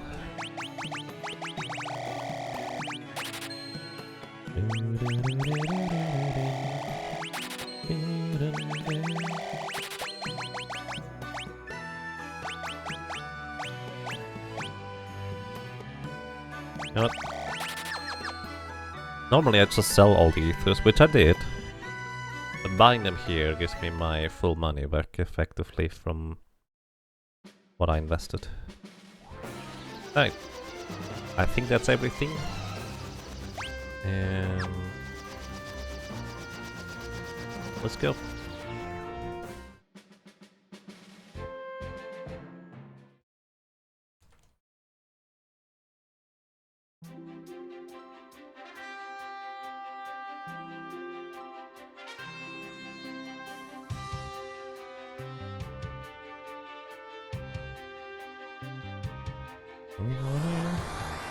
By the way, I'd like to point out that there's a hole in the ground, which means the thing is combined.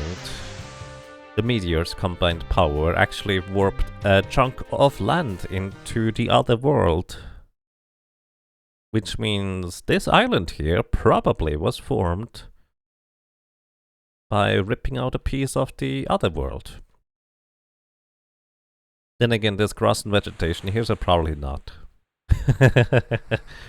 I don't know whether story-wise you ever think about it that far.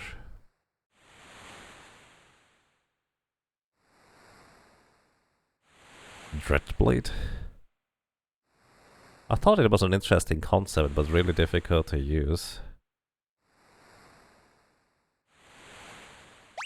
Alright, now, before I do anything else, remove all equipment from everybody.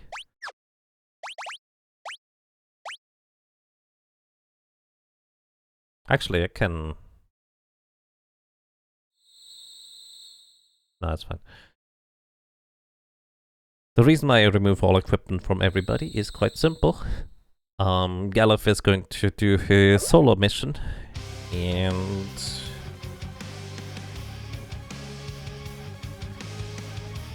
I guess I'm just gonna make Galuf the Berserker. Because I will need to have one of each in the party now.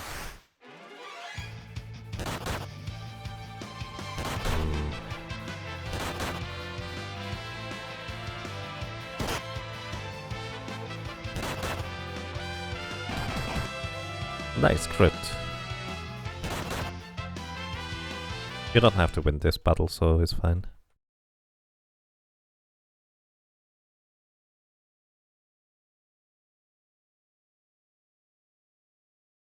Yeah, it's supposed to be a high risk, high reward class, but practically, if you stack bonuses on other classes well enough, there's not much of a reason to use the Dreadblade.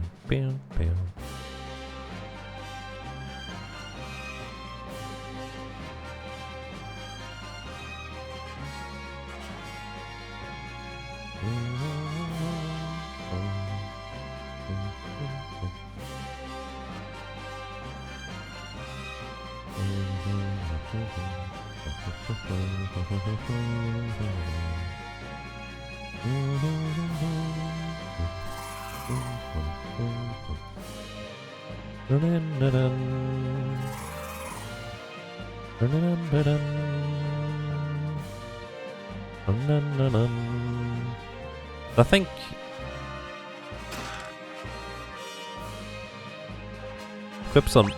whips on Lena. She's gonna be the chemist in the end. I probably should start forming an idea on what I want to make or turn the characters into, like, as my end game. You don't get a metal helmet, you don't get an gold armor, you get an elemental. Front row, let's go.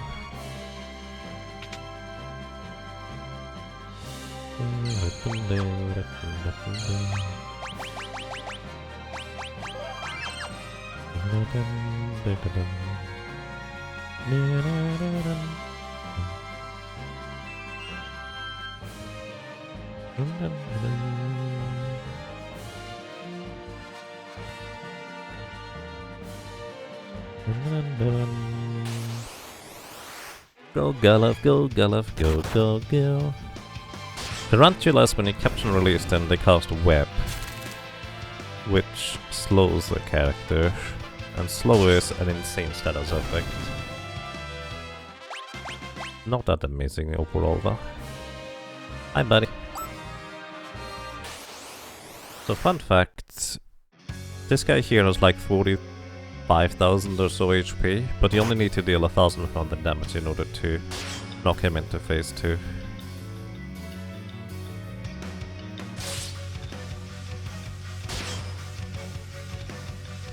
Inconceivable. But he's also susceptible to instant death doom.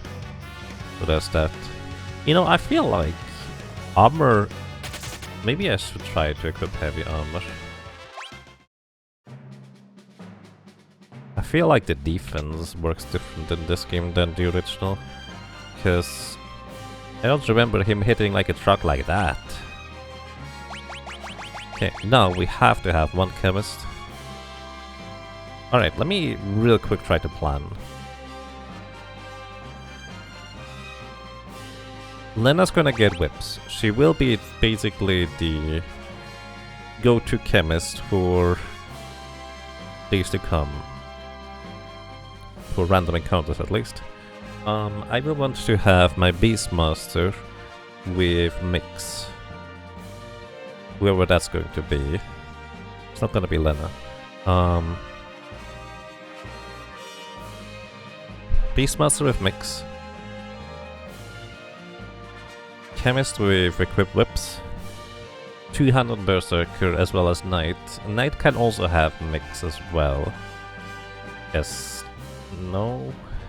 Yes, no, maybe. We could technically have 2 mixers. Well, a support Knight would not be the worst idea.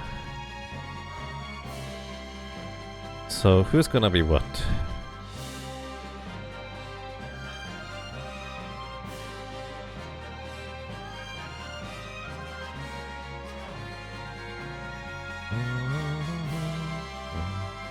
Okay, Moth is going to be the Beastmaster, so I want him to learn Mix.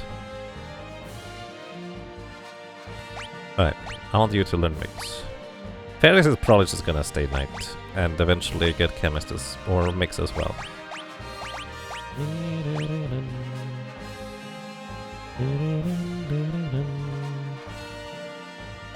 Guard for now, I guess. You don't get the power armlet.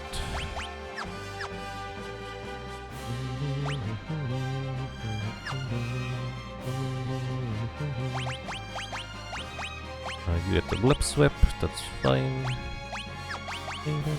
We have the Ancient Sword, no gold armor for you. Pulling that. I guess that is a pretty substantial defense difference. Yeah, fair.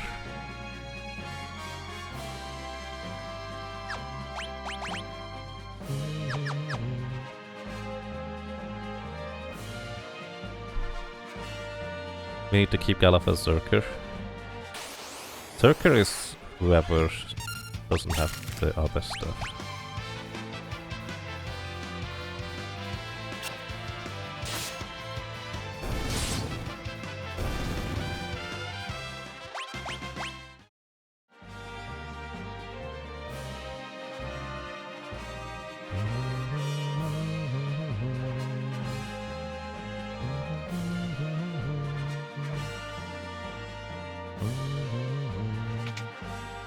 So my Chemist wants to have equipped whips for random encounters. My Beastmaster wants to have Berserk for random encounters. 2-hand and 2-hand for the other two. So that's kind of my setup for random encounters forward at this point.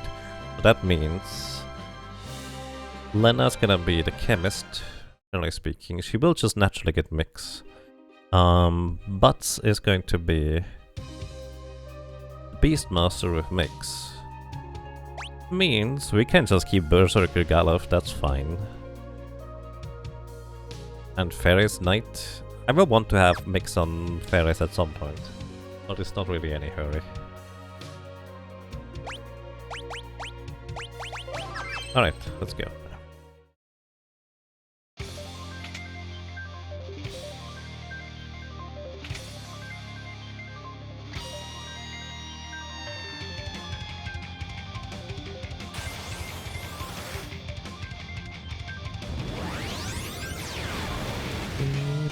.300 damage and HP leak status. These things are weak to lightning, but they're also weak to damage, because they don't have that much HP.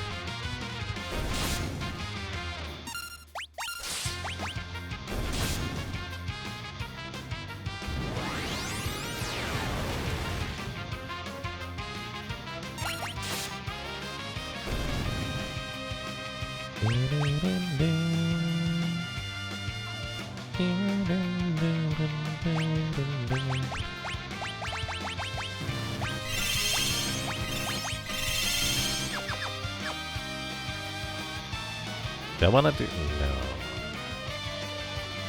That'll be fun. By the way, oh yeah, since I recently started playing Final Fantasy XIV, you know there's Gilgamesh in there, And one of my favorite callbacks was literally in the quest where you go to the big bridge and you know Gilgamesh is around somewhere. I literally knew that my character was going for the door and I knew Gilgamesh was gonna wait behind there. And it was like such a small detail, but it really made me smile. Welcome to Gilgamesh, 6,500 HP once he drops below 4,500? Something like that.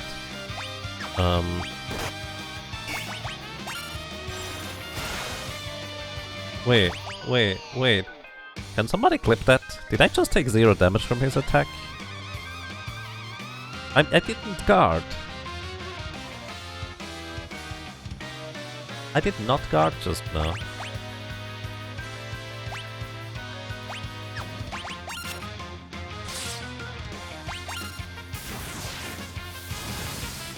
Wait, why did Moth go again? Did he just... Oh wait, that's just that fast, because... Speed Drink is just that insane.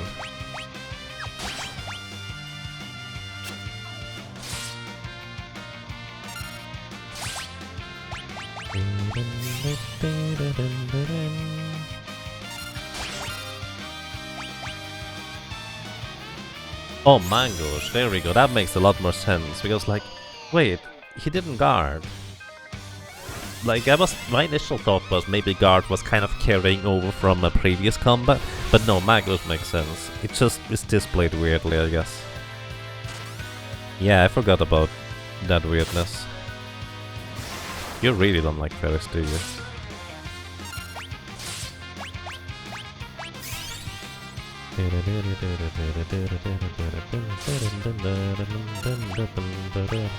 We can soon buy high potions, which is why I don't mind just using them here.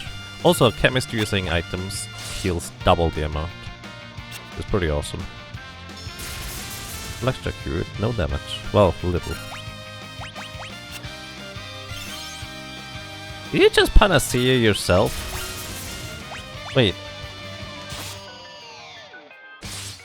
What? You just read panacea there, right?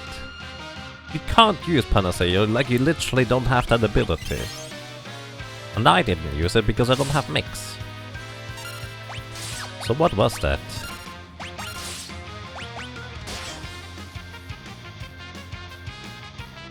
Thank you, Balakar. It is actually cleared up already at this point.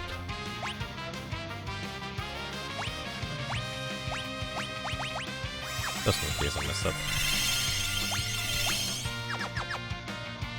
He does in this version. Okay. Fair enough. Apparently Gilgamesh has new tricks.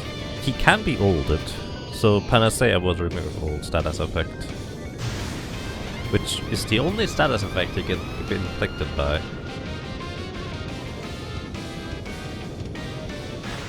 Actually, he might be able to get slowed. But I don't think Panacea removes slow.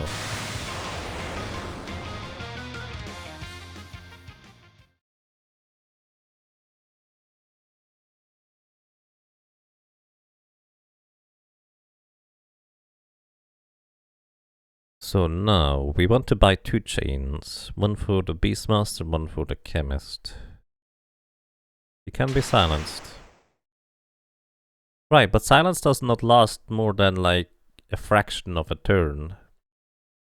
It's like 10 time units? Which is like less than 1/10 of a second or something. Oh wait, the silence actually lasts way longer in this, doesn't it? Despite the enemy being heavy. That's what it is. Because when I silenced the Carpet Wizard, it lasted so much longer than I anticipated it would. And it really threw me off.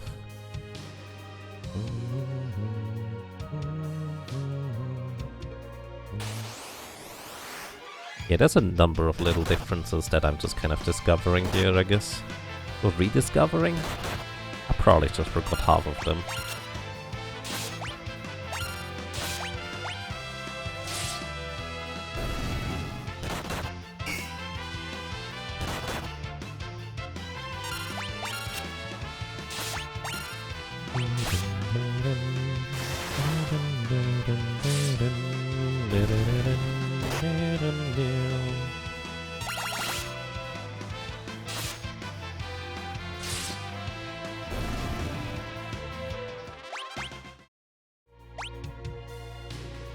Four more encounters at maximum for Lena to get equip whips. I'm pretty sure next one is equip whips on the Beastmaster, because you only have like calm, control, equip whips, and then catch and release is the last one, which takes forever.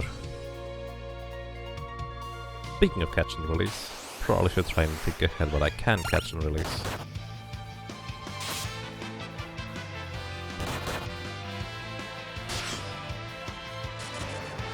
You're thinking old mobile?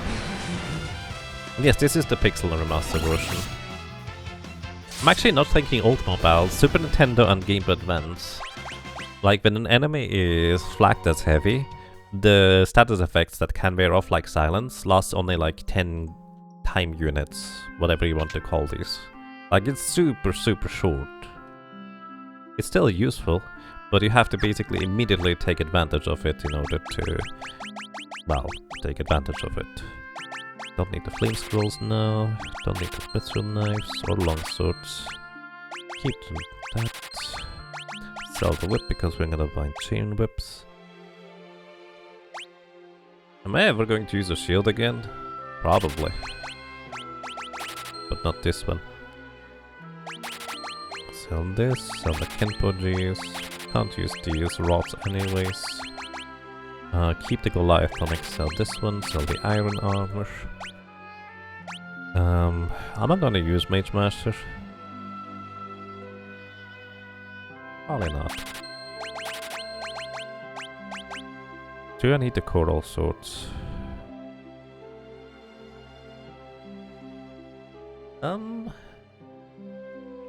Probably not. I'm selling one. Sell the frostbow. We can use dark ones actually for once. Don't need shurikens. So, first of all, we get 2 chain whips. For us, as well as... Do you want to sleep? I think I want to sleep blade. Yes, we always get a sleep blade here. It's a more immediately good weapon for our knight, but more importantly we can actually use it to attack or cast sleep, I suppose. Not sure how useful it is in the long run. Thinking phase.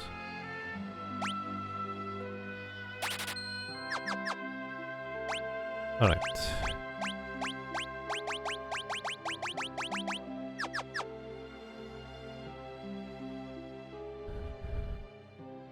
Now, I don't really have much money remaining to buy Revivify, do I? Holy Waters, they are called this. 10. Holy Water are some of the best consumables for mixing.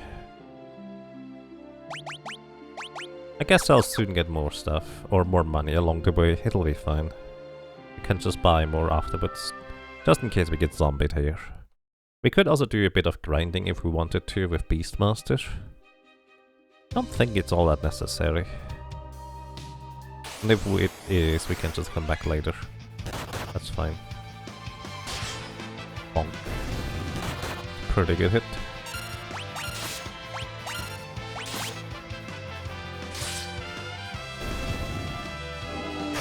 Discord halves your level, which means the damage output is significantly reduced. Still hits pretty hard if you're lucky. One ability point.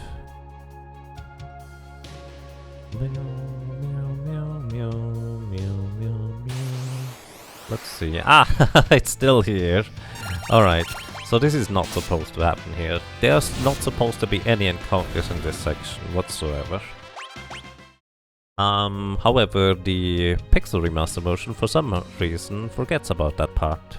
There's not any encounters in the regular forest. There's only encounters in the desert in this section. Normally. Good ball. Moogle? I need to help Muggles because there's Muggle eaters down there. And I don't want to leave a Moogle alone with a Moogle Eater. Well, the irony is I just equipped the Sleep Blade, but actually the Coral Sword is better here. Actually, I'm just thinking, is there ever a reason for me to have equipped swords on anybody? These things are all weak to lightning, by the way. It means the Coral Swords are really good.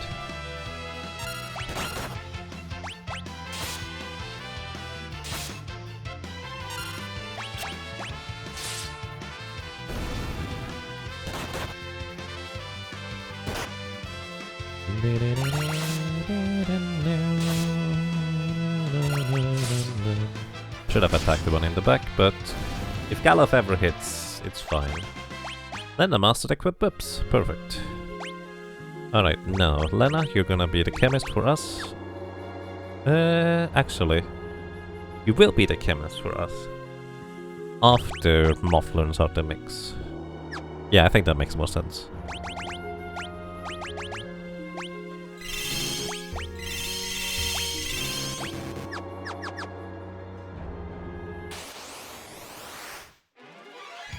Okay. 8 arms. Damaged by poison. Nice. Ferris is gonna take care of this guy. Because that thing has a lot of physical defense.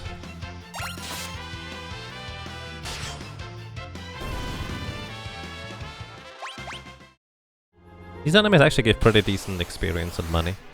Especially if you have like a ninja on your party, you can just throw lightning scrolls and it is super efficient to defeat these enemies quickly. Oh, that's not good.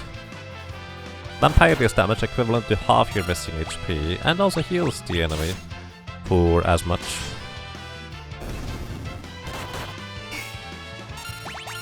Or heals you for as much if you're using it yourself, I suppose. Don't miss.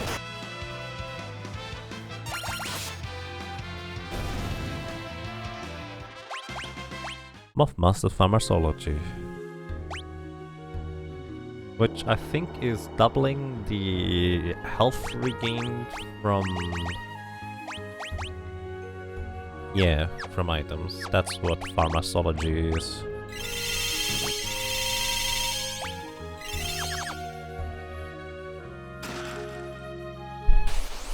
Also, I forgot that I could buy health potion. Ooh, not good. Why does Lena take so little damage?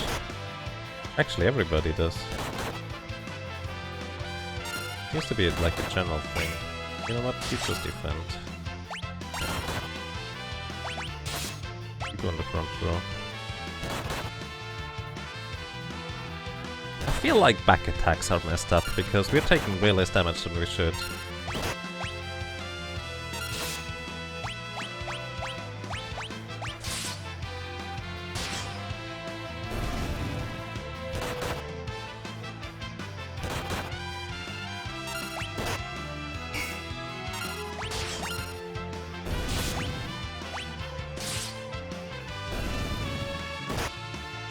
Maybe that's just me right now.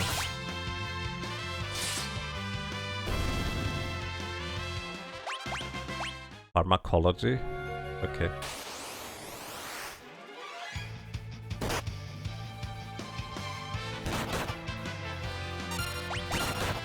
I did not mean to rogue you.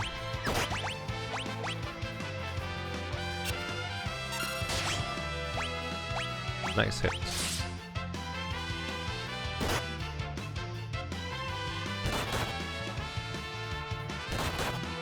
Oh, that's not good. Idiot. Jeez. Why do you guys hit like a truck? Don't miss! No, this is not good.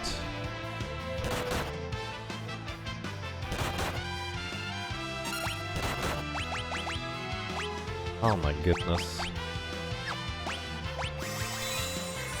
This is not good at all. We have almost... well, we had 3 of them almost dead, that way around. Here. Peace.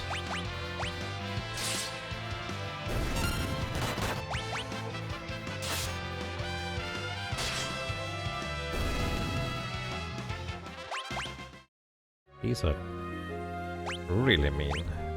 I'm running out of potions here. Not gonna worry about healing Lena because Ferris is gonna defend for her. These again? Come on! Ah. This is terrible.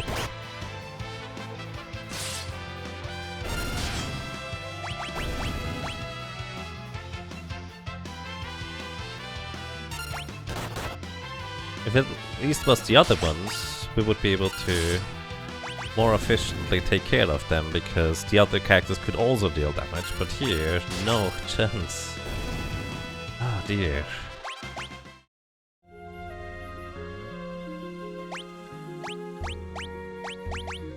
My last potions. Now we have to use elixirs.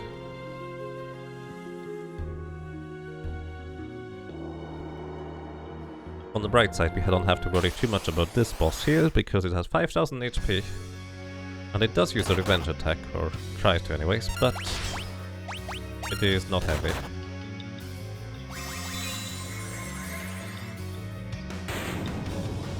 And undead. That means a Phoenix Stone will kill it.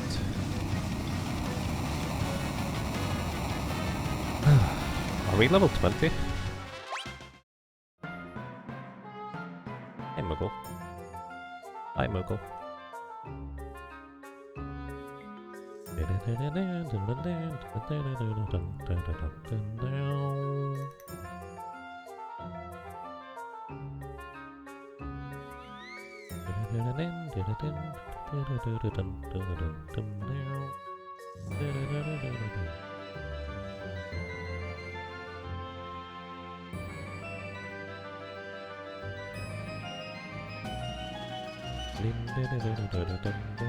I mean, this boss is actually pretty terrifying if you try to fight it straight up without using a Phoenix Stone.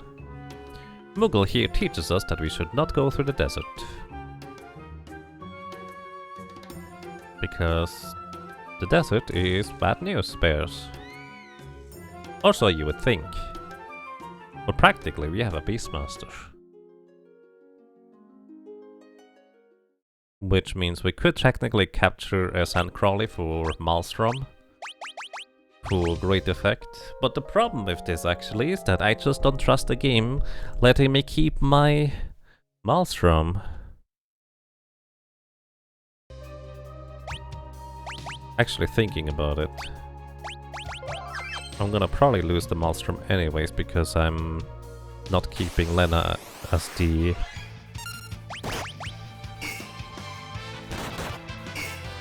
character in question for this.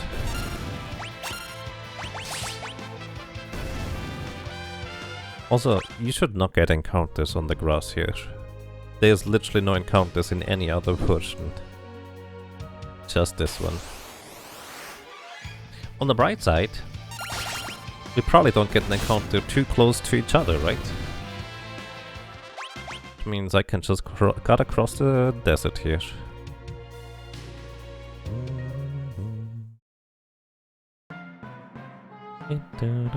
Muggles.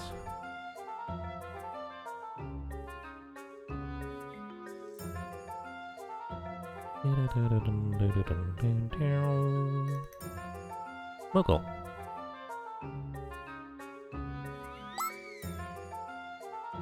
World 1 encounters 2, which is odd.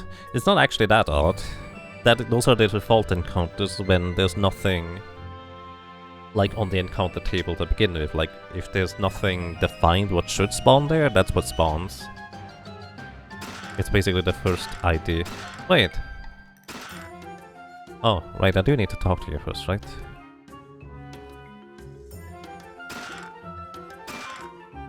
So we now have a dancing dagger. I don't really plan on using. Do I?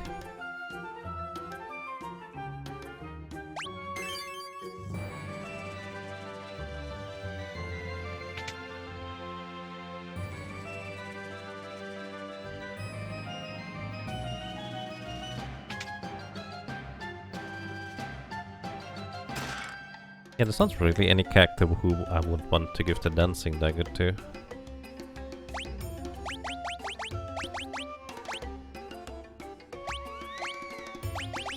You get an elven mantle and the sleep blade back.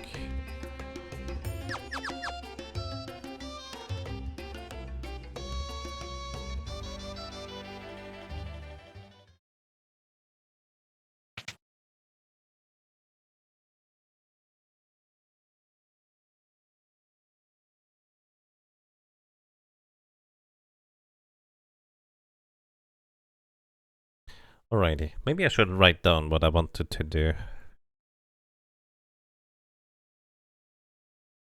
Will I finish this game before BGG? I will probably not finish this game in one sitting. And BGG might finish this before me.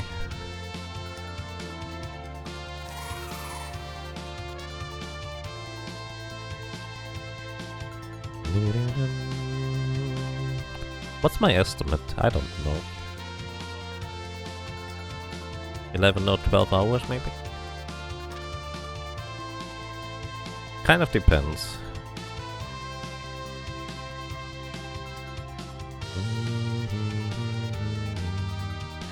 I suppose I don't have to do any side thingies. I kind of would want to get the Defender Sword. Just to be able to cast Protect, but it's not required per se.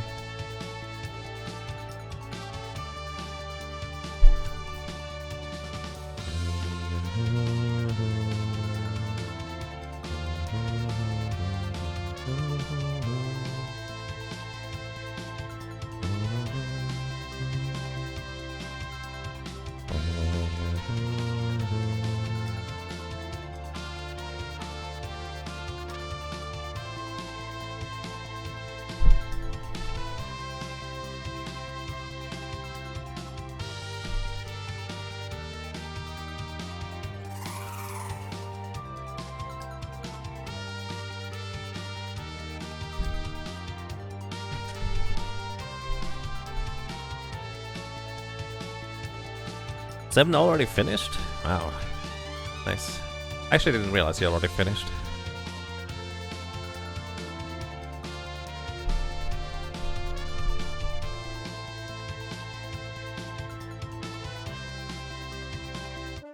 I'm just trying to think whether there's any reason for me to get a second catch and release, and there kind of is.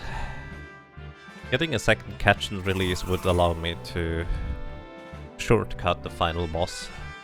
But we can kind of shortcut everything anyways through the power of Mix.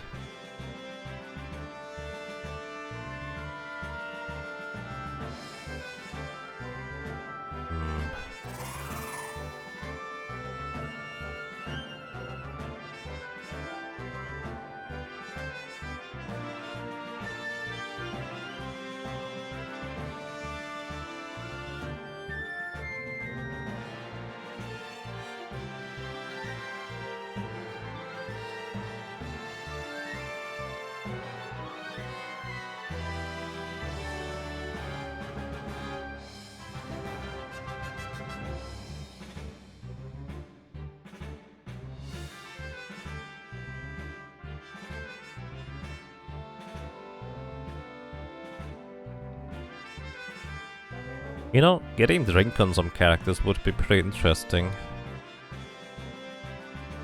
But at the same time... What was it? Elixir plus... Dragon Fang, I think, is Goliath drink. We don't have as much of a shortage of Dragon Fang this time around, probably.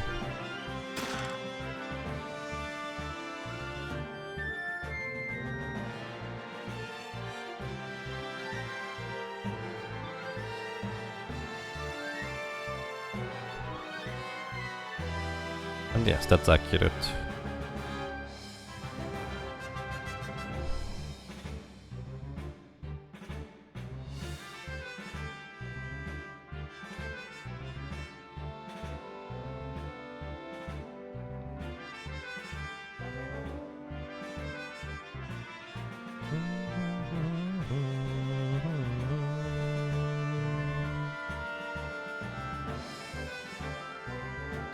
I should be able to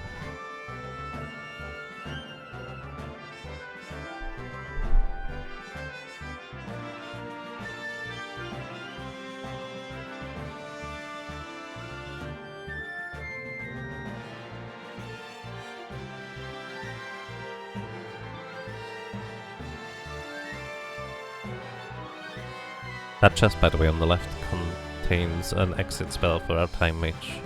But I don't have a time mage. Okay, what I'm gonna do real quick, by the way. Save. And quit game. Because I feel like maybe the V-Sync thingy stuff hasn't...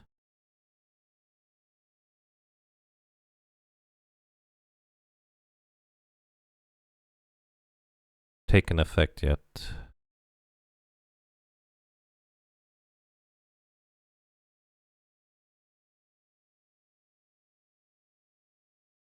Now loading.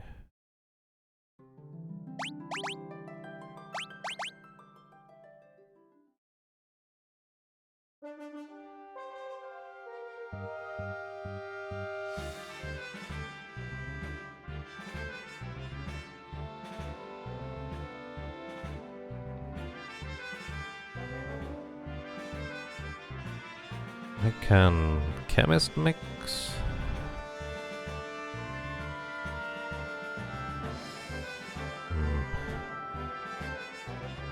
If enough mixes, the knight doesn't even need two hands, so I can mix on the knight as well.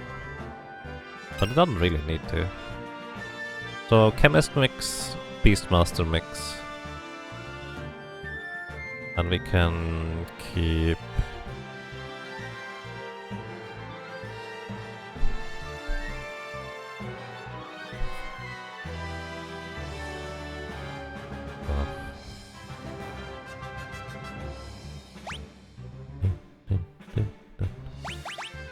I'm just trying to think through on what I want to do. Okay, the greatsword is pretty decently strong. I will want to use that. As well as, since we do have a chemist, I want to get one of the more useful armor equipment pieces right over here. You go through the secret-ish passageway.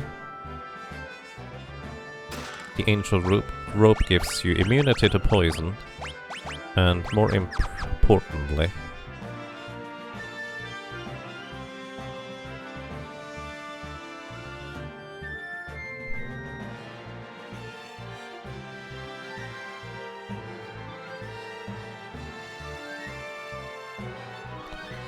it actually gives you a huge chunk of magic evasion and defense.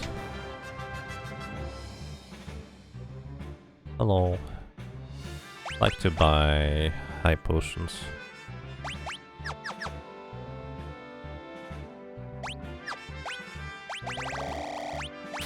We're going to buy regular potions too, because they do mix with... well, mix.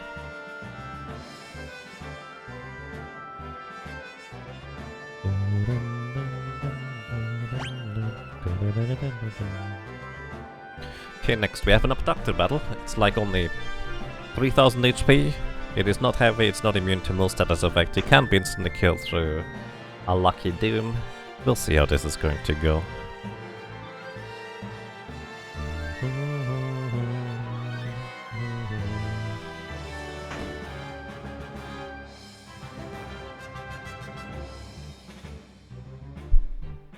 Oh, I should not have spent that much money, I just realized.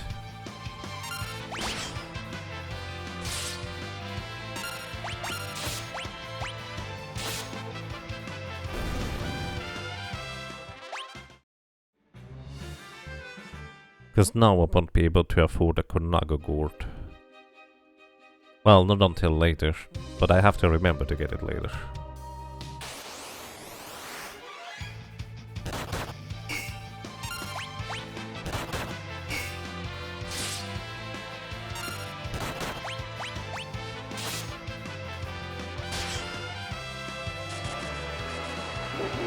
Those cursed beings apparently have way more HP than I expected them to. Interesting. No, no, oh.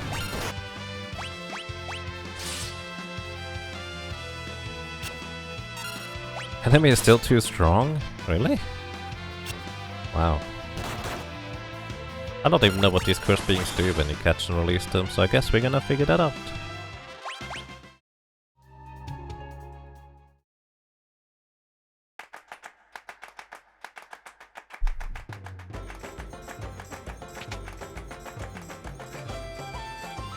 Hello, multi-siter. Welcome. I hope you're doing well. So you have to take one step inside here, and that's all you need to do. Fiesta rules, we must eat all sheepies. Why? That sounds kind of mean. Sheeps are nice and cuddly. And if you don't eat them, you get more wool from them. In the long run.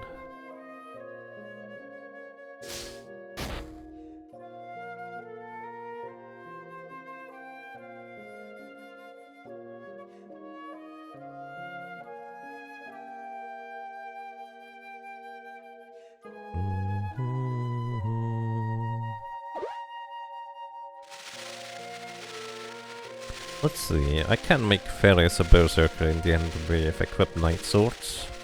And have the berserker with a brave blade equipped. Or, we could briefly defeat Shinryu. It shouldn't be that difficult.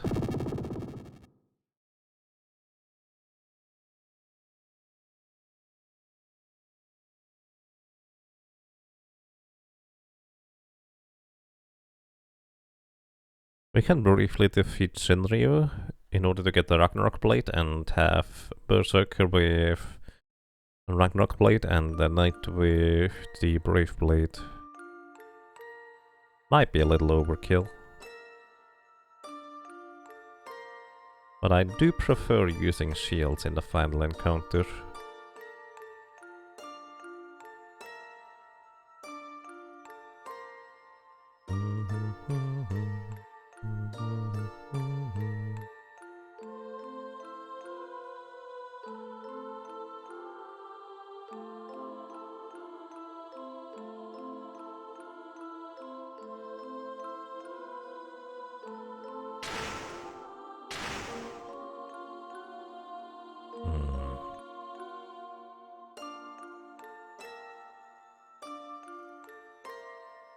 Trying to think whether there's any clever catch and releases coming up.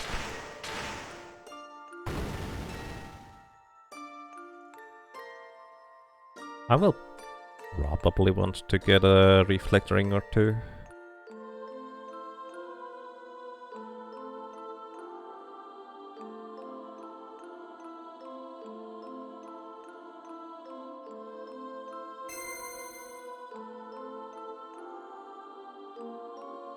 Let's see, equip shield. I can't mini intentionally, not easily anyways.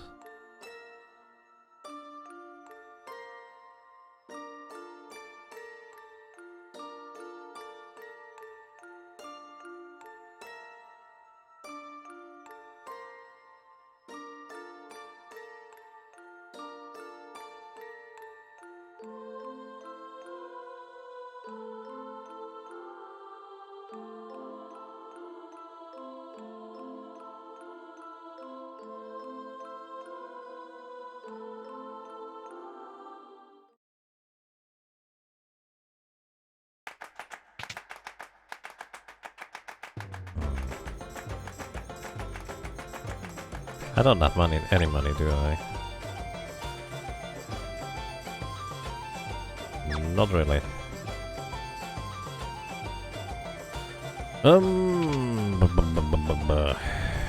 This is awkward, because I would like to have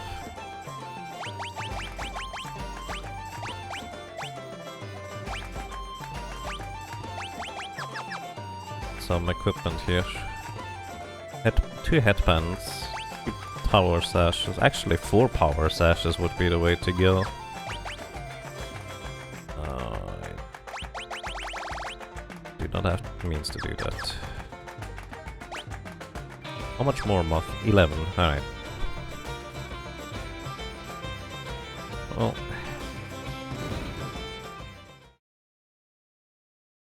Don't technically need it, I guess.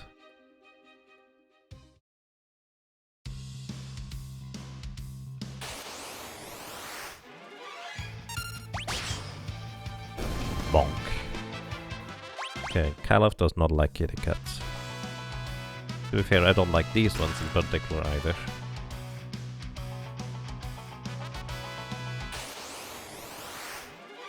Hi, Gollum. Hi, Golem. Golem is kinda mean. It just appears, slaps you once, and then runs away, probably cackling maniacally. Kind of how I imagine it anyways. Okay, hit this one. Try to hit this one. So this is one thing that this version here still does, which I really don't like. Despite fairies dodging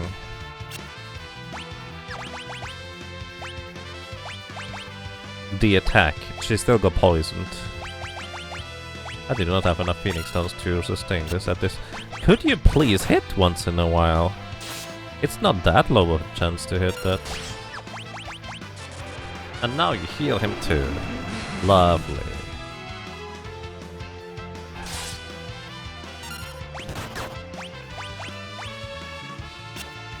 Really? Are you Oh! Oh, I forgot. They are heavy in this version. Oh, I forgot entirely. Oh no. Oh, that's not good.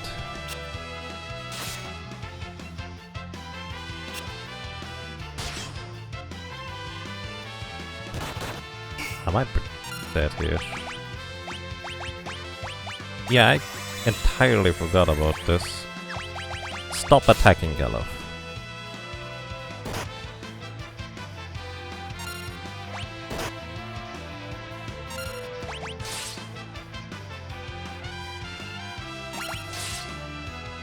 It skipped a turn. Oh, I forgot they are heavy in this version. Jeez.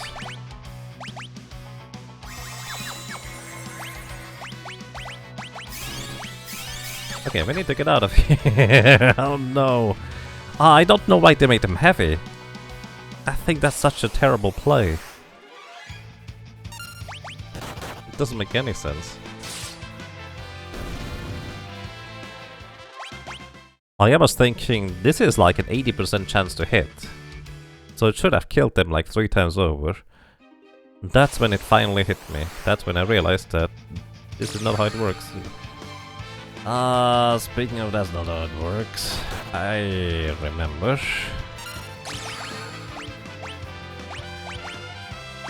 So, Dance Macabre. Guaranteed turns a character into a zombie if they are dead on the floor. Of course, it's not particularly great for us.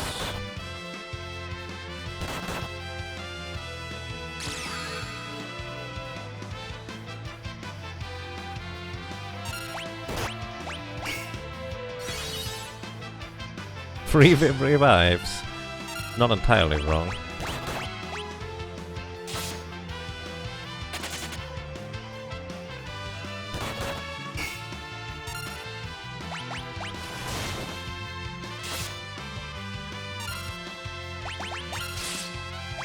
Actually, what happens if I release this one? Magic Hammer? Really? Okay. Magic Hammer halves the enemy's current MP.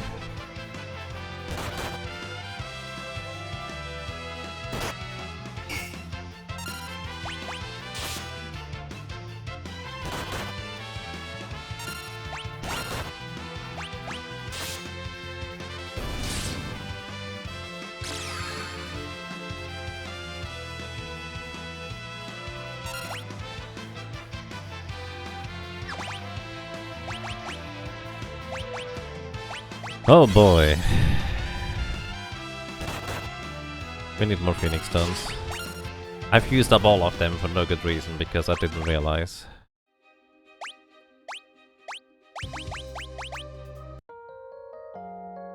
Not exactly the most useful capture. No, not in this case.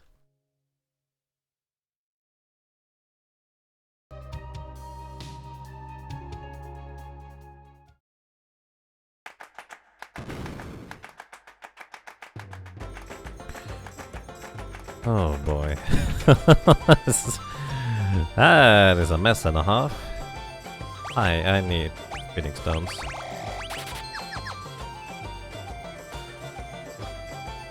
And I basically need to give my Berserker a different weapon, because if he just keeps... Here, get a Dancing Dagger. If my Berserker just keeps healing those things, that's super bad. Holy moly. I was just thinking, oh, it's gonna be easy. We just go and run past the zombie dragons and get a bunch of dragon fangs along the way. Yeah, not that easy, I guess. Well, at least we have a use for the Dancing Dagger. Hi, Drippy.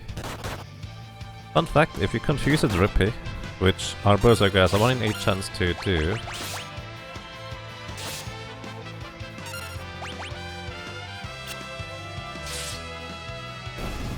they can cast Reset, which resets the battle to the beginning of the combat. Normally it resets literally everything, every item piece that you've used, every equipment piece that you've used, etc. Except that in this version, at least one item does not get reset, and that is the Wonder Rod itself. Don't know why, but that's just how it is.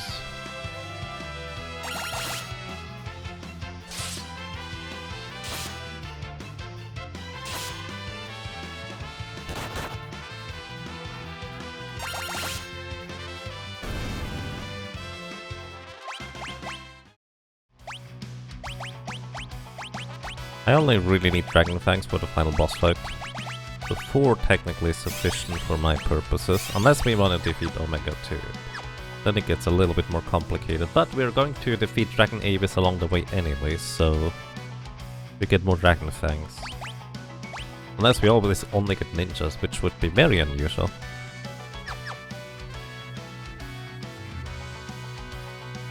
Technically possible, but very unusual. Is the Wonder Rod gone if you break it? No, because you reset the state of the battle to the beginning of the battle, where you still had the Wonder Rod. But it doesn't reset the current use or spell of it, which it normally would. Sword Dance. Nice.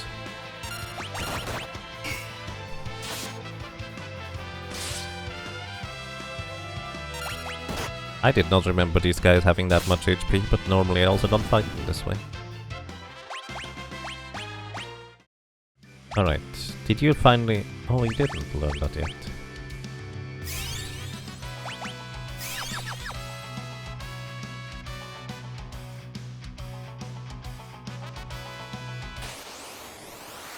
Dancing Berserkers. Yep, Berserkers. You actually... I'm impressed.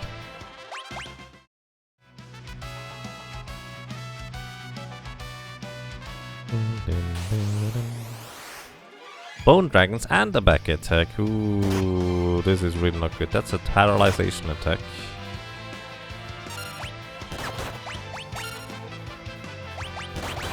You're gonna drink a speed shake here, so you get hasted.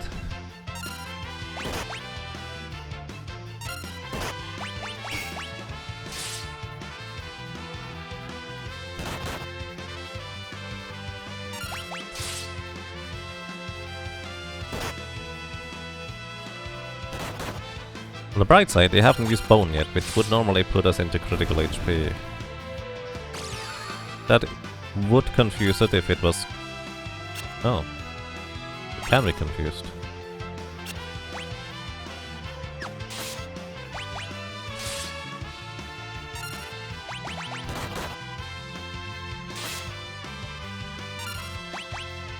Nice sword dance.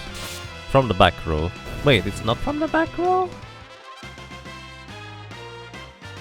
You don't deal 6000 damage with a sword dance.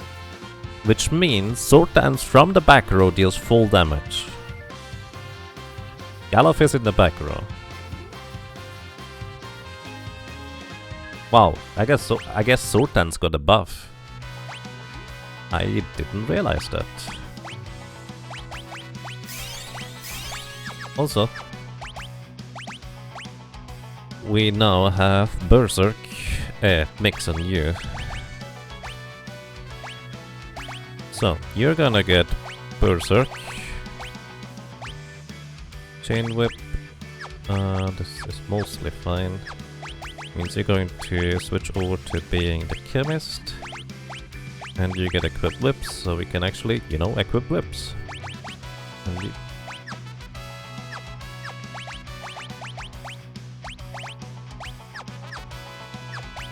alright. 2 Kagos in the back row. We now have 2 Berserkers.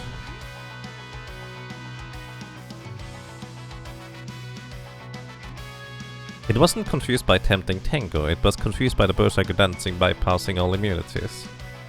Wait, that's a thing in this? Jeez.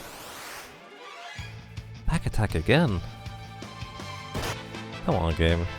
That's just rude.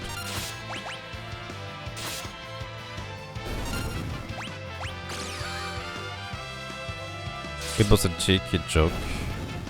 Oh.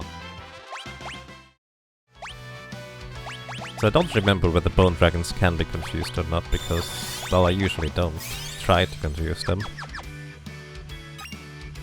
Bone mail, alright. Yes. Bone mail is just insane physical defense. And since our berserkers in the back front row anyways, might as well give that to you. The main downside is of course that I now no longer have a way to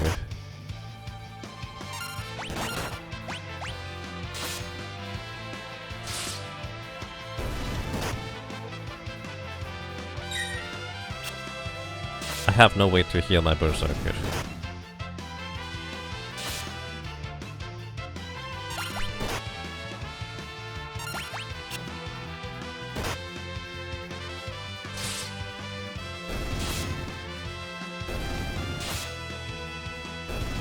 Death Potion can heal him. That's true. You know, Death Potion gave me an unintentional hint as to how I can deal with the next boss coming up. I forgot about Death Potion actually.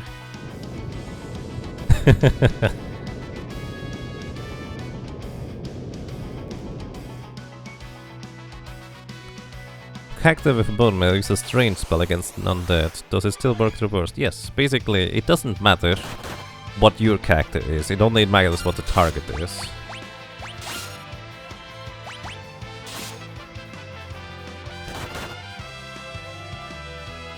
We haven't gotten back row attacks in forever, and now suddenly plenty.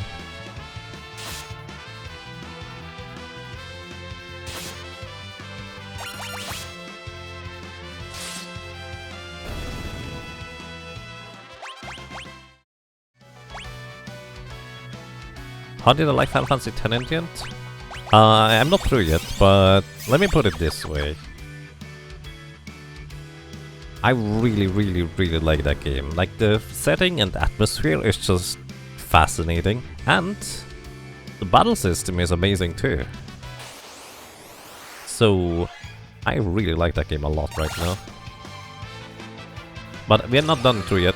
The reason I'm playing Final Fantasy V right now, this is more of an interlude. Because background guy, 02 and 17 are currently in their Final Fantasy V part of their Final Fantasy Fiesta. So I just kind of like playing alongside them. And I figured, yeah, this should be relatively quick, and Final Fantasy X is probably going to take me like, I don't know, a week to get through still. If I were to guess. So this is more of a thing in between, if you will.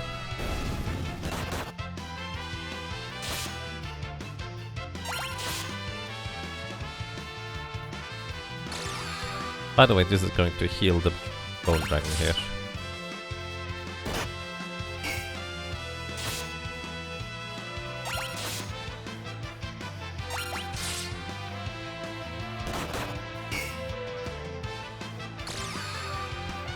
Don't do that, Galaf.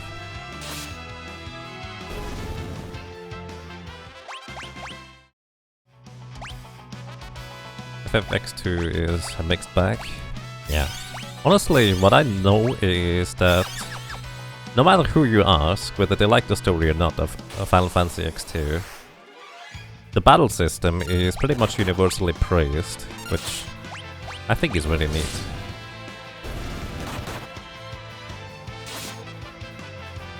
Wait, hang on.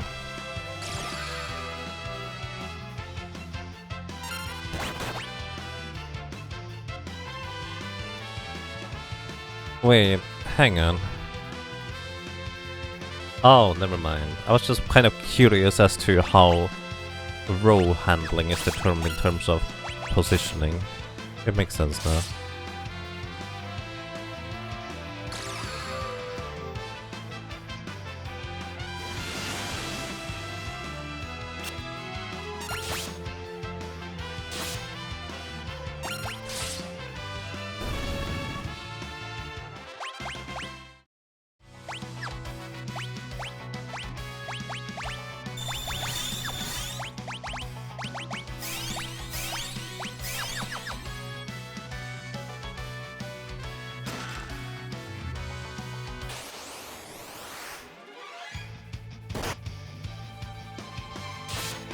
Ooh, paralyzed.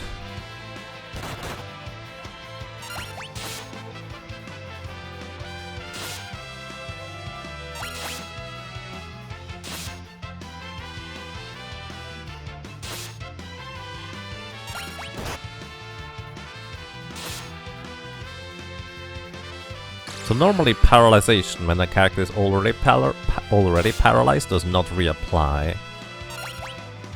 Okay, it didn't in this case either, so that's good. No, Gallo, stop healing them, please.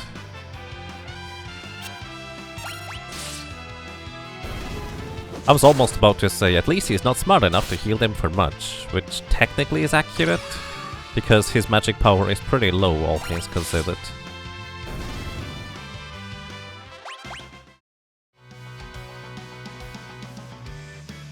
The drain ability of his dance is not particularly strong.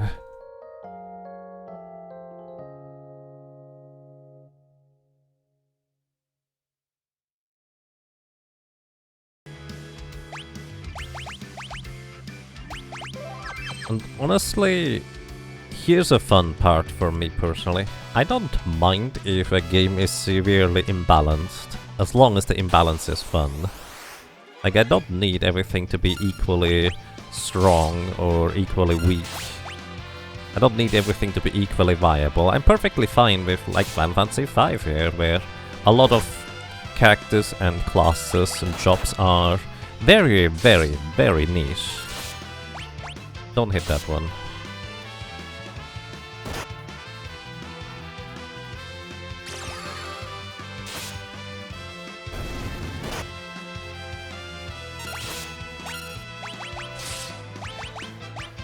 I mainly want to save Golem here, because that way we don't have to worry about Golem slapping us in the future anymore. No, stop that. No, stop that.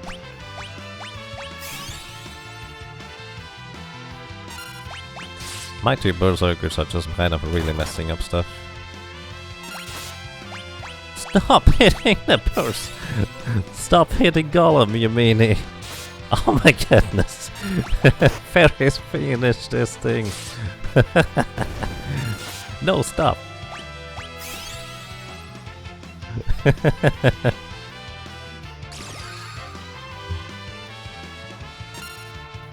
You guys are so mean!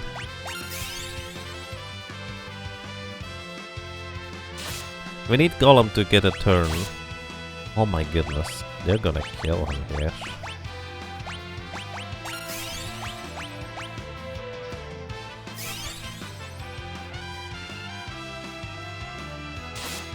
Golem, what are you doing? End your dialogues already. Come on, dude.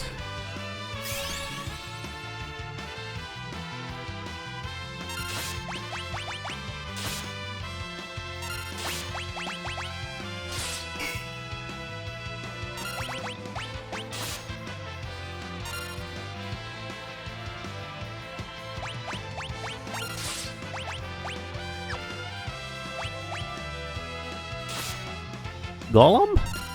Hello? There we go, what the heck? Why did that take so long?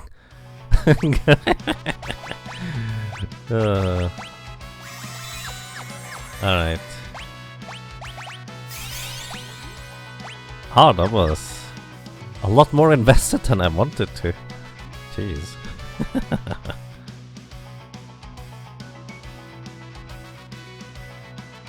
Where was I?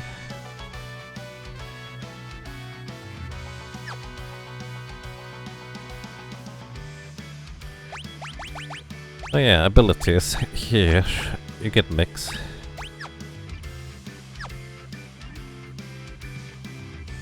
Because with mix, we should be able to just one-shot this thing. Alrighty, welcome to the Dragon Pod. Technically, Galuf could finish this himself in one turn as well, if you gave him the Death Sickle and he landed an instant death doom on the main plant. But practically, we have a much easier solution by potion plus dark matter mix, which should make a death potion. Oh no. I did the wrong thing. Okay, now we have to find it the normal way. Good job.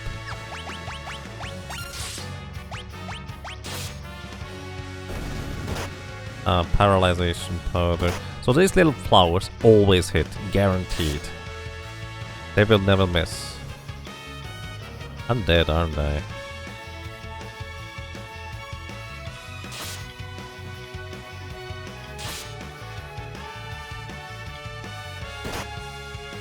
Darkness will blind the cactus. Sword dance. The little flowers only have 100 HP, but they guarantee it inflicts status effects. Alright.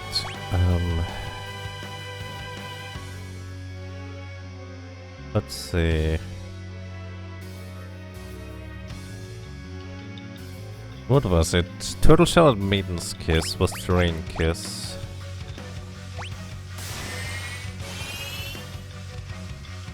Which is pretty strong. Hit the correct one, Gala. Well, that's not wrong, actually, with hitting that one, to be fair. I don't want to use the turtle shells, but I really messed up. I forget which one was Death Potion. Ah, the Dragon Pot is in the back row now again. So the two left flowers are the most important ones to kill, on average. Which one are you gonna confuse? That one? That's fine. You miss? Oh, come on. Trying to think. There's a better mix I can do.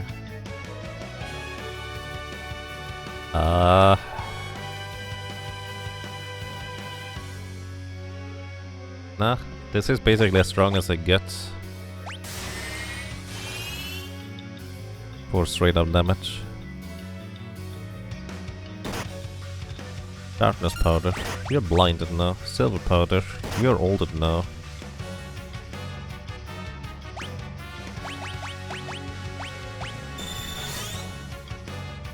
Now, if only I remembered how to panacea. Okay, speed shake for you.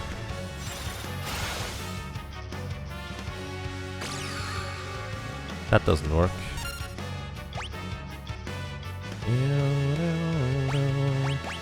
Double your HP, my friend. Ferris is confused. That's not good.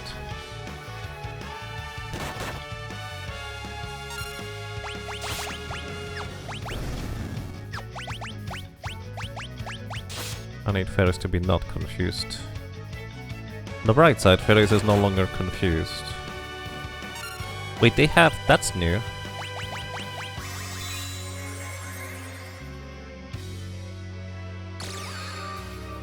They have regeneration inherently now. Can't heal Gallop, by the way.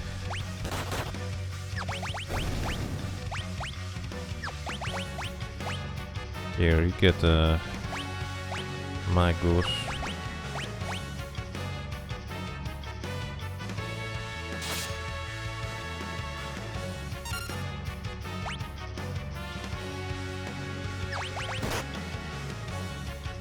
She's older now, which is pretty bad.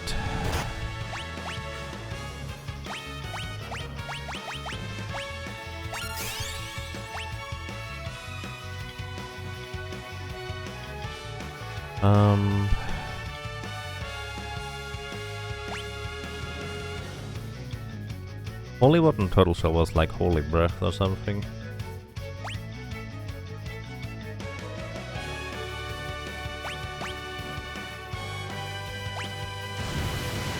That was Dragon Breath.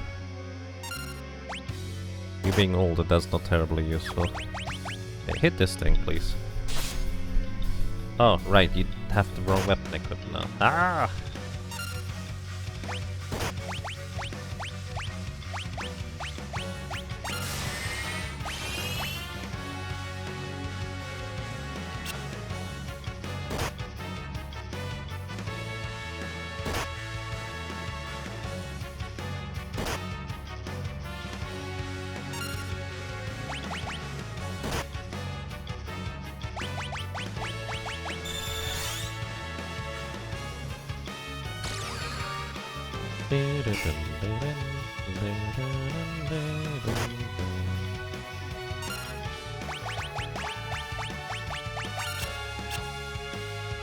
There it is. Don't dodge that stuff. Come on.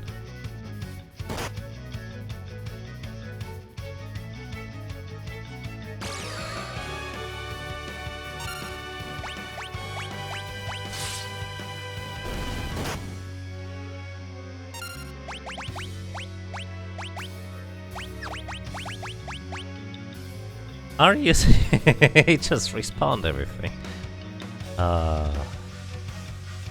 Oh, I derp all the time. That's nothing new.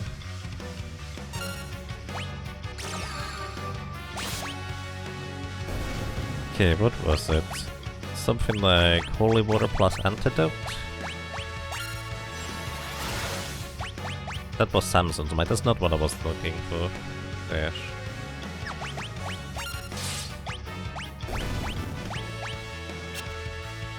Lena, why do you keep missing? Wait, you can block that?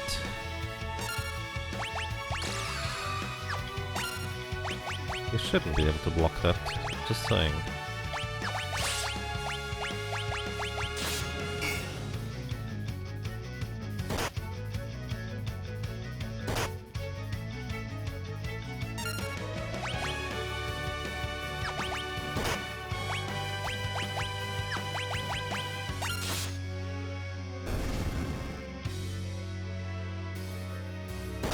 It's just gonna respawn everything. Alright.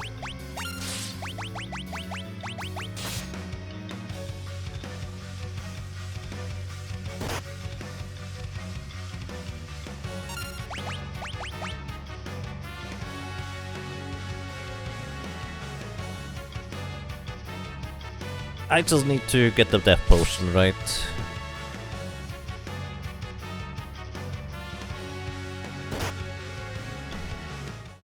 Because this was absolutely terrible as an attempt.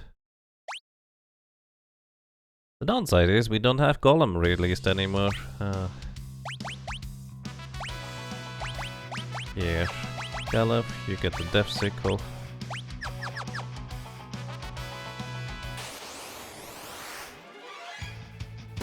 That might have been a bad idea to give him the Death Sickle right there.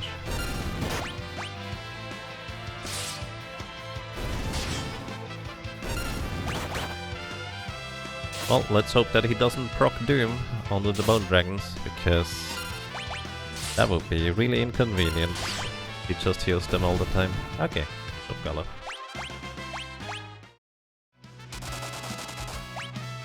Alright. Now, let's try this again. You get Mix. That should technically be all we need. What was that potion? It should kind of be the inverse, where we use Dark Matter and Phoenix Stone, probably.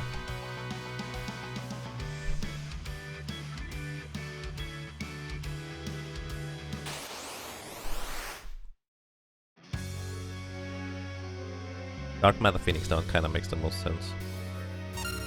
The most important, we need to knock out these plants in the back. Just in case. Now, let's see whether my idea is correct. Dark Matter plus Phoenix Stone. This should be the inverse of reviving, so death. Yes, there it is. Oh my god. Because potion has, or death potion has potion in the name, I was just kind of thinking, oh, of course. You just give him the dark matter plus potion, because I always know it contains dark matter. Jeez. I could even have done the safe thing where I know dark matter and elixir puts an enemy into critical HP. Well, if they're not heavy. And I knew that exactly. I was just thinking, potion, dark potion. That one. No, no, not that one. Alright, you go berserk.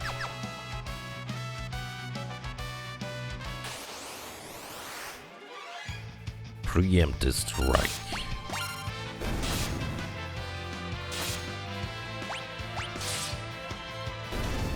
Wait, do you have a dagger equipped, Lena? No, you don't. It just sounds like a dagger.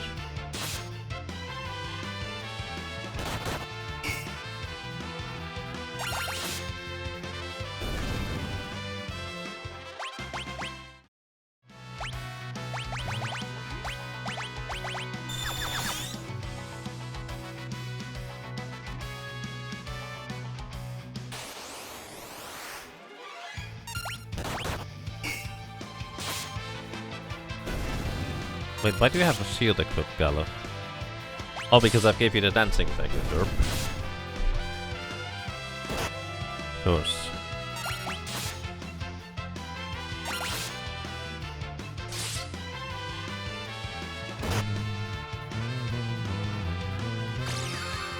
Tempting Tango. He cannot be confused. Kind of curious that he actually still plays the animation for it though.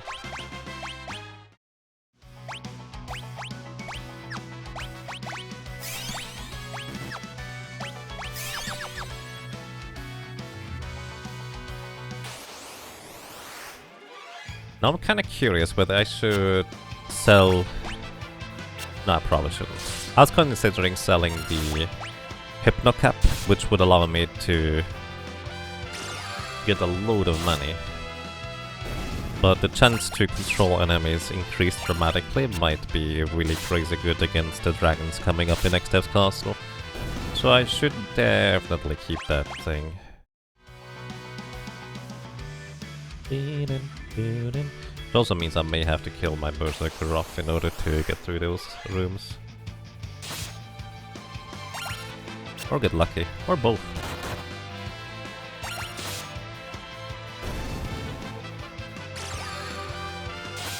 Zing.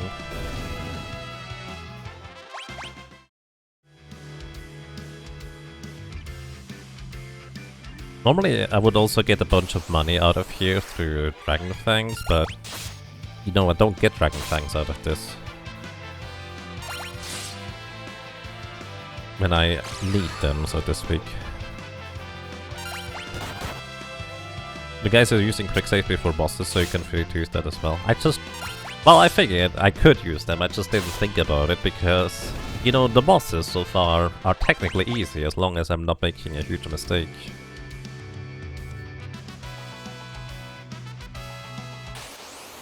What I could have done is I could have killed one prototype as well in order to acquire another dark matter. That would have technically helped. Bite.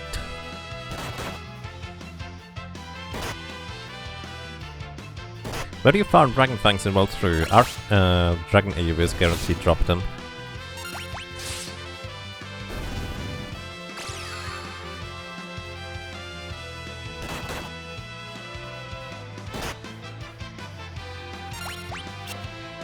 Alternatively, they are a common... Wait, no. Yes, actually, they are a common steal from Shinryu. If you want to go down that route.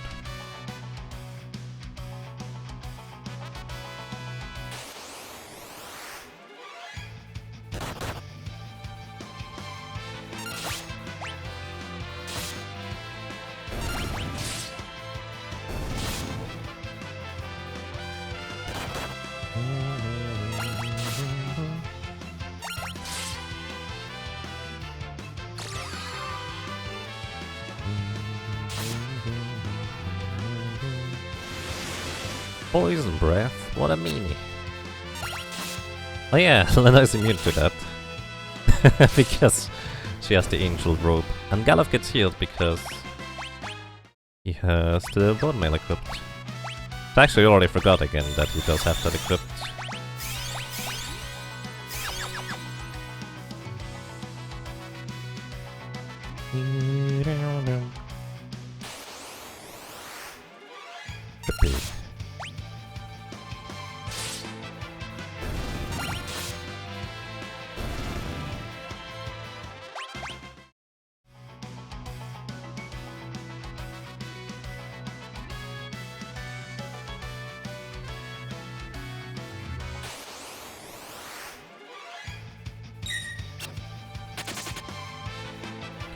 Right now I'm trying to think what the Kiss of Blessing was. So it Holy Water plus Maintenance Kiss? No, that's Samson's might. What was Kiss of Blessing? Don't tell me by the way, I'm just thinking out loud.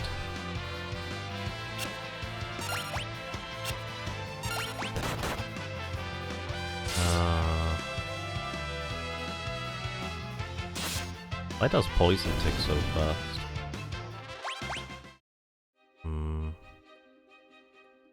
Do we save for Kill Golem? Yes.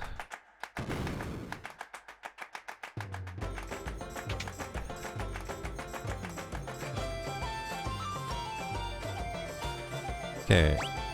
2 of these. 3 of these.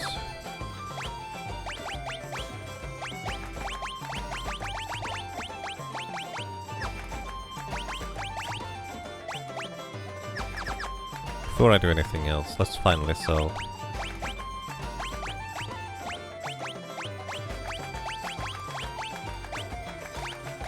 Leather shoes. Don't need the Blitz Whip anymore. Ancient Sword technically still has a use. Fleet Blade definitely has a use. Wait, hang on. Who has the... Oh, you get the Angel Robe, that's right. Yeah, you can have the Power Sash for now. Angel Robe is for later.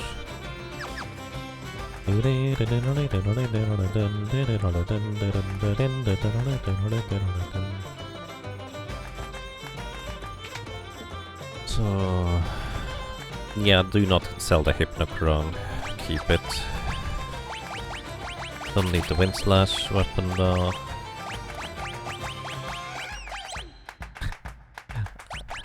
I like this flourish in this song, it's so neat. Just technically used for the Coral Sword for prototype enemies in the pyramid.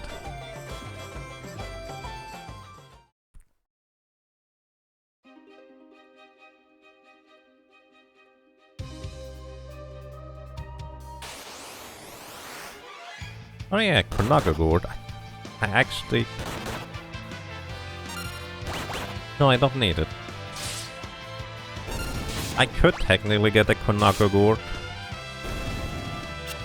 On a baseline it would be useful.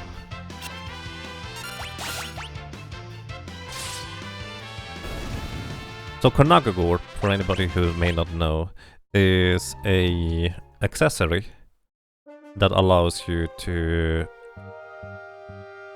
catch enemies at half HP rather than 1/8 of their HP, so it's significantly easier to catch enemies. But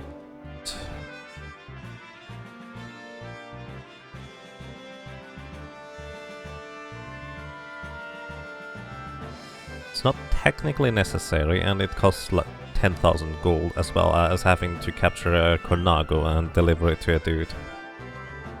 Would also take some time, I guess.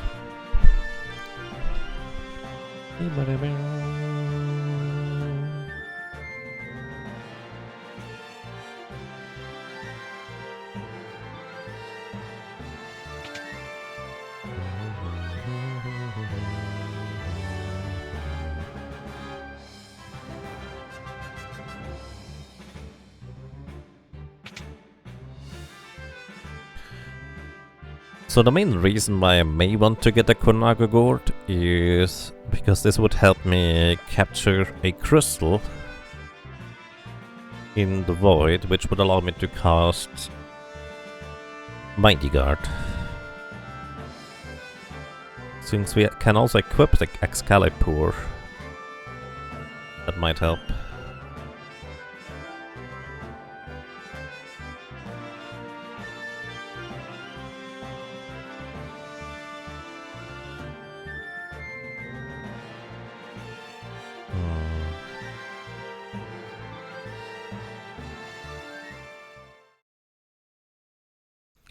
Thinking about it, I need to start thinking about money situation for buying Hermes sandals. I will probably try to aim to buy 2 of them.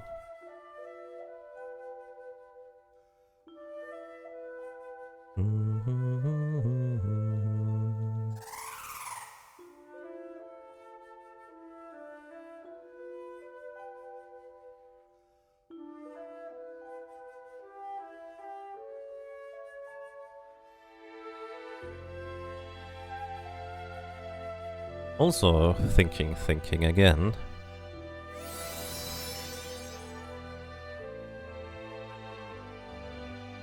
How do I deal with the crystals coming up?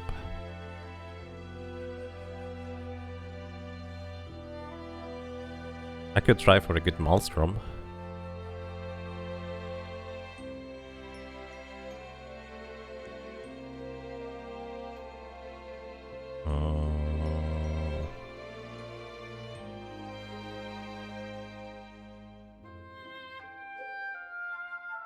Oh. Oh no. Oh, I forgot. I could have death potioned these things. I completely forgot about that part.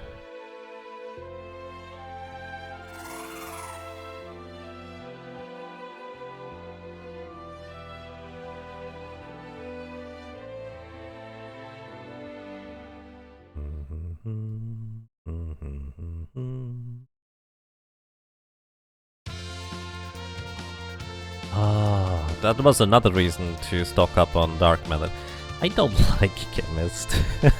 It always makes me feel really stupid, because there's so many things to consider that I probably should think ahead and do ahead of time. Because right now I don't think there's a good way to get dark matters, and 4 dark matters would have completely trivialized the crystal fight.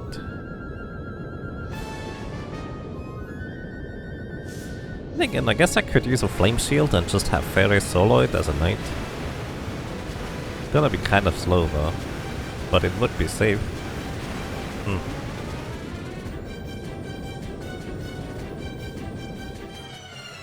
Well, quote unquote safe. No, it would be fine. Just double her HP.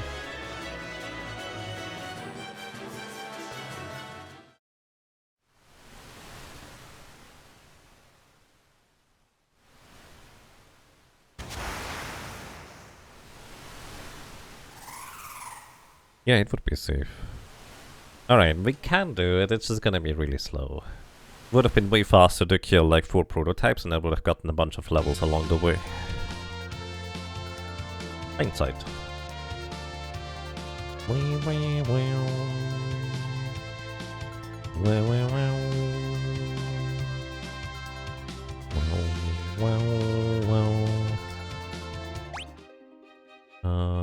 Also, before I forget about it, let's put the battle speed back to fast for now.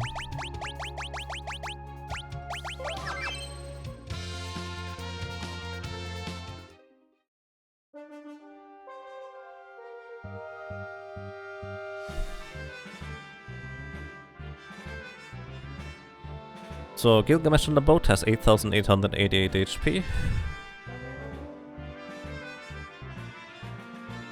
And after he drops below 6,000 HP remaining, I think he will call in Enkidu, who will heal him for 4,000 with White Wind in the very first turn. And then Enkidu, who is not flagged as heavy, will basically join the fray. And you usually want to kill Enkidu first because he otherwise will keep healing occasionally, as well as being generally a nuisance because he likes to cast a variety of rather debilitating status effects on you.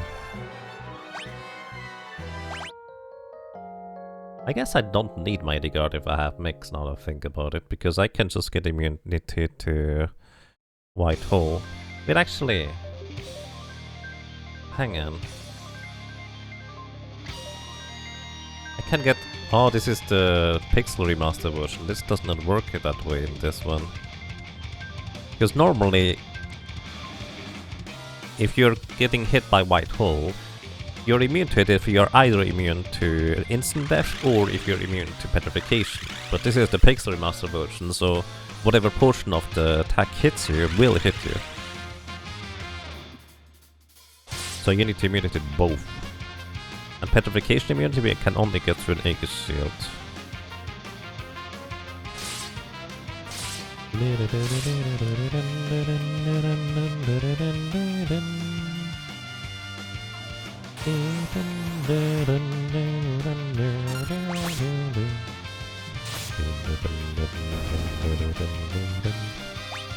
Do we just keep butts berserked? I mean, we could.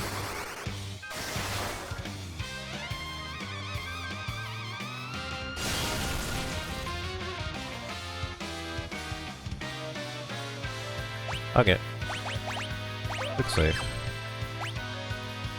That feels like a terrible idea, let's do it.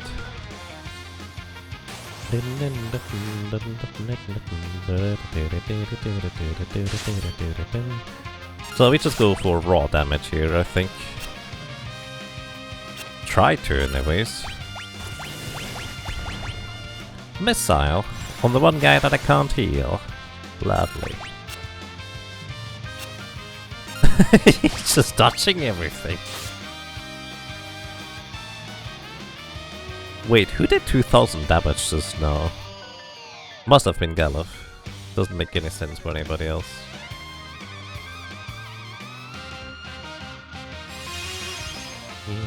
White Wind heals you for however much HP you currently have.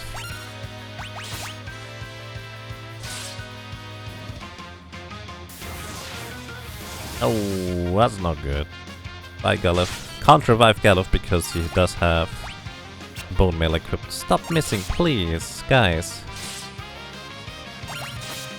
We need to get rid of Enkidu quick before he uses Vampire.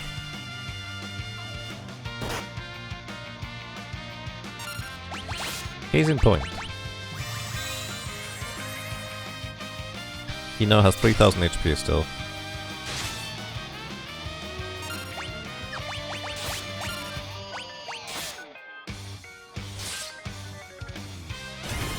Stop!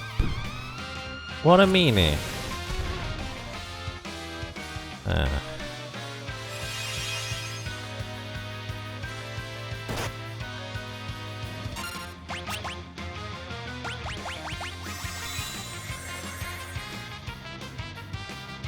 Might be actually better to just reset this one now. Kinda depends. Yep, there it is.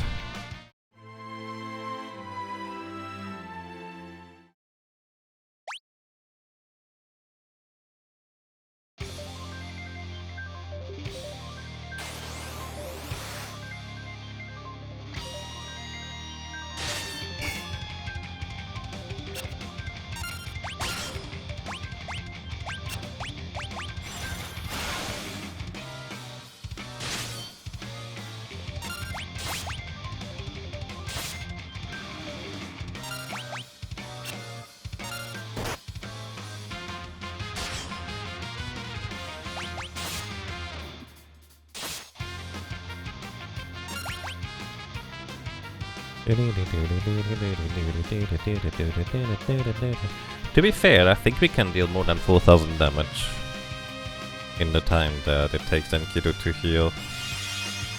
Well, not if Galuf gets killed again.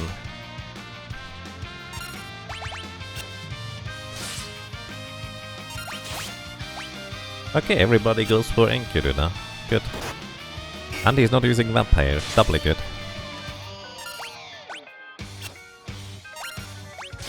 Chance to hit on these things, though, is just absolutely terrible, it feels like. That's so unusual, though. It definitely doesn't feel like I'm using usually that much.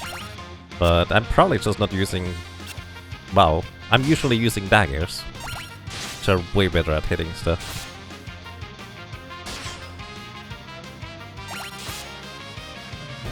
There we go, good job. Gilgamesh is still mildly dangerous, but not nearly as dangerous as the rest of the enemies. So we should be mostly fine.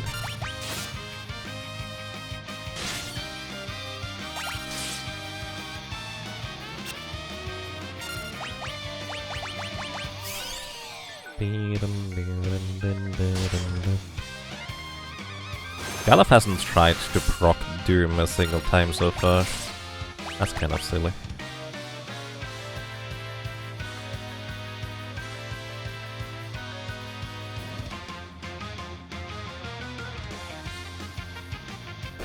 Oh yeah, it's a good point. If I could have used Drain on Galuf, Galuf would have gotten healed by a tremendous amount. And him damaged quite a bit. Alrighty, now... What's my best way to farm some reflect rings? I feel like I may want to have 2 reflect rings.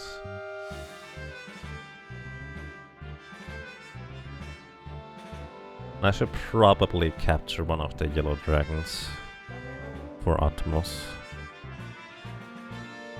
Because that's about 5,000 damage.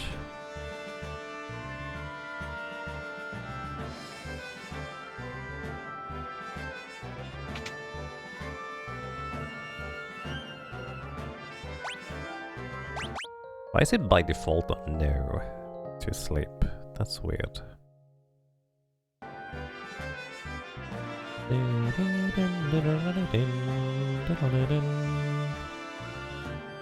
Reflect Ring has 0 downside on this team? Yeah, pretty much.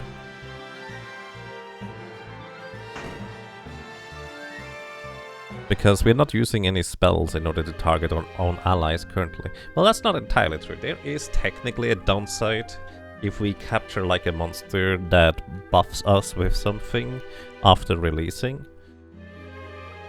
So that is technically a downside, but... well... not really.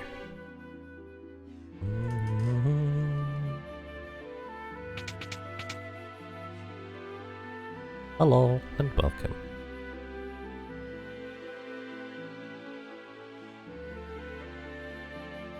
Oh yeah, that's right, we get 1 dark matter from Atmos. Good point.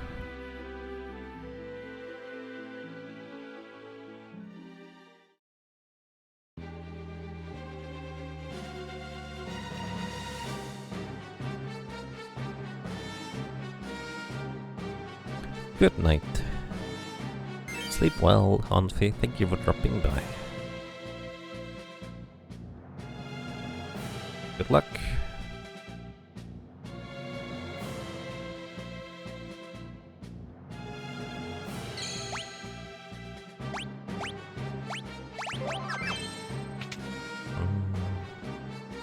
Do I want to fight the red dragon? Nah, I don't feel like it. Wow. I need to figure out how to make Panacea again. Also, I just realized if I want to fight Reflect Knights, Galuf having a Death Sickle equipped might not be the best way to go about that, because he'll reflect the thing, but at the same time these things have a lot of magic defense, physical defense. Not sure.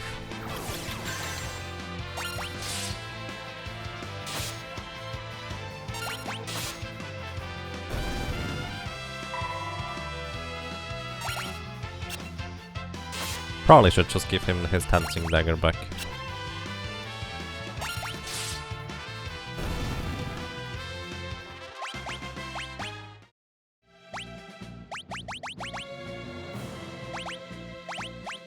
Yeah, I'm gonna give you dancing dagger back.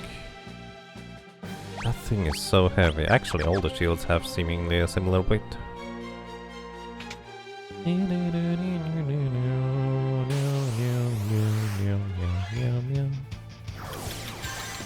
Really?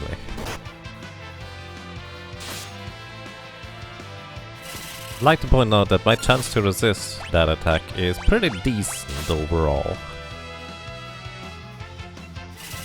Clearly not decent enough though.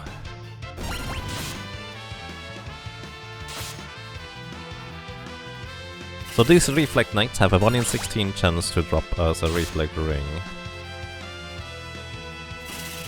And again, I have a Chemist, I don't need a Reflect Ring. I could just become, well, absorb the various elements that we're gonna be facing.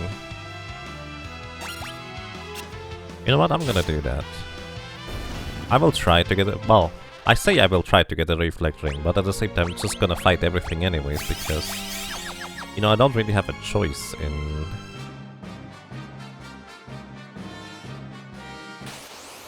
this run here. I have to fight everything.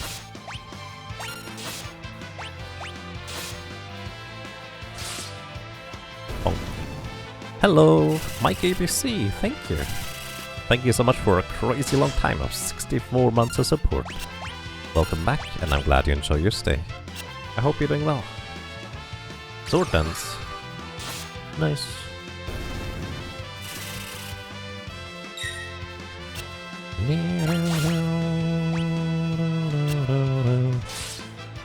If it drops, it drops. I mean, suppose.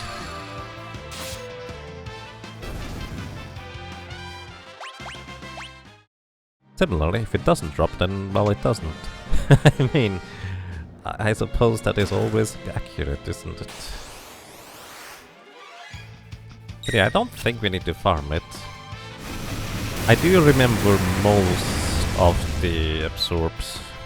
The rest that I don't remember, we can probably just figure out by trial and error. Nice block.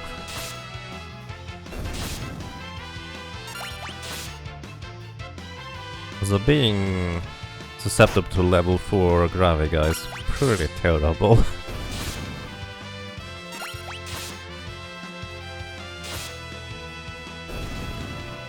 That's gonna cost me a bunch of high potions again, and I'm running low on these.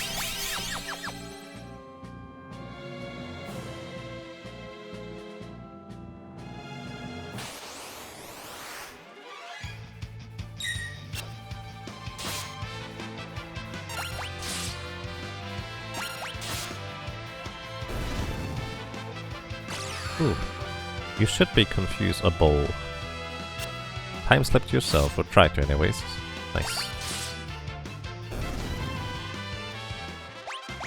Galov mastered Berserk. Neat. The only other character who I could technically Berserk is the Knight. But I don't think that's currently terribly useful.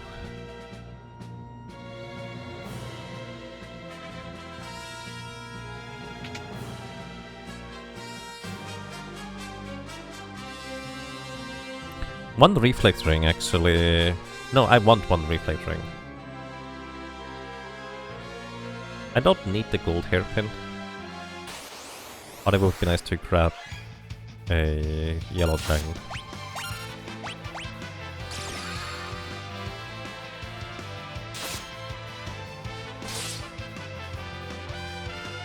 Okay, one reflex ring would actually seal the deal if I get into phase 2. For X-Death, and I can just capture a magic dragon for 25%, and the rest of the damage should be reasonably easily doable. Okay, I have a plan. Gaia gear, that's the wrong rare drop. Do I want... How bad do I want Yellow dragon. I definitely want the reflect ring. So here's the thing. XDev, if you have a knight, XDev phase 2 you can literally just completely ignore effectively by having a knight with a reflect ring defend. You literally cannot die at that point.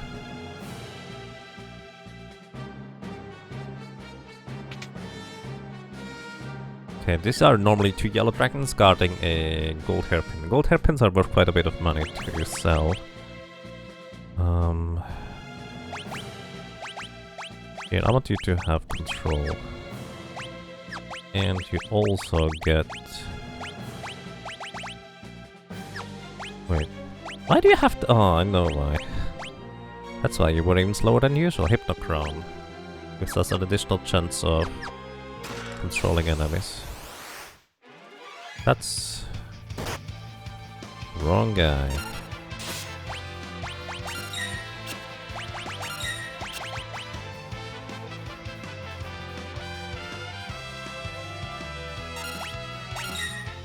Gala.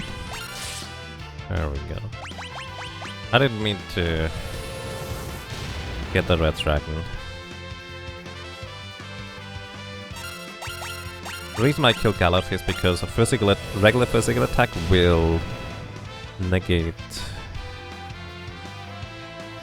the control.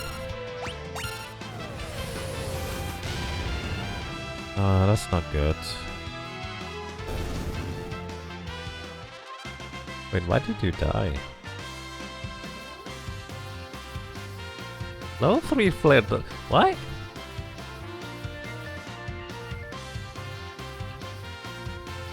He has 7,500 HP. Level 3 flare does not inflict HP leak. Why did he die? I am thoroughly confused.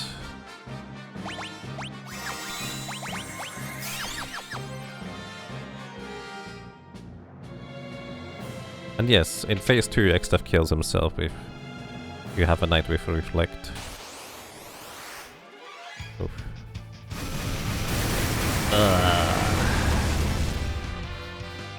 These gravitators are gonna be the death of me.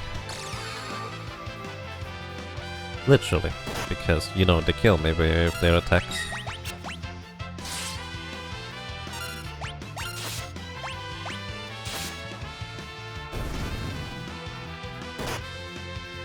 That's not good.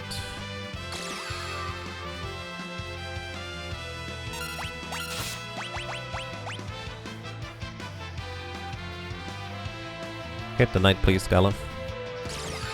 That kinda works too, because it should not run. Put him out of the thing.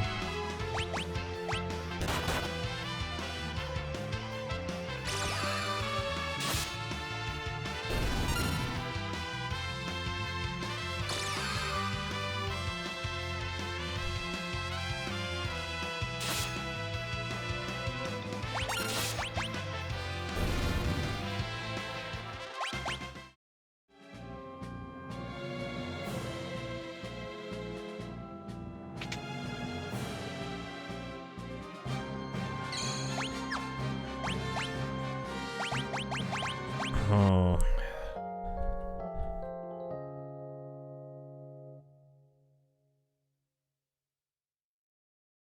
What level are we anyways? 24? 24.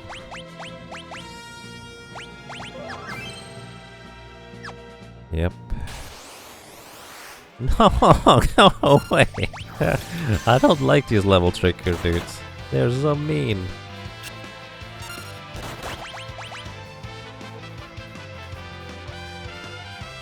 Don't hit that one, Galuf. Well, I suppose you technically did.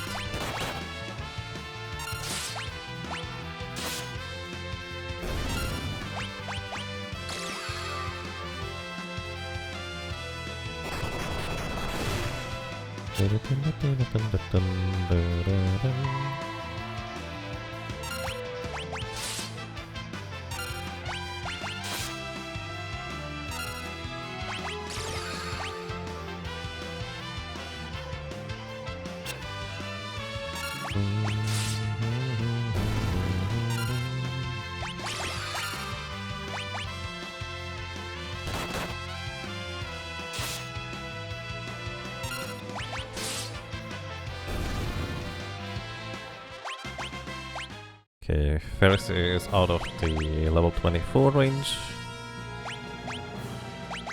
Okay, you go and get Berserk.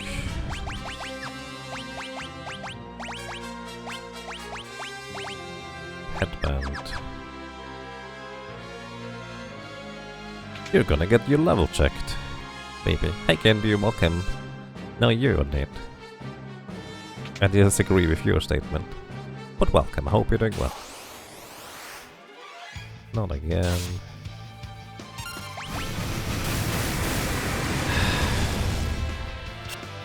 I'm not okay with that. He doesn't care though. He's just gonna keep low for gravity. Also, it seems to be that he does that specifically in this formation, but nothing else. You know, this is not the worst thing that could happen, all things considered, because now Ferris can just guard for everybody.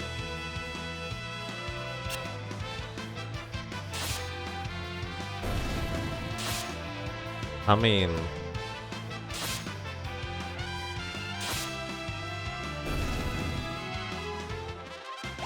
this kind of works if you think about it.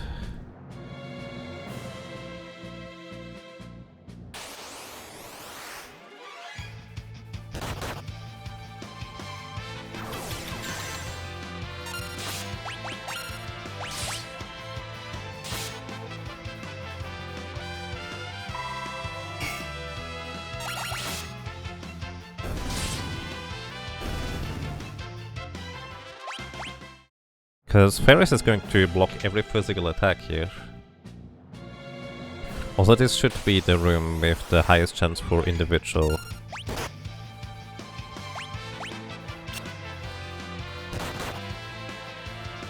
specific types of enemies to attack.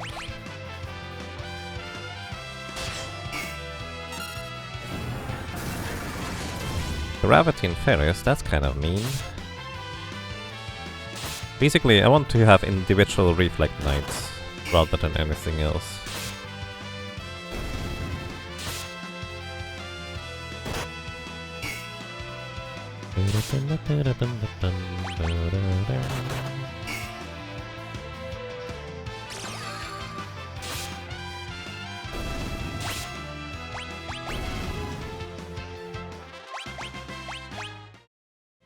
High gear and the high potion.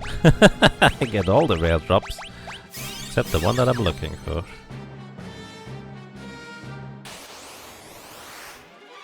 And also all the wrong encounters. I guess if you have to fight all the encounters, even the ones that you don't care about, going for the ones outside might actually make more sense in hindsight. Because here, I only ever get one Reflect Knight at maximum, but I do completely recommend the Magnetite in the double encounter.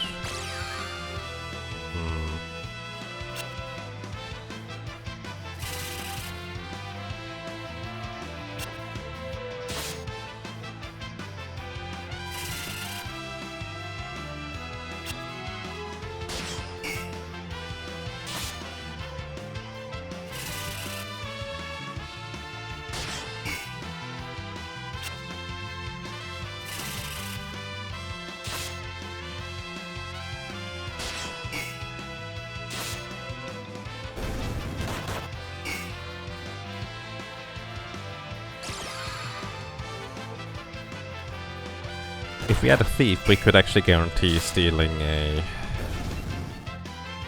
Reflect Ring from Carbuncle.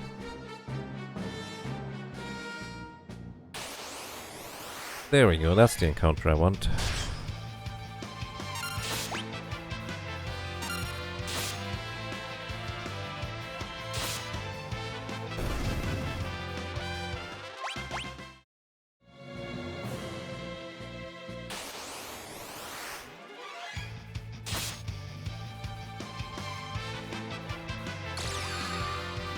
Actually, Gallop healing is not a good thing.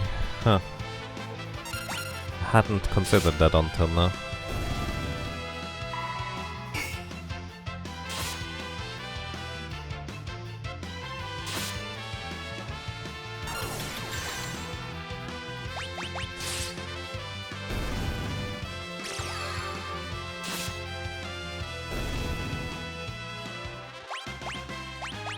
Okay, level 25, so we don't need to worry about level 4 gravity anymore. So that's a good thing.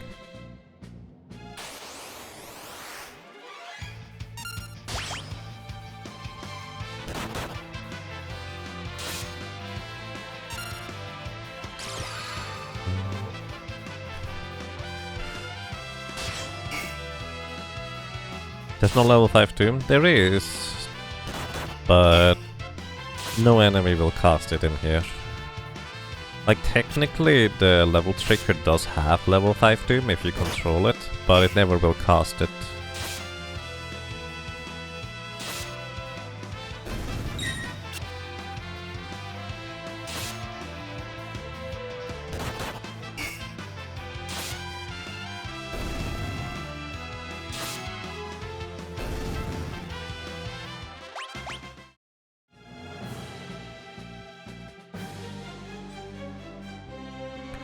Ooh, that reflavoring is taking a while.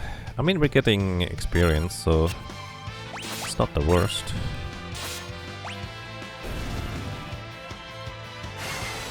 Off guard is fine, decreases defense, but it doesn't matter if I nullify physical damage anyways.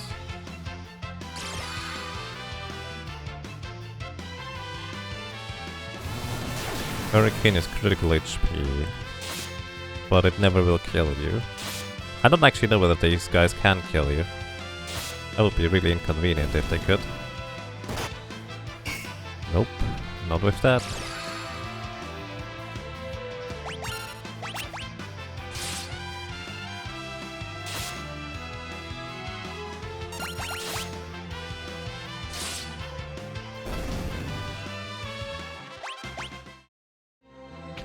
Definitely do not want to try and grind for a reflect ring here though, because the Geiger's enemies will never drop what I'm looking for.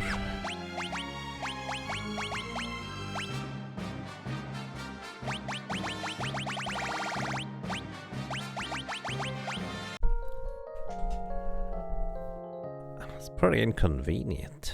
Like, we could go on without the reflect ring, but it just kind of feels like the perfect strategy that I'm passing up if I do.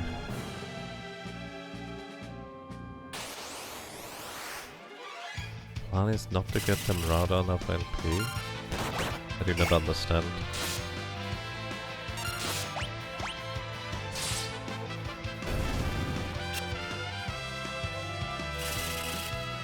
Oh, Gallo. You're talking to Gallo. Alright. I'm missing words today.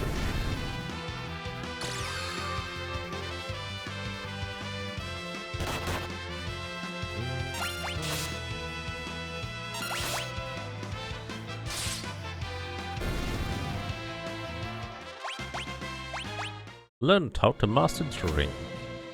Lovely.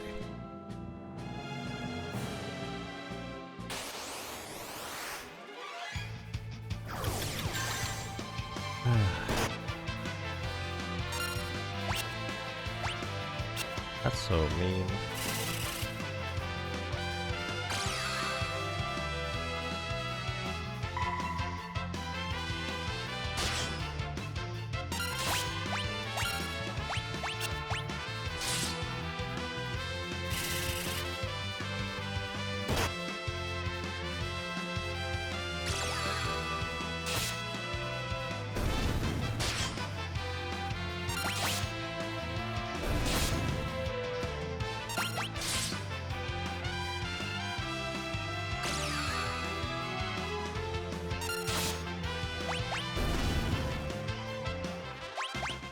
Definitely running out of resources to heal here.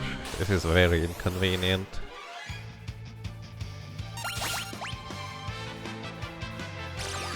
Okay, something is going on. Nice.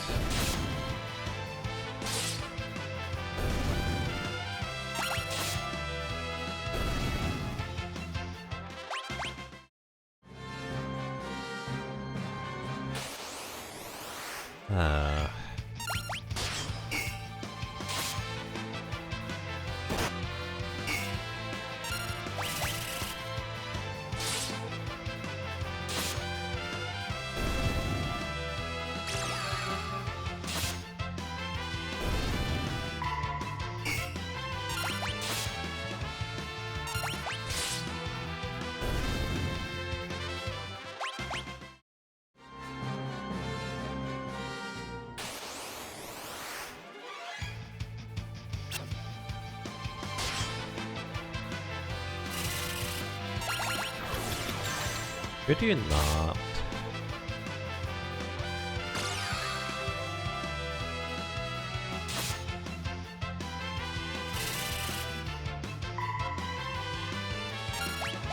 You bonk me, I'm gonna bonk you.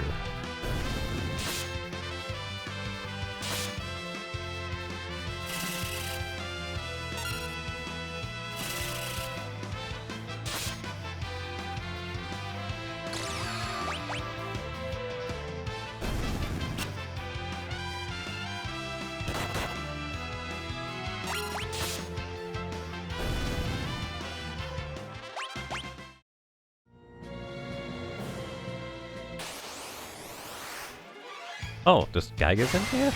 I'm definitely on the wrong floor.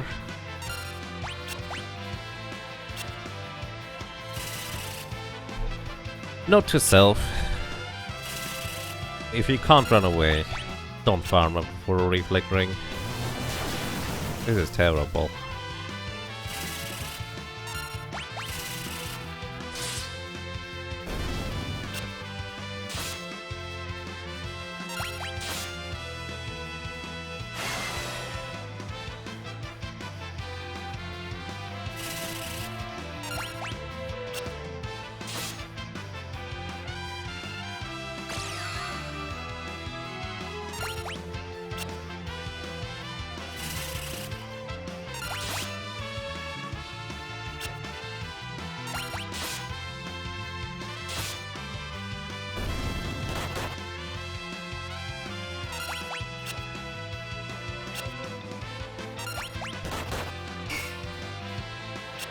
Oh my goodness. Guys, could you please hit this thing? I don't even know what the probability of... or the any dodge chance of these guys are, but... sometimes it feels like... 220. It's clearly not right, but you know, that's just how it feels like.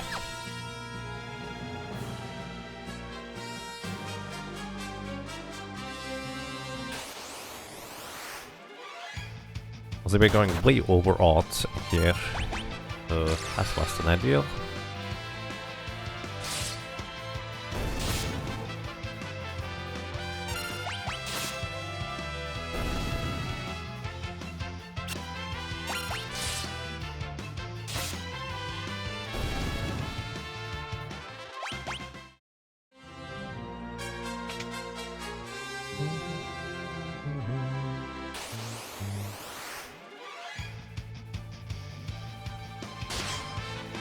Whee.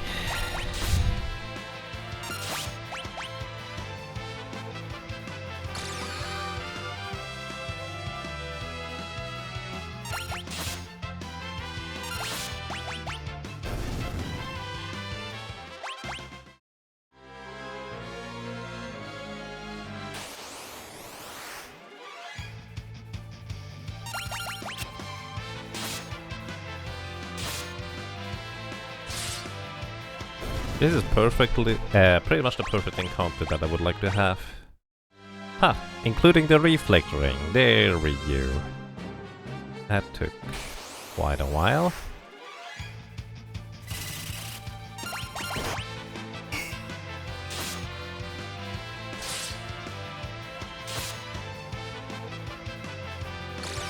Now we just need to get back up. If we get a second reflect ring along the way, that would be very nice, but really not required, but still very nice.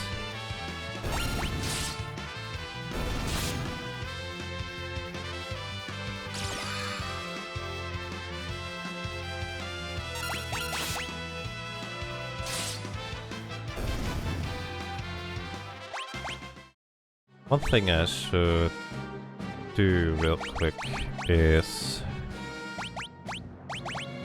yes, I'm gonna give you a mix. And the reason for this is because I need to figure out what the Kiss of Blessing mix was. Kiss of Blessing gives you haste, image, and berserk. And right now that would be very, very nice to have. For Atmos coming up. Mainly haste.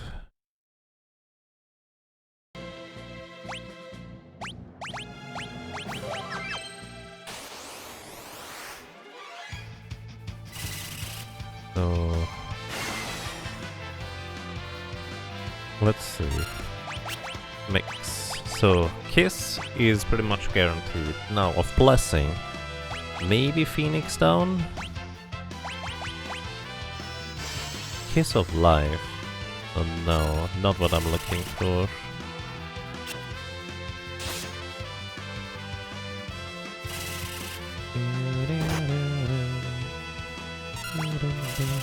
So Maiden's Kiss and Elixir maybe?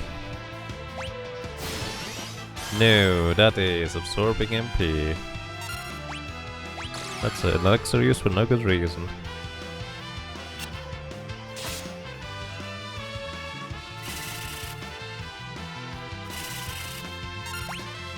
So Maiden's, I'm pretty sure Maiden's Kiss, well, actually no, it could be Maiden's Kiss and Holy Water. Ah, there it is, that's what I was looking for.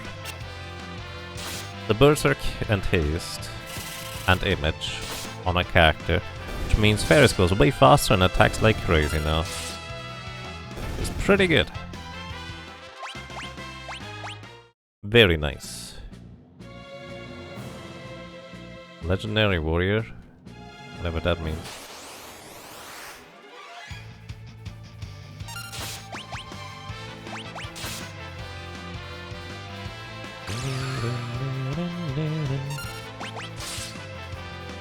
So you might think it might be a waste to attack while this guy is clearly confused, but a confused enemy cannot dodge, literally.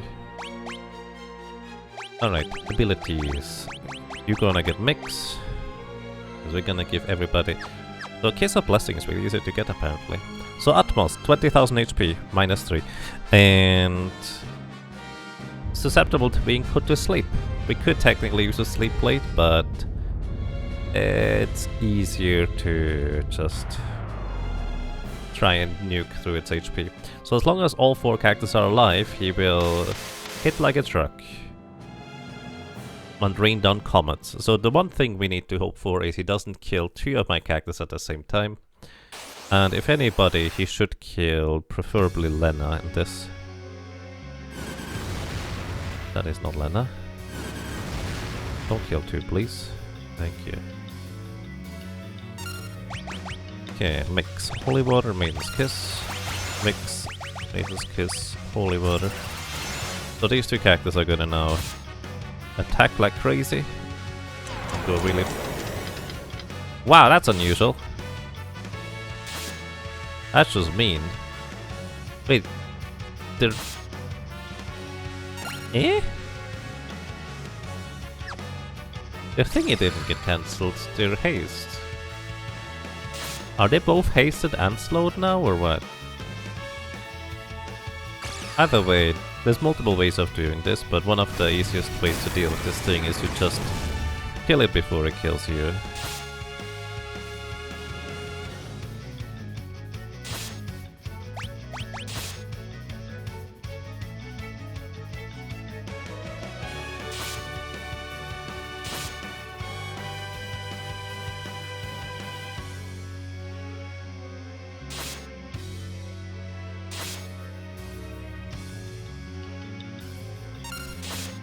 Okay, we're gonna revive Ferris here.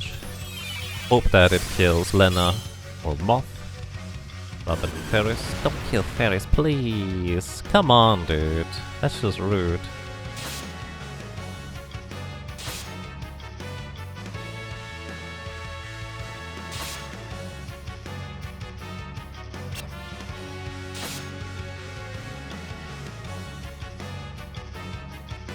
There she goes. Goodbye.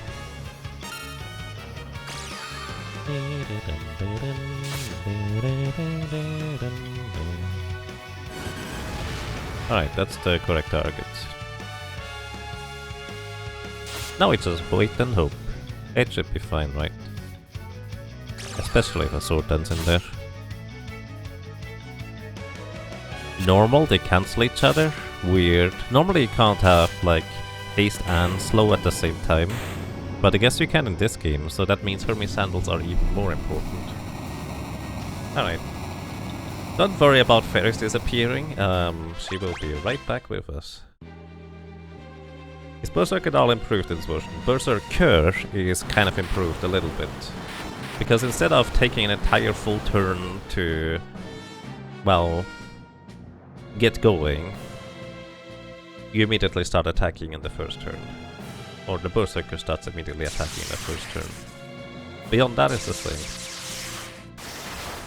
I think. Alrighty, we can kill one of the things.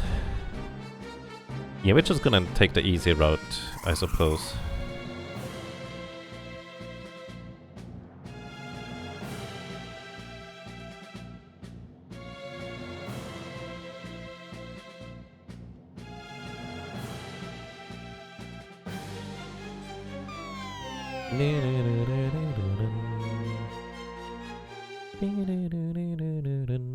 I caught up.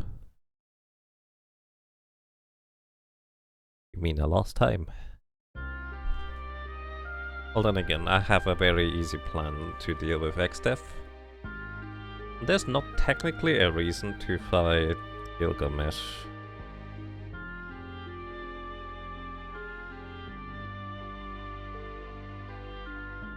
Yeah, because we have quick save, I can't just go straight through with quick save, huh?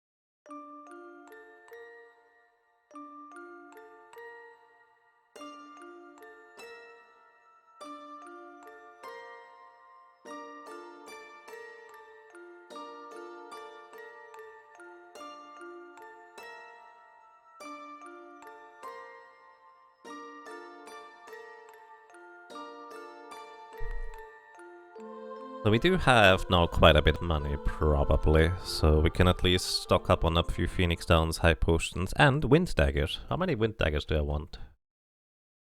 Probably 2. 2 sounds like a good number. You can't two-hand Wind Daggers. I will guess that the Great Sword is still a bit stronger. Can we go here? No. Huh. I didn't actually realize the trench was already visible.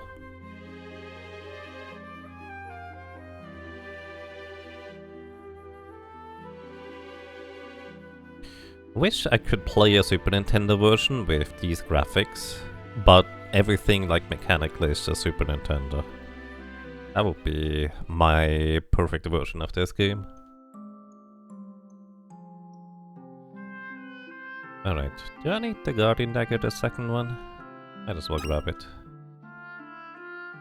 We're rich! Maybe. On the bright side, I don't have to spend a lot of money on spells. Okay, how many holy waters do we have? Not enough? That's enough for now.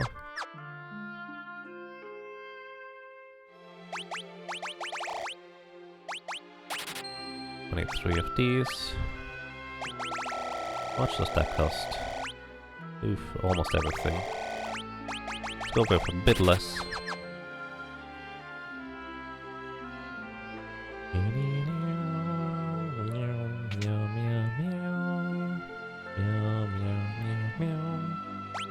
Oh, air knife.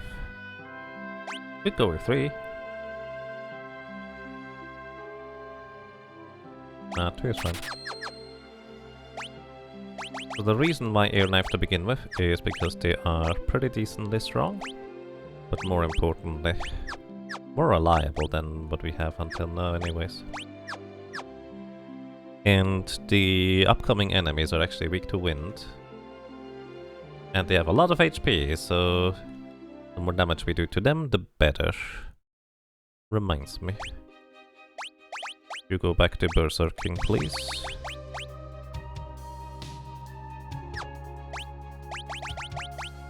Alright.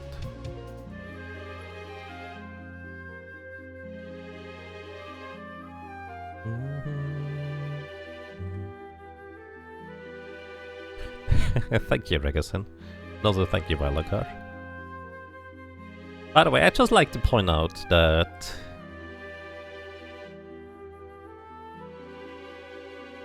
the main reason why I'm playing alongside the Final Fantasy Fiesta is because I think their rule sets, generally speaking, are really neat and also fun to play. As well as I like having an excuse for playing Final Fantasy V. So why not?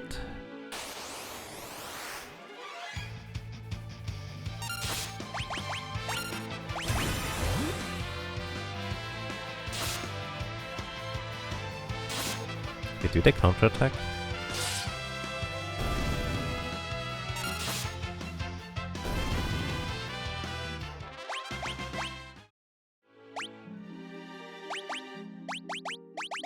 You get your... Actually, no. Whatever.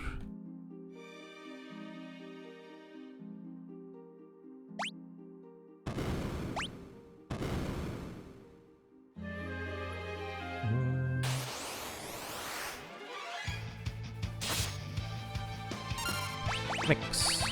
Maiden's Kiss, Holy Water. Go Paris. Then we just wait. So these guys are weak to wind and water. And normally, knocking them out before they transform is actually really difficult. You know what would be great if I get a holy or a light staff along the way, which if I break it would cast holy. And that would be really, really neat.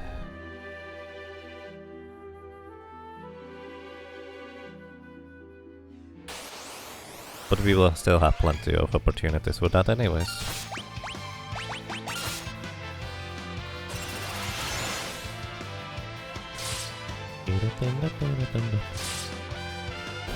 You know, a lot of people don't like playing with Berserkers, or even one Berserker is too many.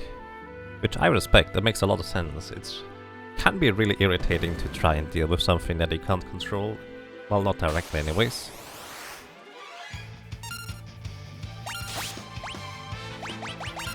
But simultaneously, in this case, 3 Berserkers is the way to go.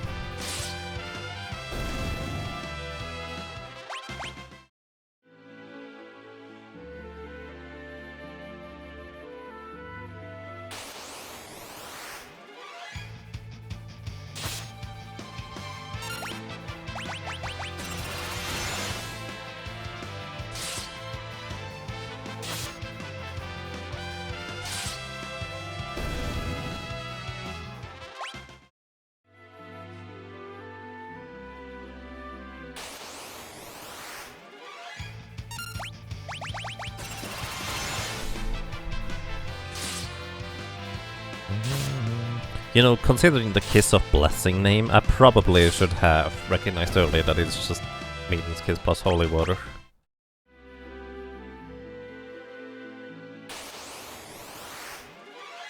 Which, interesting point to note. I could have Berserk Gilgamesh on the Brick Bridge.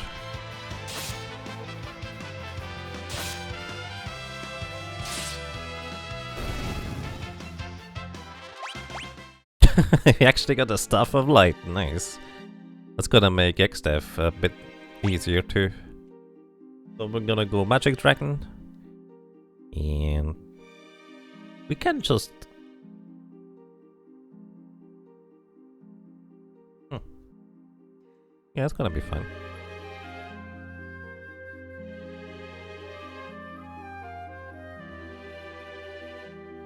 But if default 2 is the best implementation of Berserker, right? Though you feel the Berserk aspect is perhaps underutilized.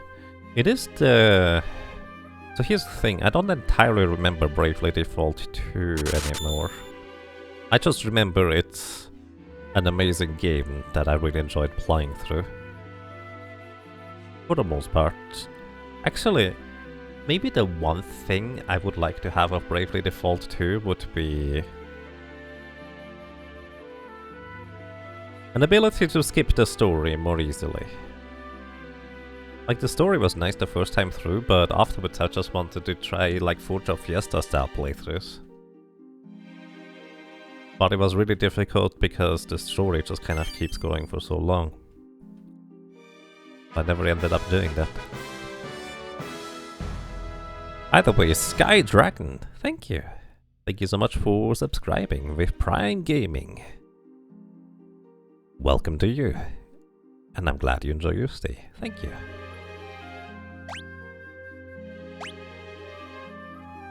So the Staff of Light, when you break it or use it as an item by a character who can equip staves, in this case we do have a chemist for that, it will cast Holy, which is effectively a really high power Ball Holy Elemental attack.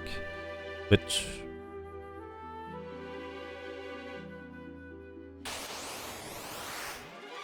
I just realized that technically I do already have a high power Holy Elemental attack.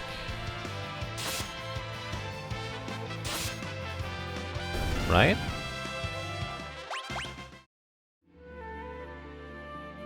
There is a chemist mix that is like Holy Breath.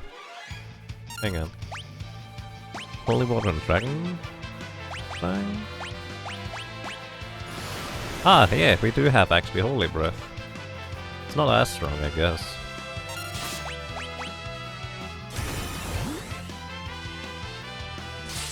But it is Holy Element and he is weak to Holy. I can even use the mix for that too. Well, I kinda don't want to necessarily use the Dragon Fangs, but at the same time I might as well use them for it. So I will get more. Grump.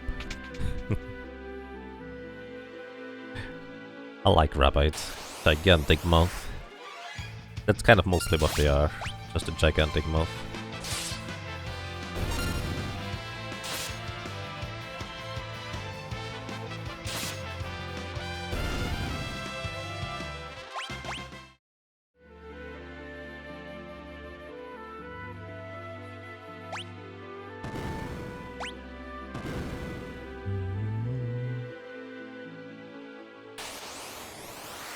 How much money do I have right now?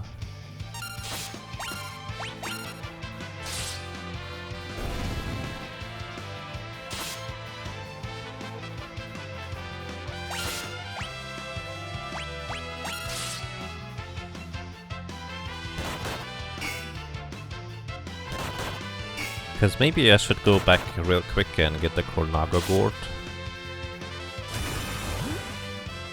to capture enemies more easily in Next Death Castle.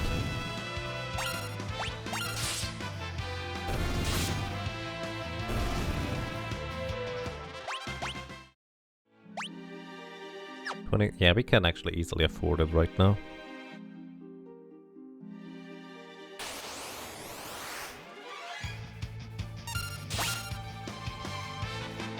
Come on, Galaf, hit the front guy. That's the wrong front guy. That's the wrong front guy.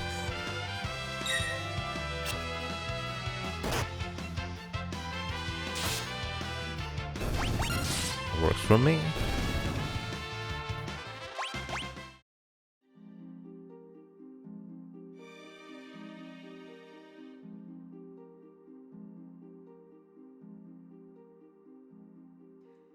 Okay, we will pretty much always Death Potion the Wind Crystal.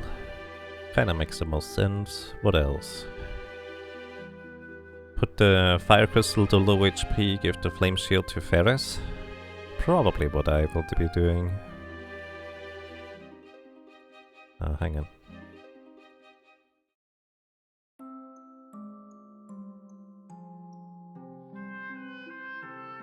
Trying to think, should I buy any armors or not really? I think we are mostly fine.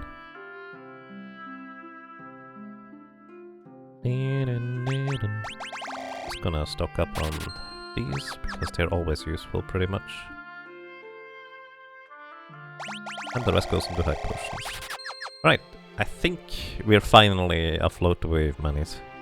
We should probably get... well, no, we do get enough money just walking through the forest. Also just thinking, normally I would want to... ooh, the shire. That's a lot of them.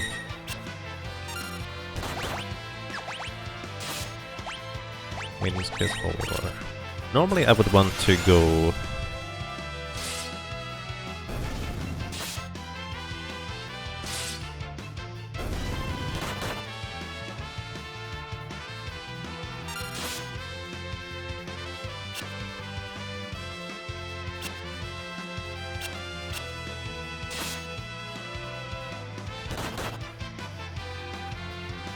go out of my way and pick up a bunch of chests, but I really don't think that's all that necessary, considering that we just inadvertently are going to get a bunch of money along the way.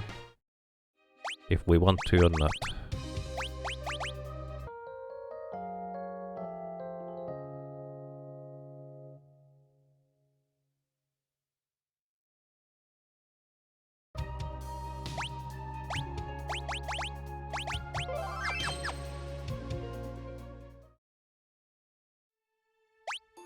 Also, at this point, we're gonna give Galuf back his death sickle.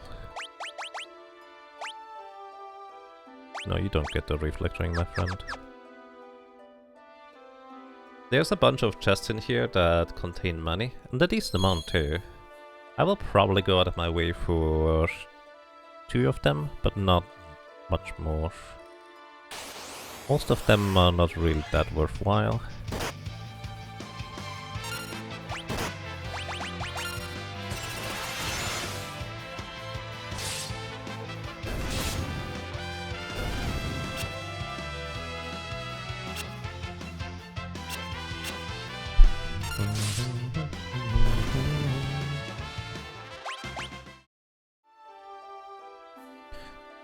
And that chest on the right there, pretty sure that's money. I actually like that animation, but it's also not really that worthwhile. Mini-mates.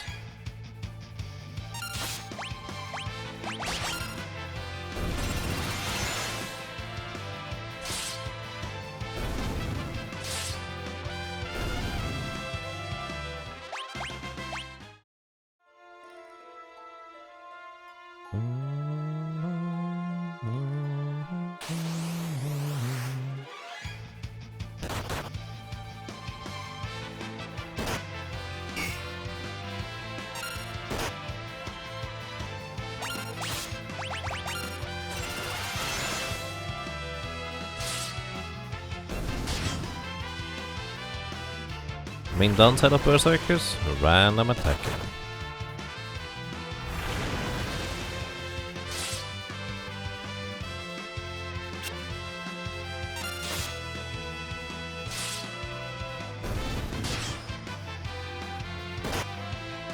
Ow.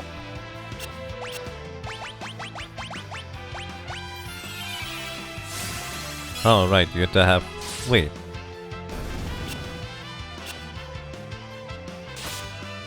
Don't have the bone... oh, I guess optimizing doesn't equip the bone mail anymore. Unless somebody else has the bone mail equipped that I'm just not realizing.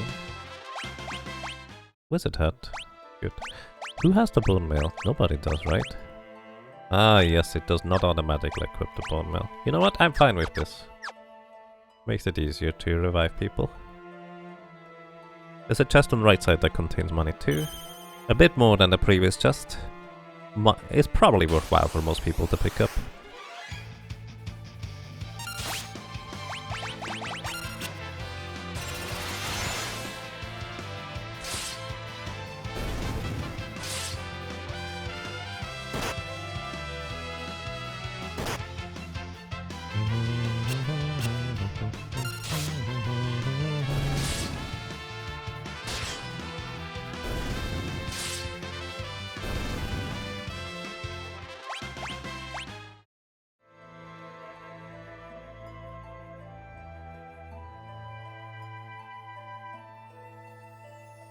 Chest on the left doesn't contain anything useful.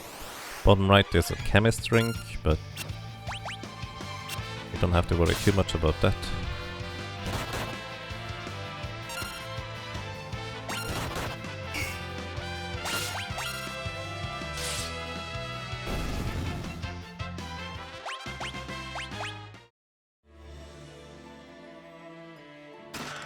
It's an elixir right here.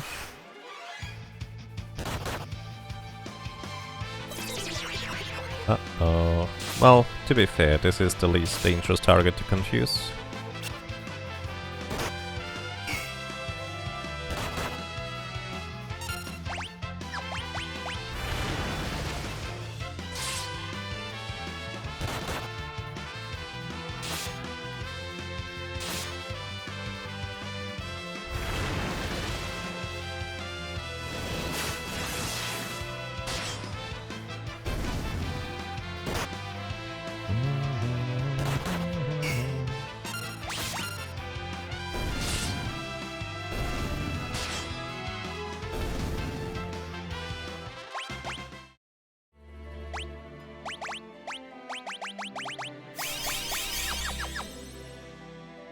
So there is actually a Morning Star up here, which is a white mage flail, or a staff weapon in fact. But I'm not really going to worry too much about it being a staff. Technically Lena can equip it, but it's not the strongest weapon. It does have the properties like an axe to ignore defense, and its accuracy for being basically an axe is not terrible, it's like 90%. It's a decent weapon, but compared to just waiting until our berserkers do the trick, I don't think it's really worthwhile. Mainly picking it up for selling. So this chest up there contains the Aegis shield right now, and if I wait until after the forest burns down, it's gonna be a flame shield. And I think the flame shield is gonna be more useful, because it's more immediately useful to be specific.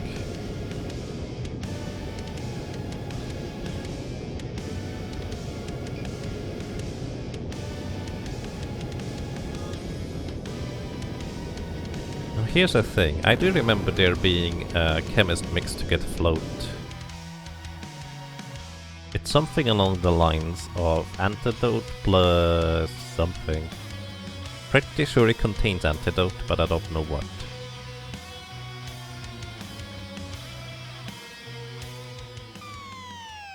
I don't know what else. I usually go for the Aegis shield. It really depends on the situation. Hoppa.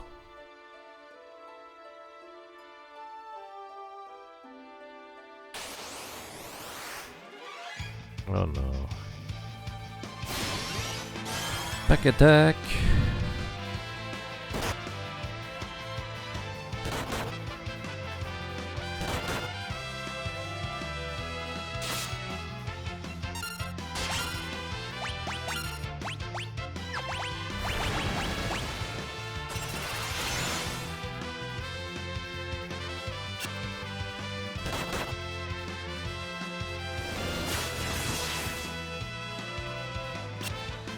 Well, that doesn't help.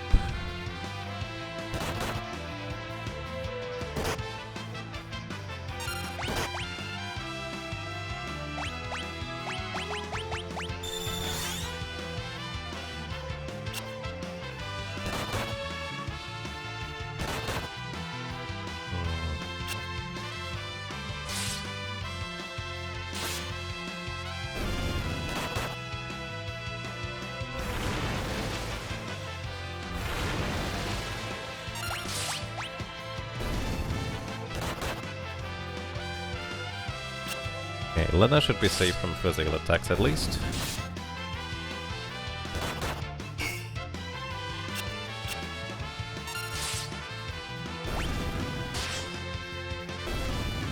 That was a lot of damage overall. Wizard's Hut. Neat. Mainly neat because it's more money for us. Oh, I didn't. Flame Shield. Absorbs fire and as healing and has 40% chance to block, which That's a lot of chance to block.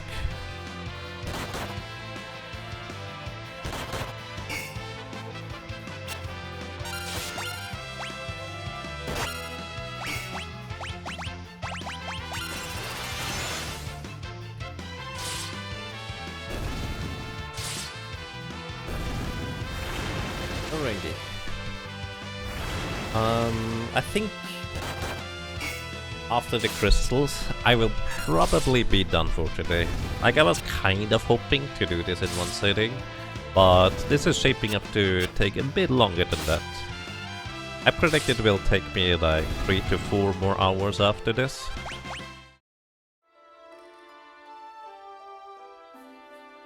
And the main catch right now is I'm just really getting hungry.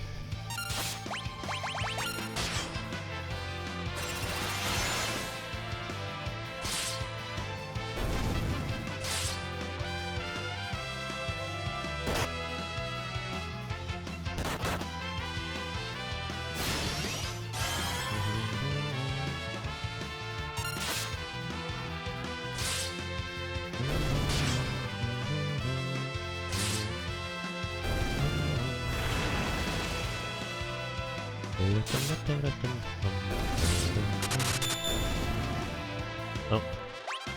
Ishura, thank you. Thank you so much for 44 months of support with Prime Gaming. Welcome back to you, and I'm glad you enjoy your stay. Hope you're doing well.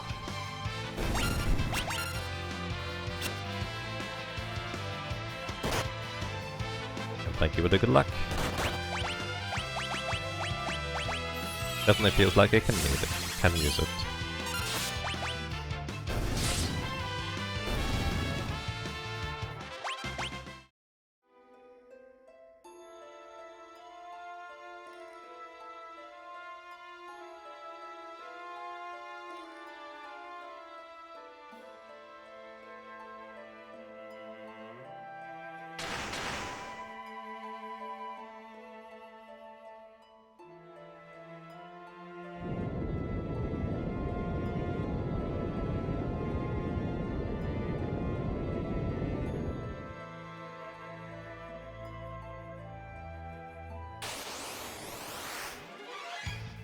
Back attack. On the bright side, these enemies have relatively low HP, so as long as I hit them, they will mostly get knocked out pretty quick. Even Lena manages to knock one out with an attack. Really confused as to why... Oh yeah, he has the glasses as an accessory, because I still haven't found anything better. That's why... Alrighty, so... Eris, you need... Flame Shield. You're gonna get a Flame Tongue weapon. You get a Greatsword first. Do we not have any more headbands? Oh, you can't equip headbands. You see how it is.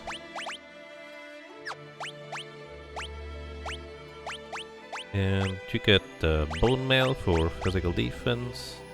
No Reflect Ring for you yet. Greatsword for now is fine.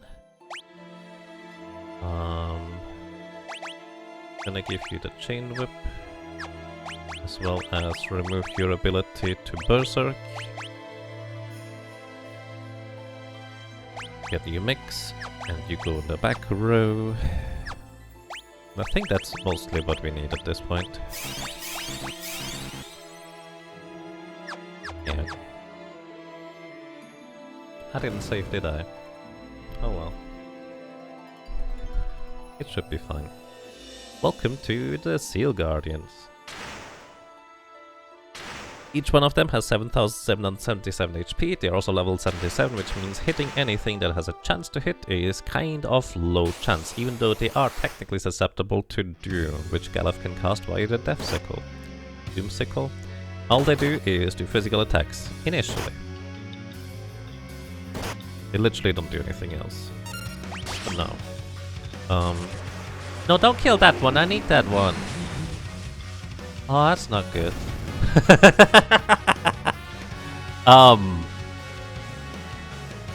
Galef, that was my entire strategy.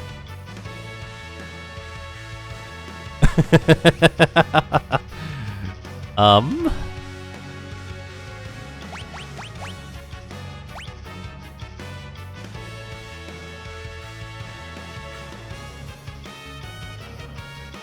Huh.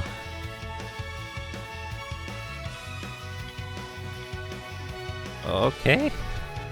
Sure.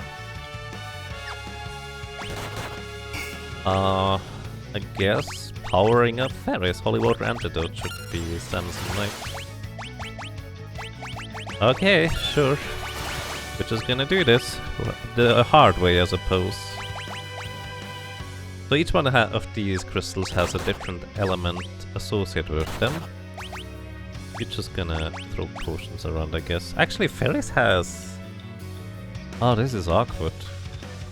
Ferris has the bone meal equipped.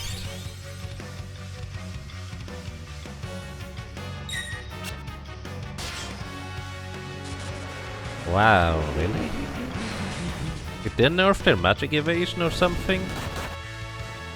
Because you don't normally hit these that quick.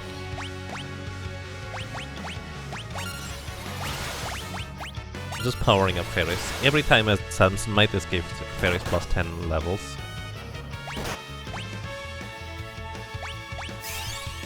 Which means she will deal massively much more damage. I'm kind of waiting for Galuf to lower the HP of one of these things a little bit. That is plus 60 levels. Just for HP damage purposes.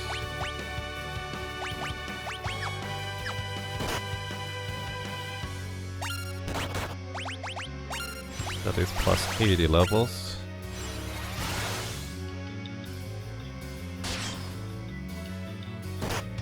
Okay, one more attack on this crystal and Ferris is going to start attacking too. Heal yourself, buddy.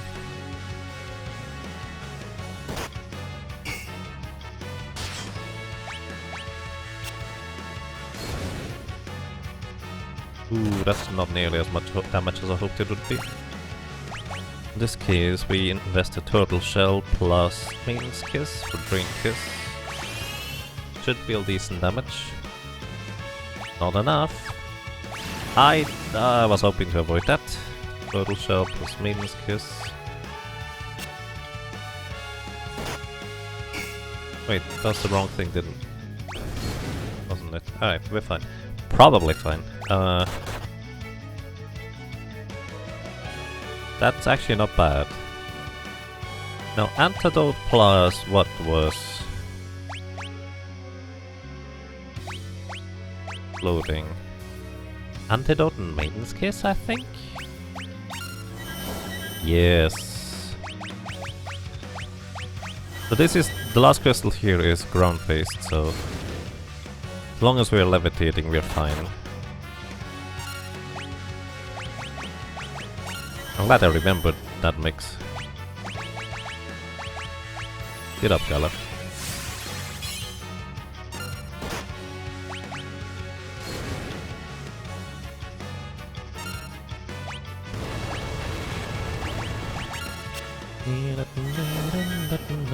And we win, basically.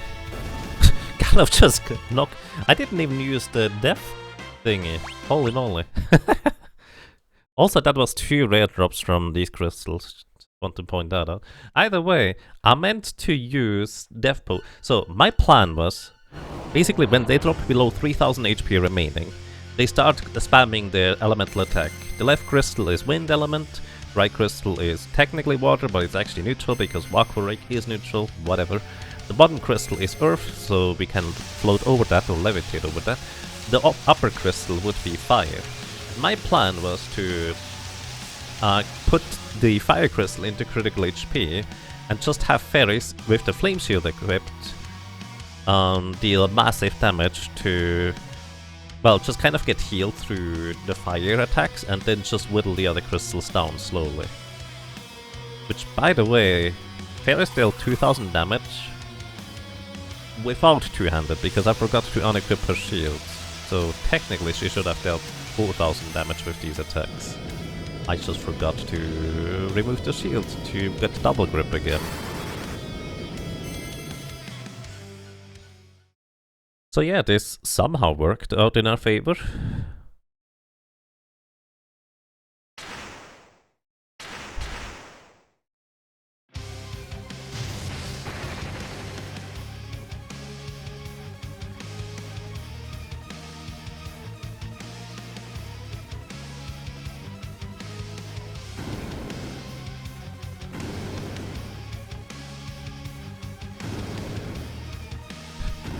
But let me put it this way, these crystals are level 77. We are, what, 27? So they are about 50 levels above us. Doom has about a 80% chance to hit baseline. So basically, in order to calculate the baseline chance to hit on a spell, is you take the baseline, well, the base chance to hit, which Doom I think is 80%, and then you calculate the level difference. If you're higher level than the enemy, you get an increased chance to hit these spells. If you're low level, you get decreased. It's kind of straightforward. So basically, the level difference was about 50 levels, so that means minus 50%. So that would be remaining about a 30% chance to hit the crystals with Doom. But that is before they have magic evasion. And the crystals do indeed have magic evasion. I don't remember how much exactly, but it was like 30%, 40%, either way. The remaining chance to hit would be like 15% probably. 15 to 20. Which doesn't sound too terrible. Except that you also need to, 1, hit the crystal to begin with your physical attack, which is already like a 10% chance to miss. And on top of that, we only have a 1 in 3 chance to proc Doom to begin with. So there's that. Is X-Step vulnerable to Doom here? Clear? Well, probably not.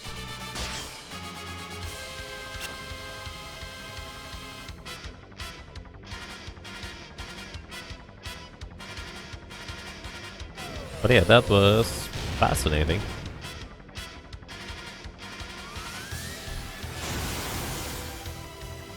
And I didn't even use a death potion here.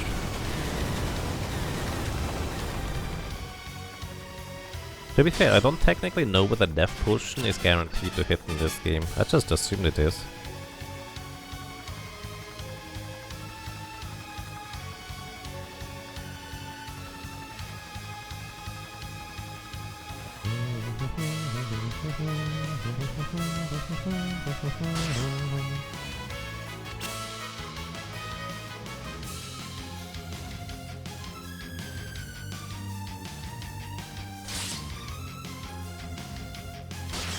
Also, this is a scripted encounter. You need to deal, what, like 7,500 damage? And then each individual attack after that will advance the dialogue further. Until the concept is over.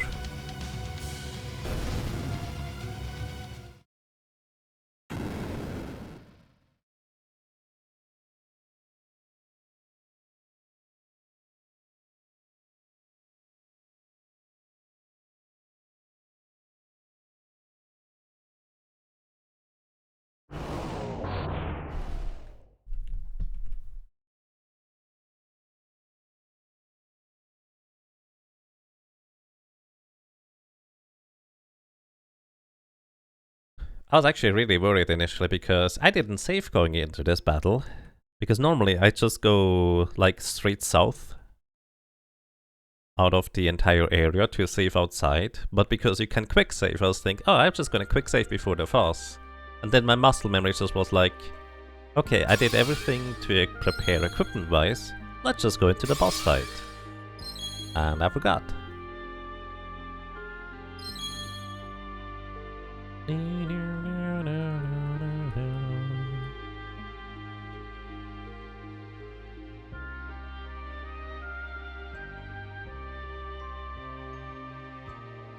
Hey, Northrex. And until next time. There is an autosave, I don't know how it works. Might actually save you as soon as you enter the area, so it would have been fine anyways, I guess.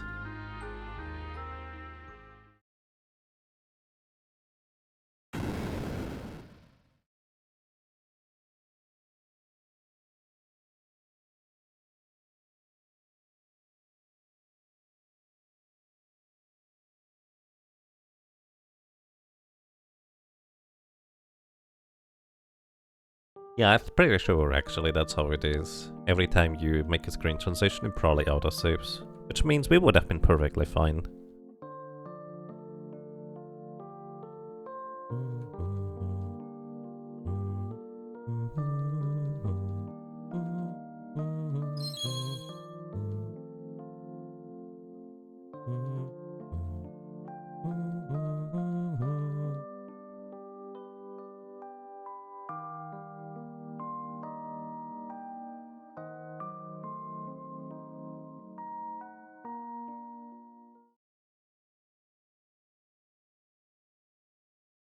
Oh boy. Does anybody have some diamond dust?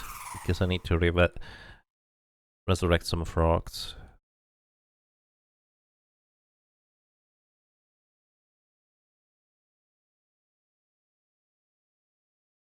Actually, one last thing I'm gonna do before I'm gonna be done for today, I will be going and grabbing the Cornaga gourd because I'm gonna forget otherwise the next day.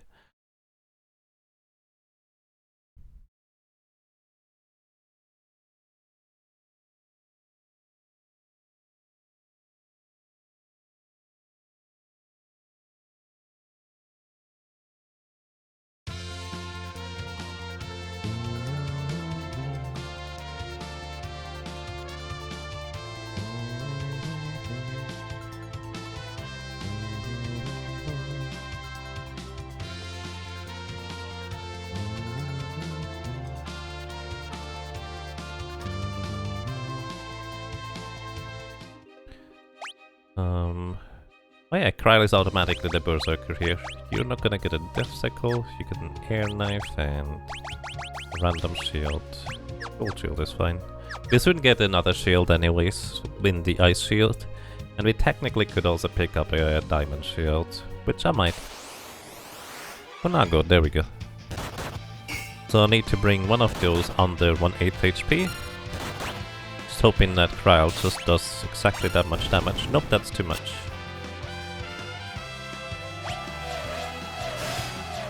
Rip it. Ah, that guy is running away afterwards. Alright.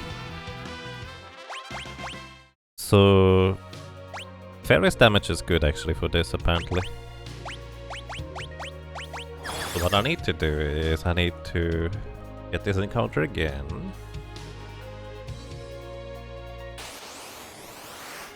Here we go.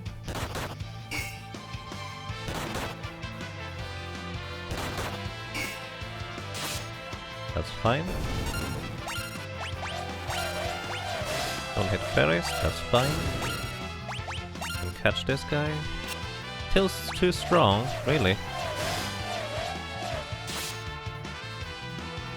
No, don't hit the same guy. Ryle, why?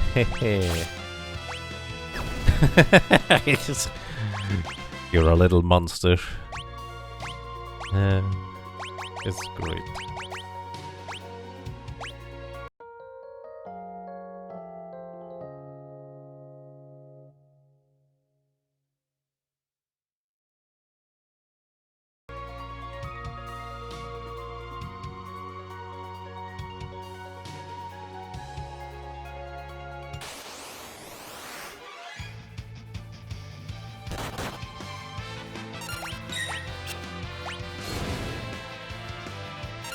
Not enough, is it?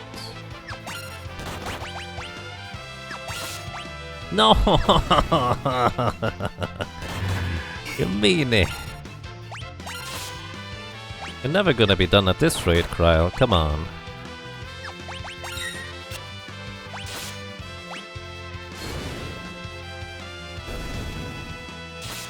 Oh, you're still one-handing the weapon, that's why.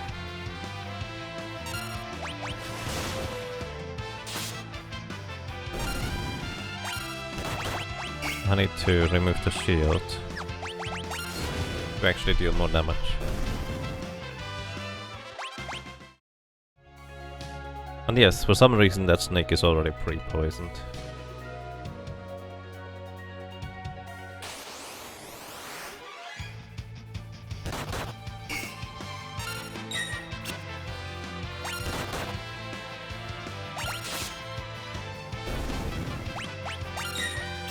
No! No! Stop defending! Right, please.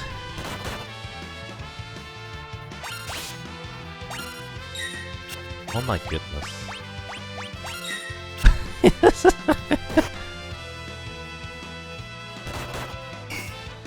You have a gold shield, that's 25% chance to block. No, it's 30%. Trial, no!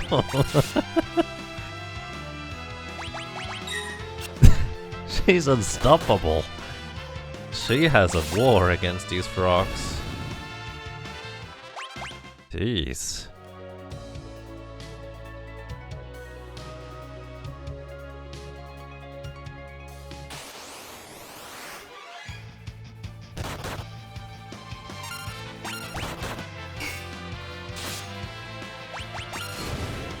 There we go. Holy cow. Alright.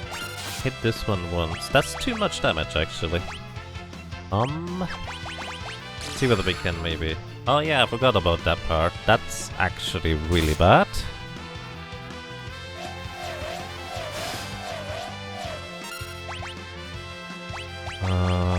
Yeah. Holy water.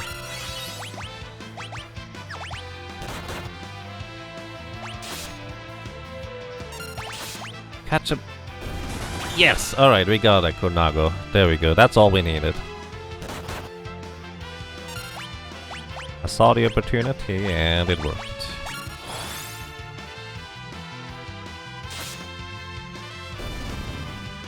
Oh boy.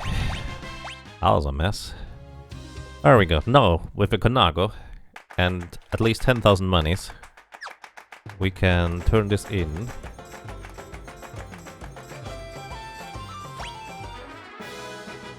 To trade for the Konago Gourd, which is an accessory that allows us to catch enemies with half HP remaining instead of 1/8, which is way easier to catch enemies with. Way easier. Alright. Anything else I need to do? Maiden's Kiss. Build that back up. And that's good enough. Alrighty, everybody. We're gonna be continuing this adventure next time. If I feel up to it, maybe later today. But chances are decently high that it will be tomorrow. So everybody, thank you so much for watching. Thank you so much for listening. Thank you so much for lurking. Thank you so much for being around and being awesome the way you are. And well, hopefully until next time. Take care and have a good night.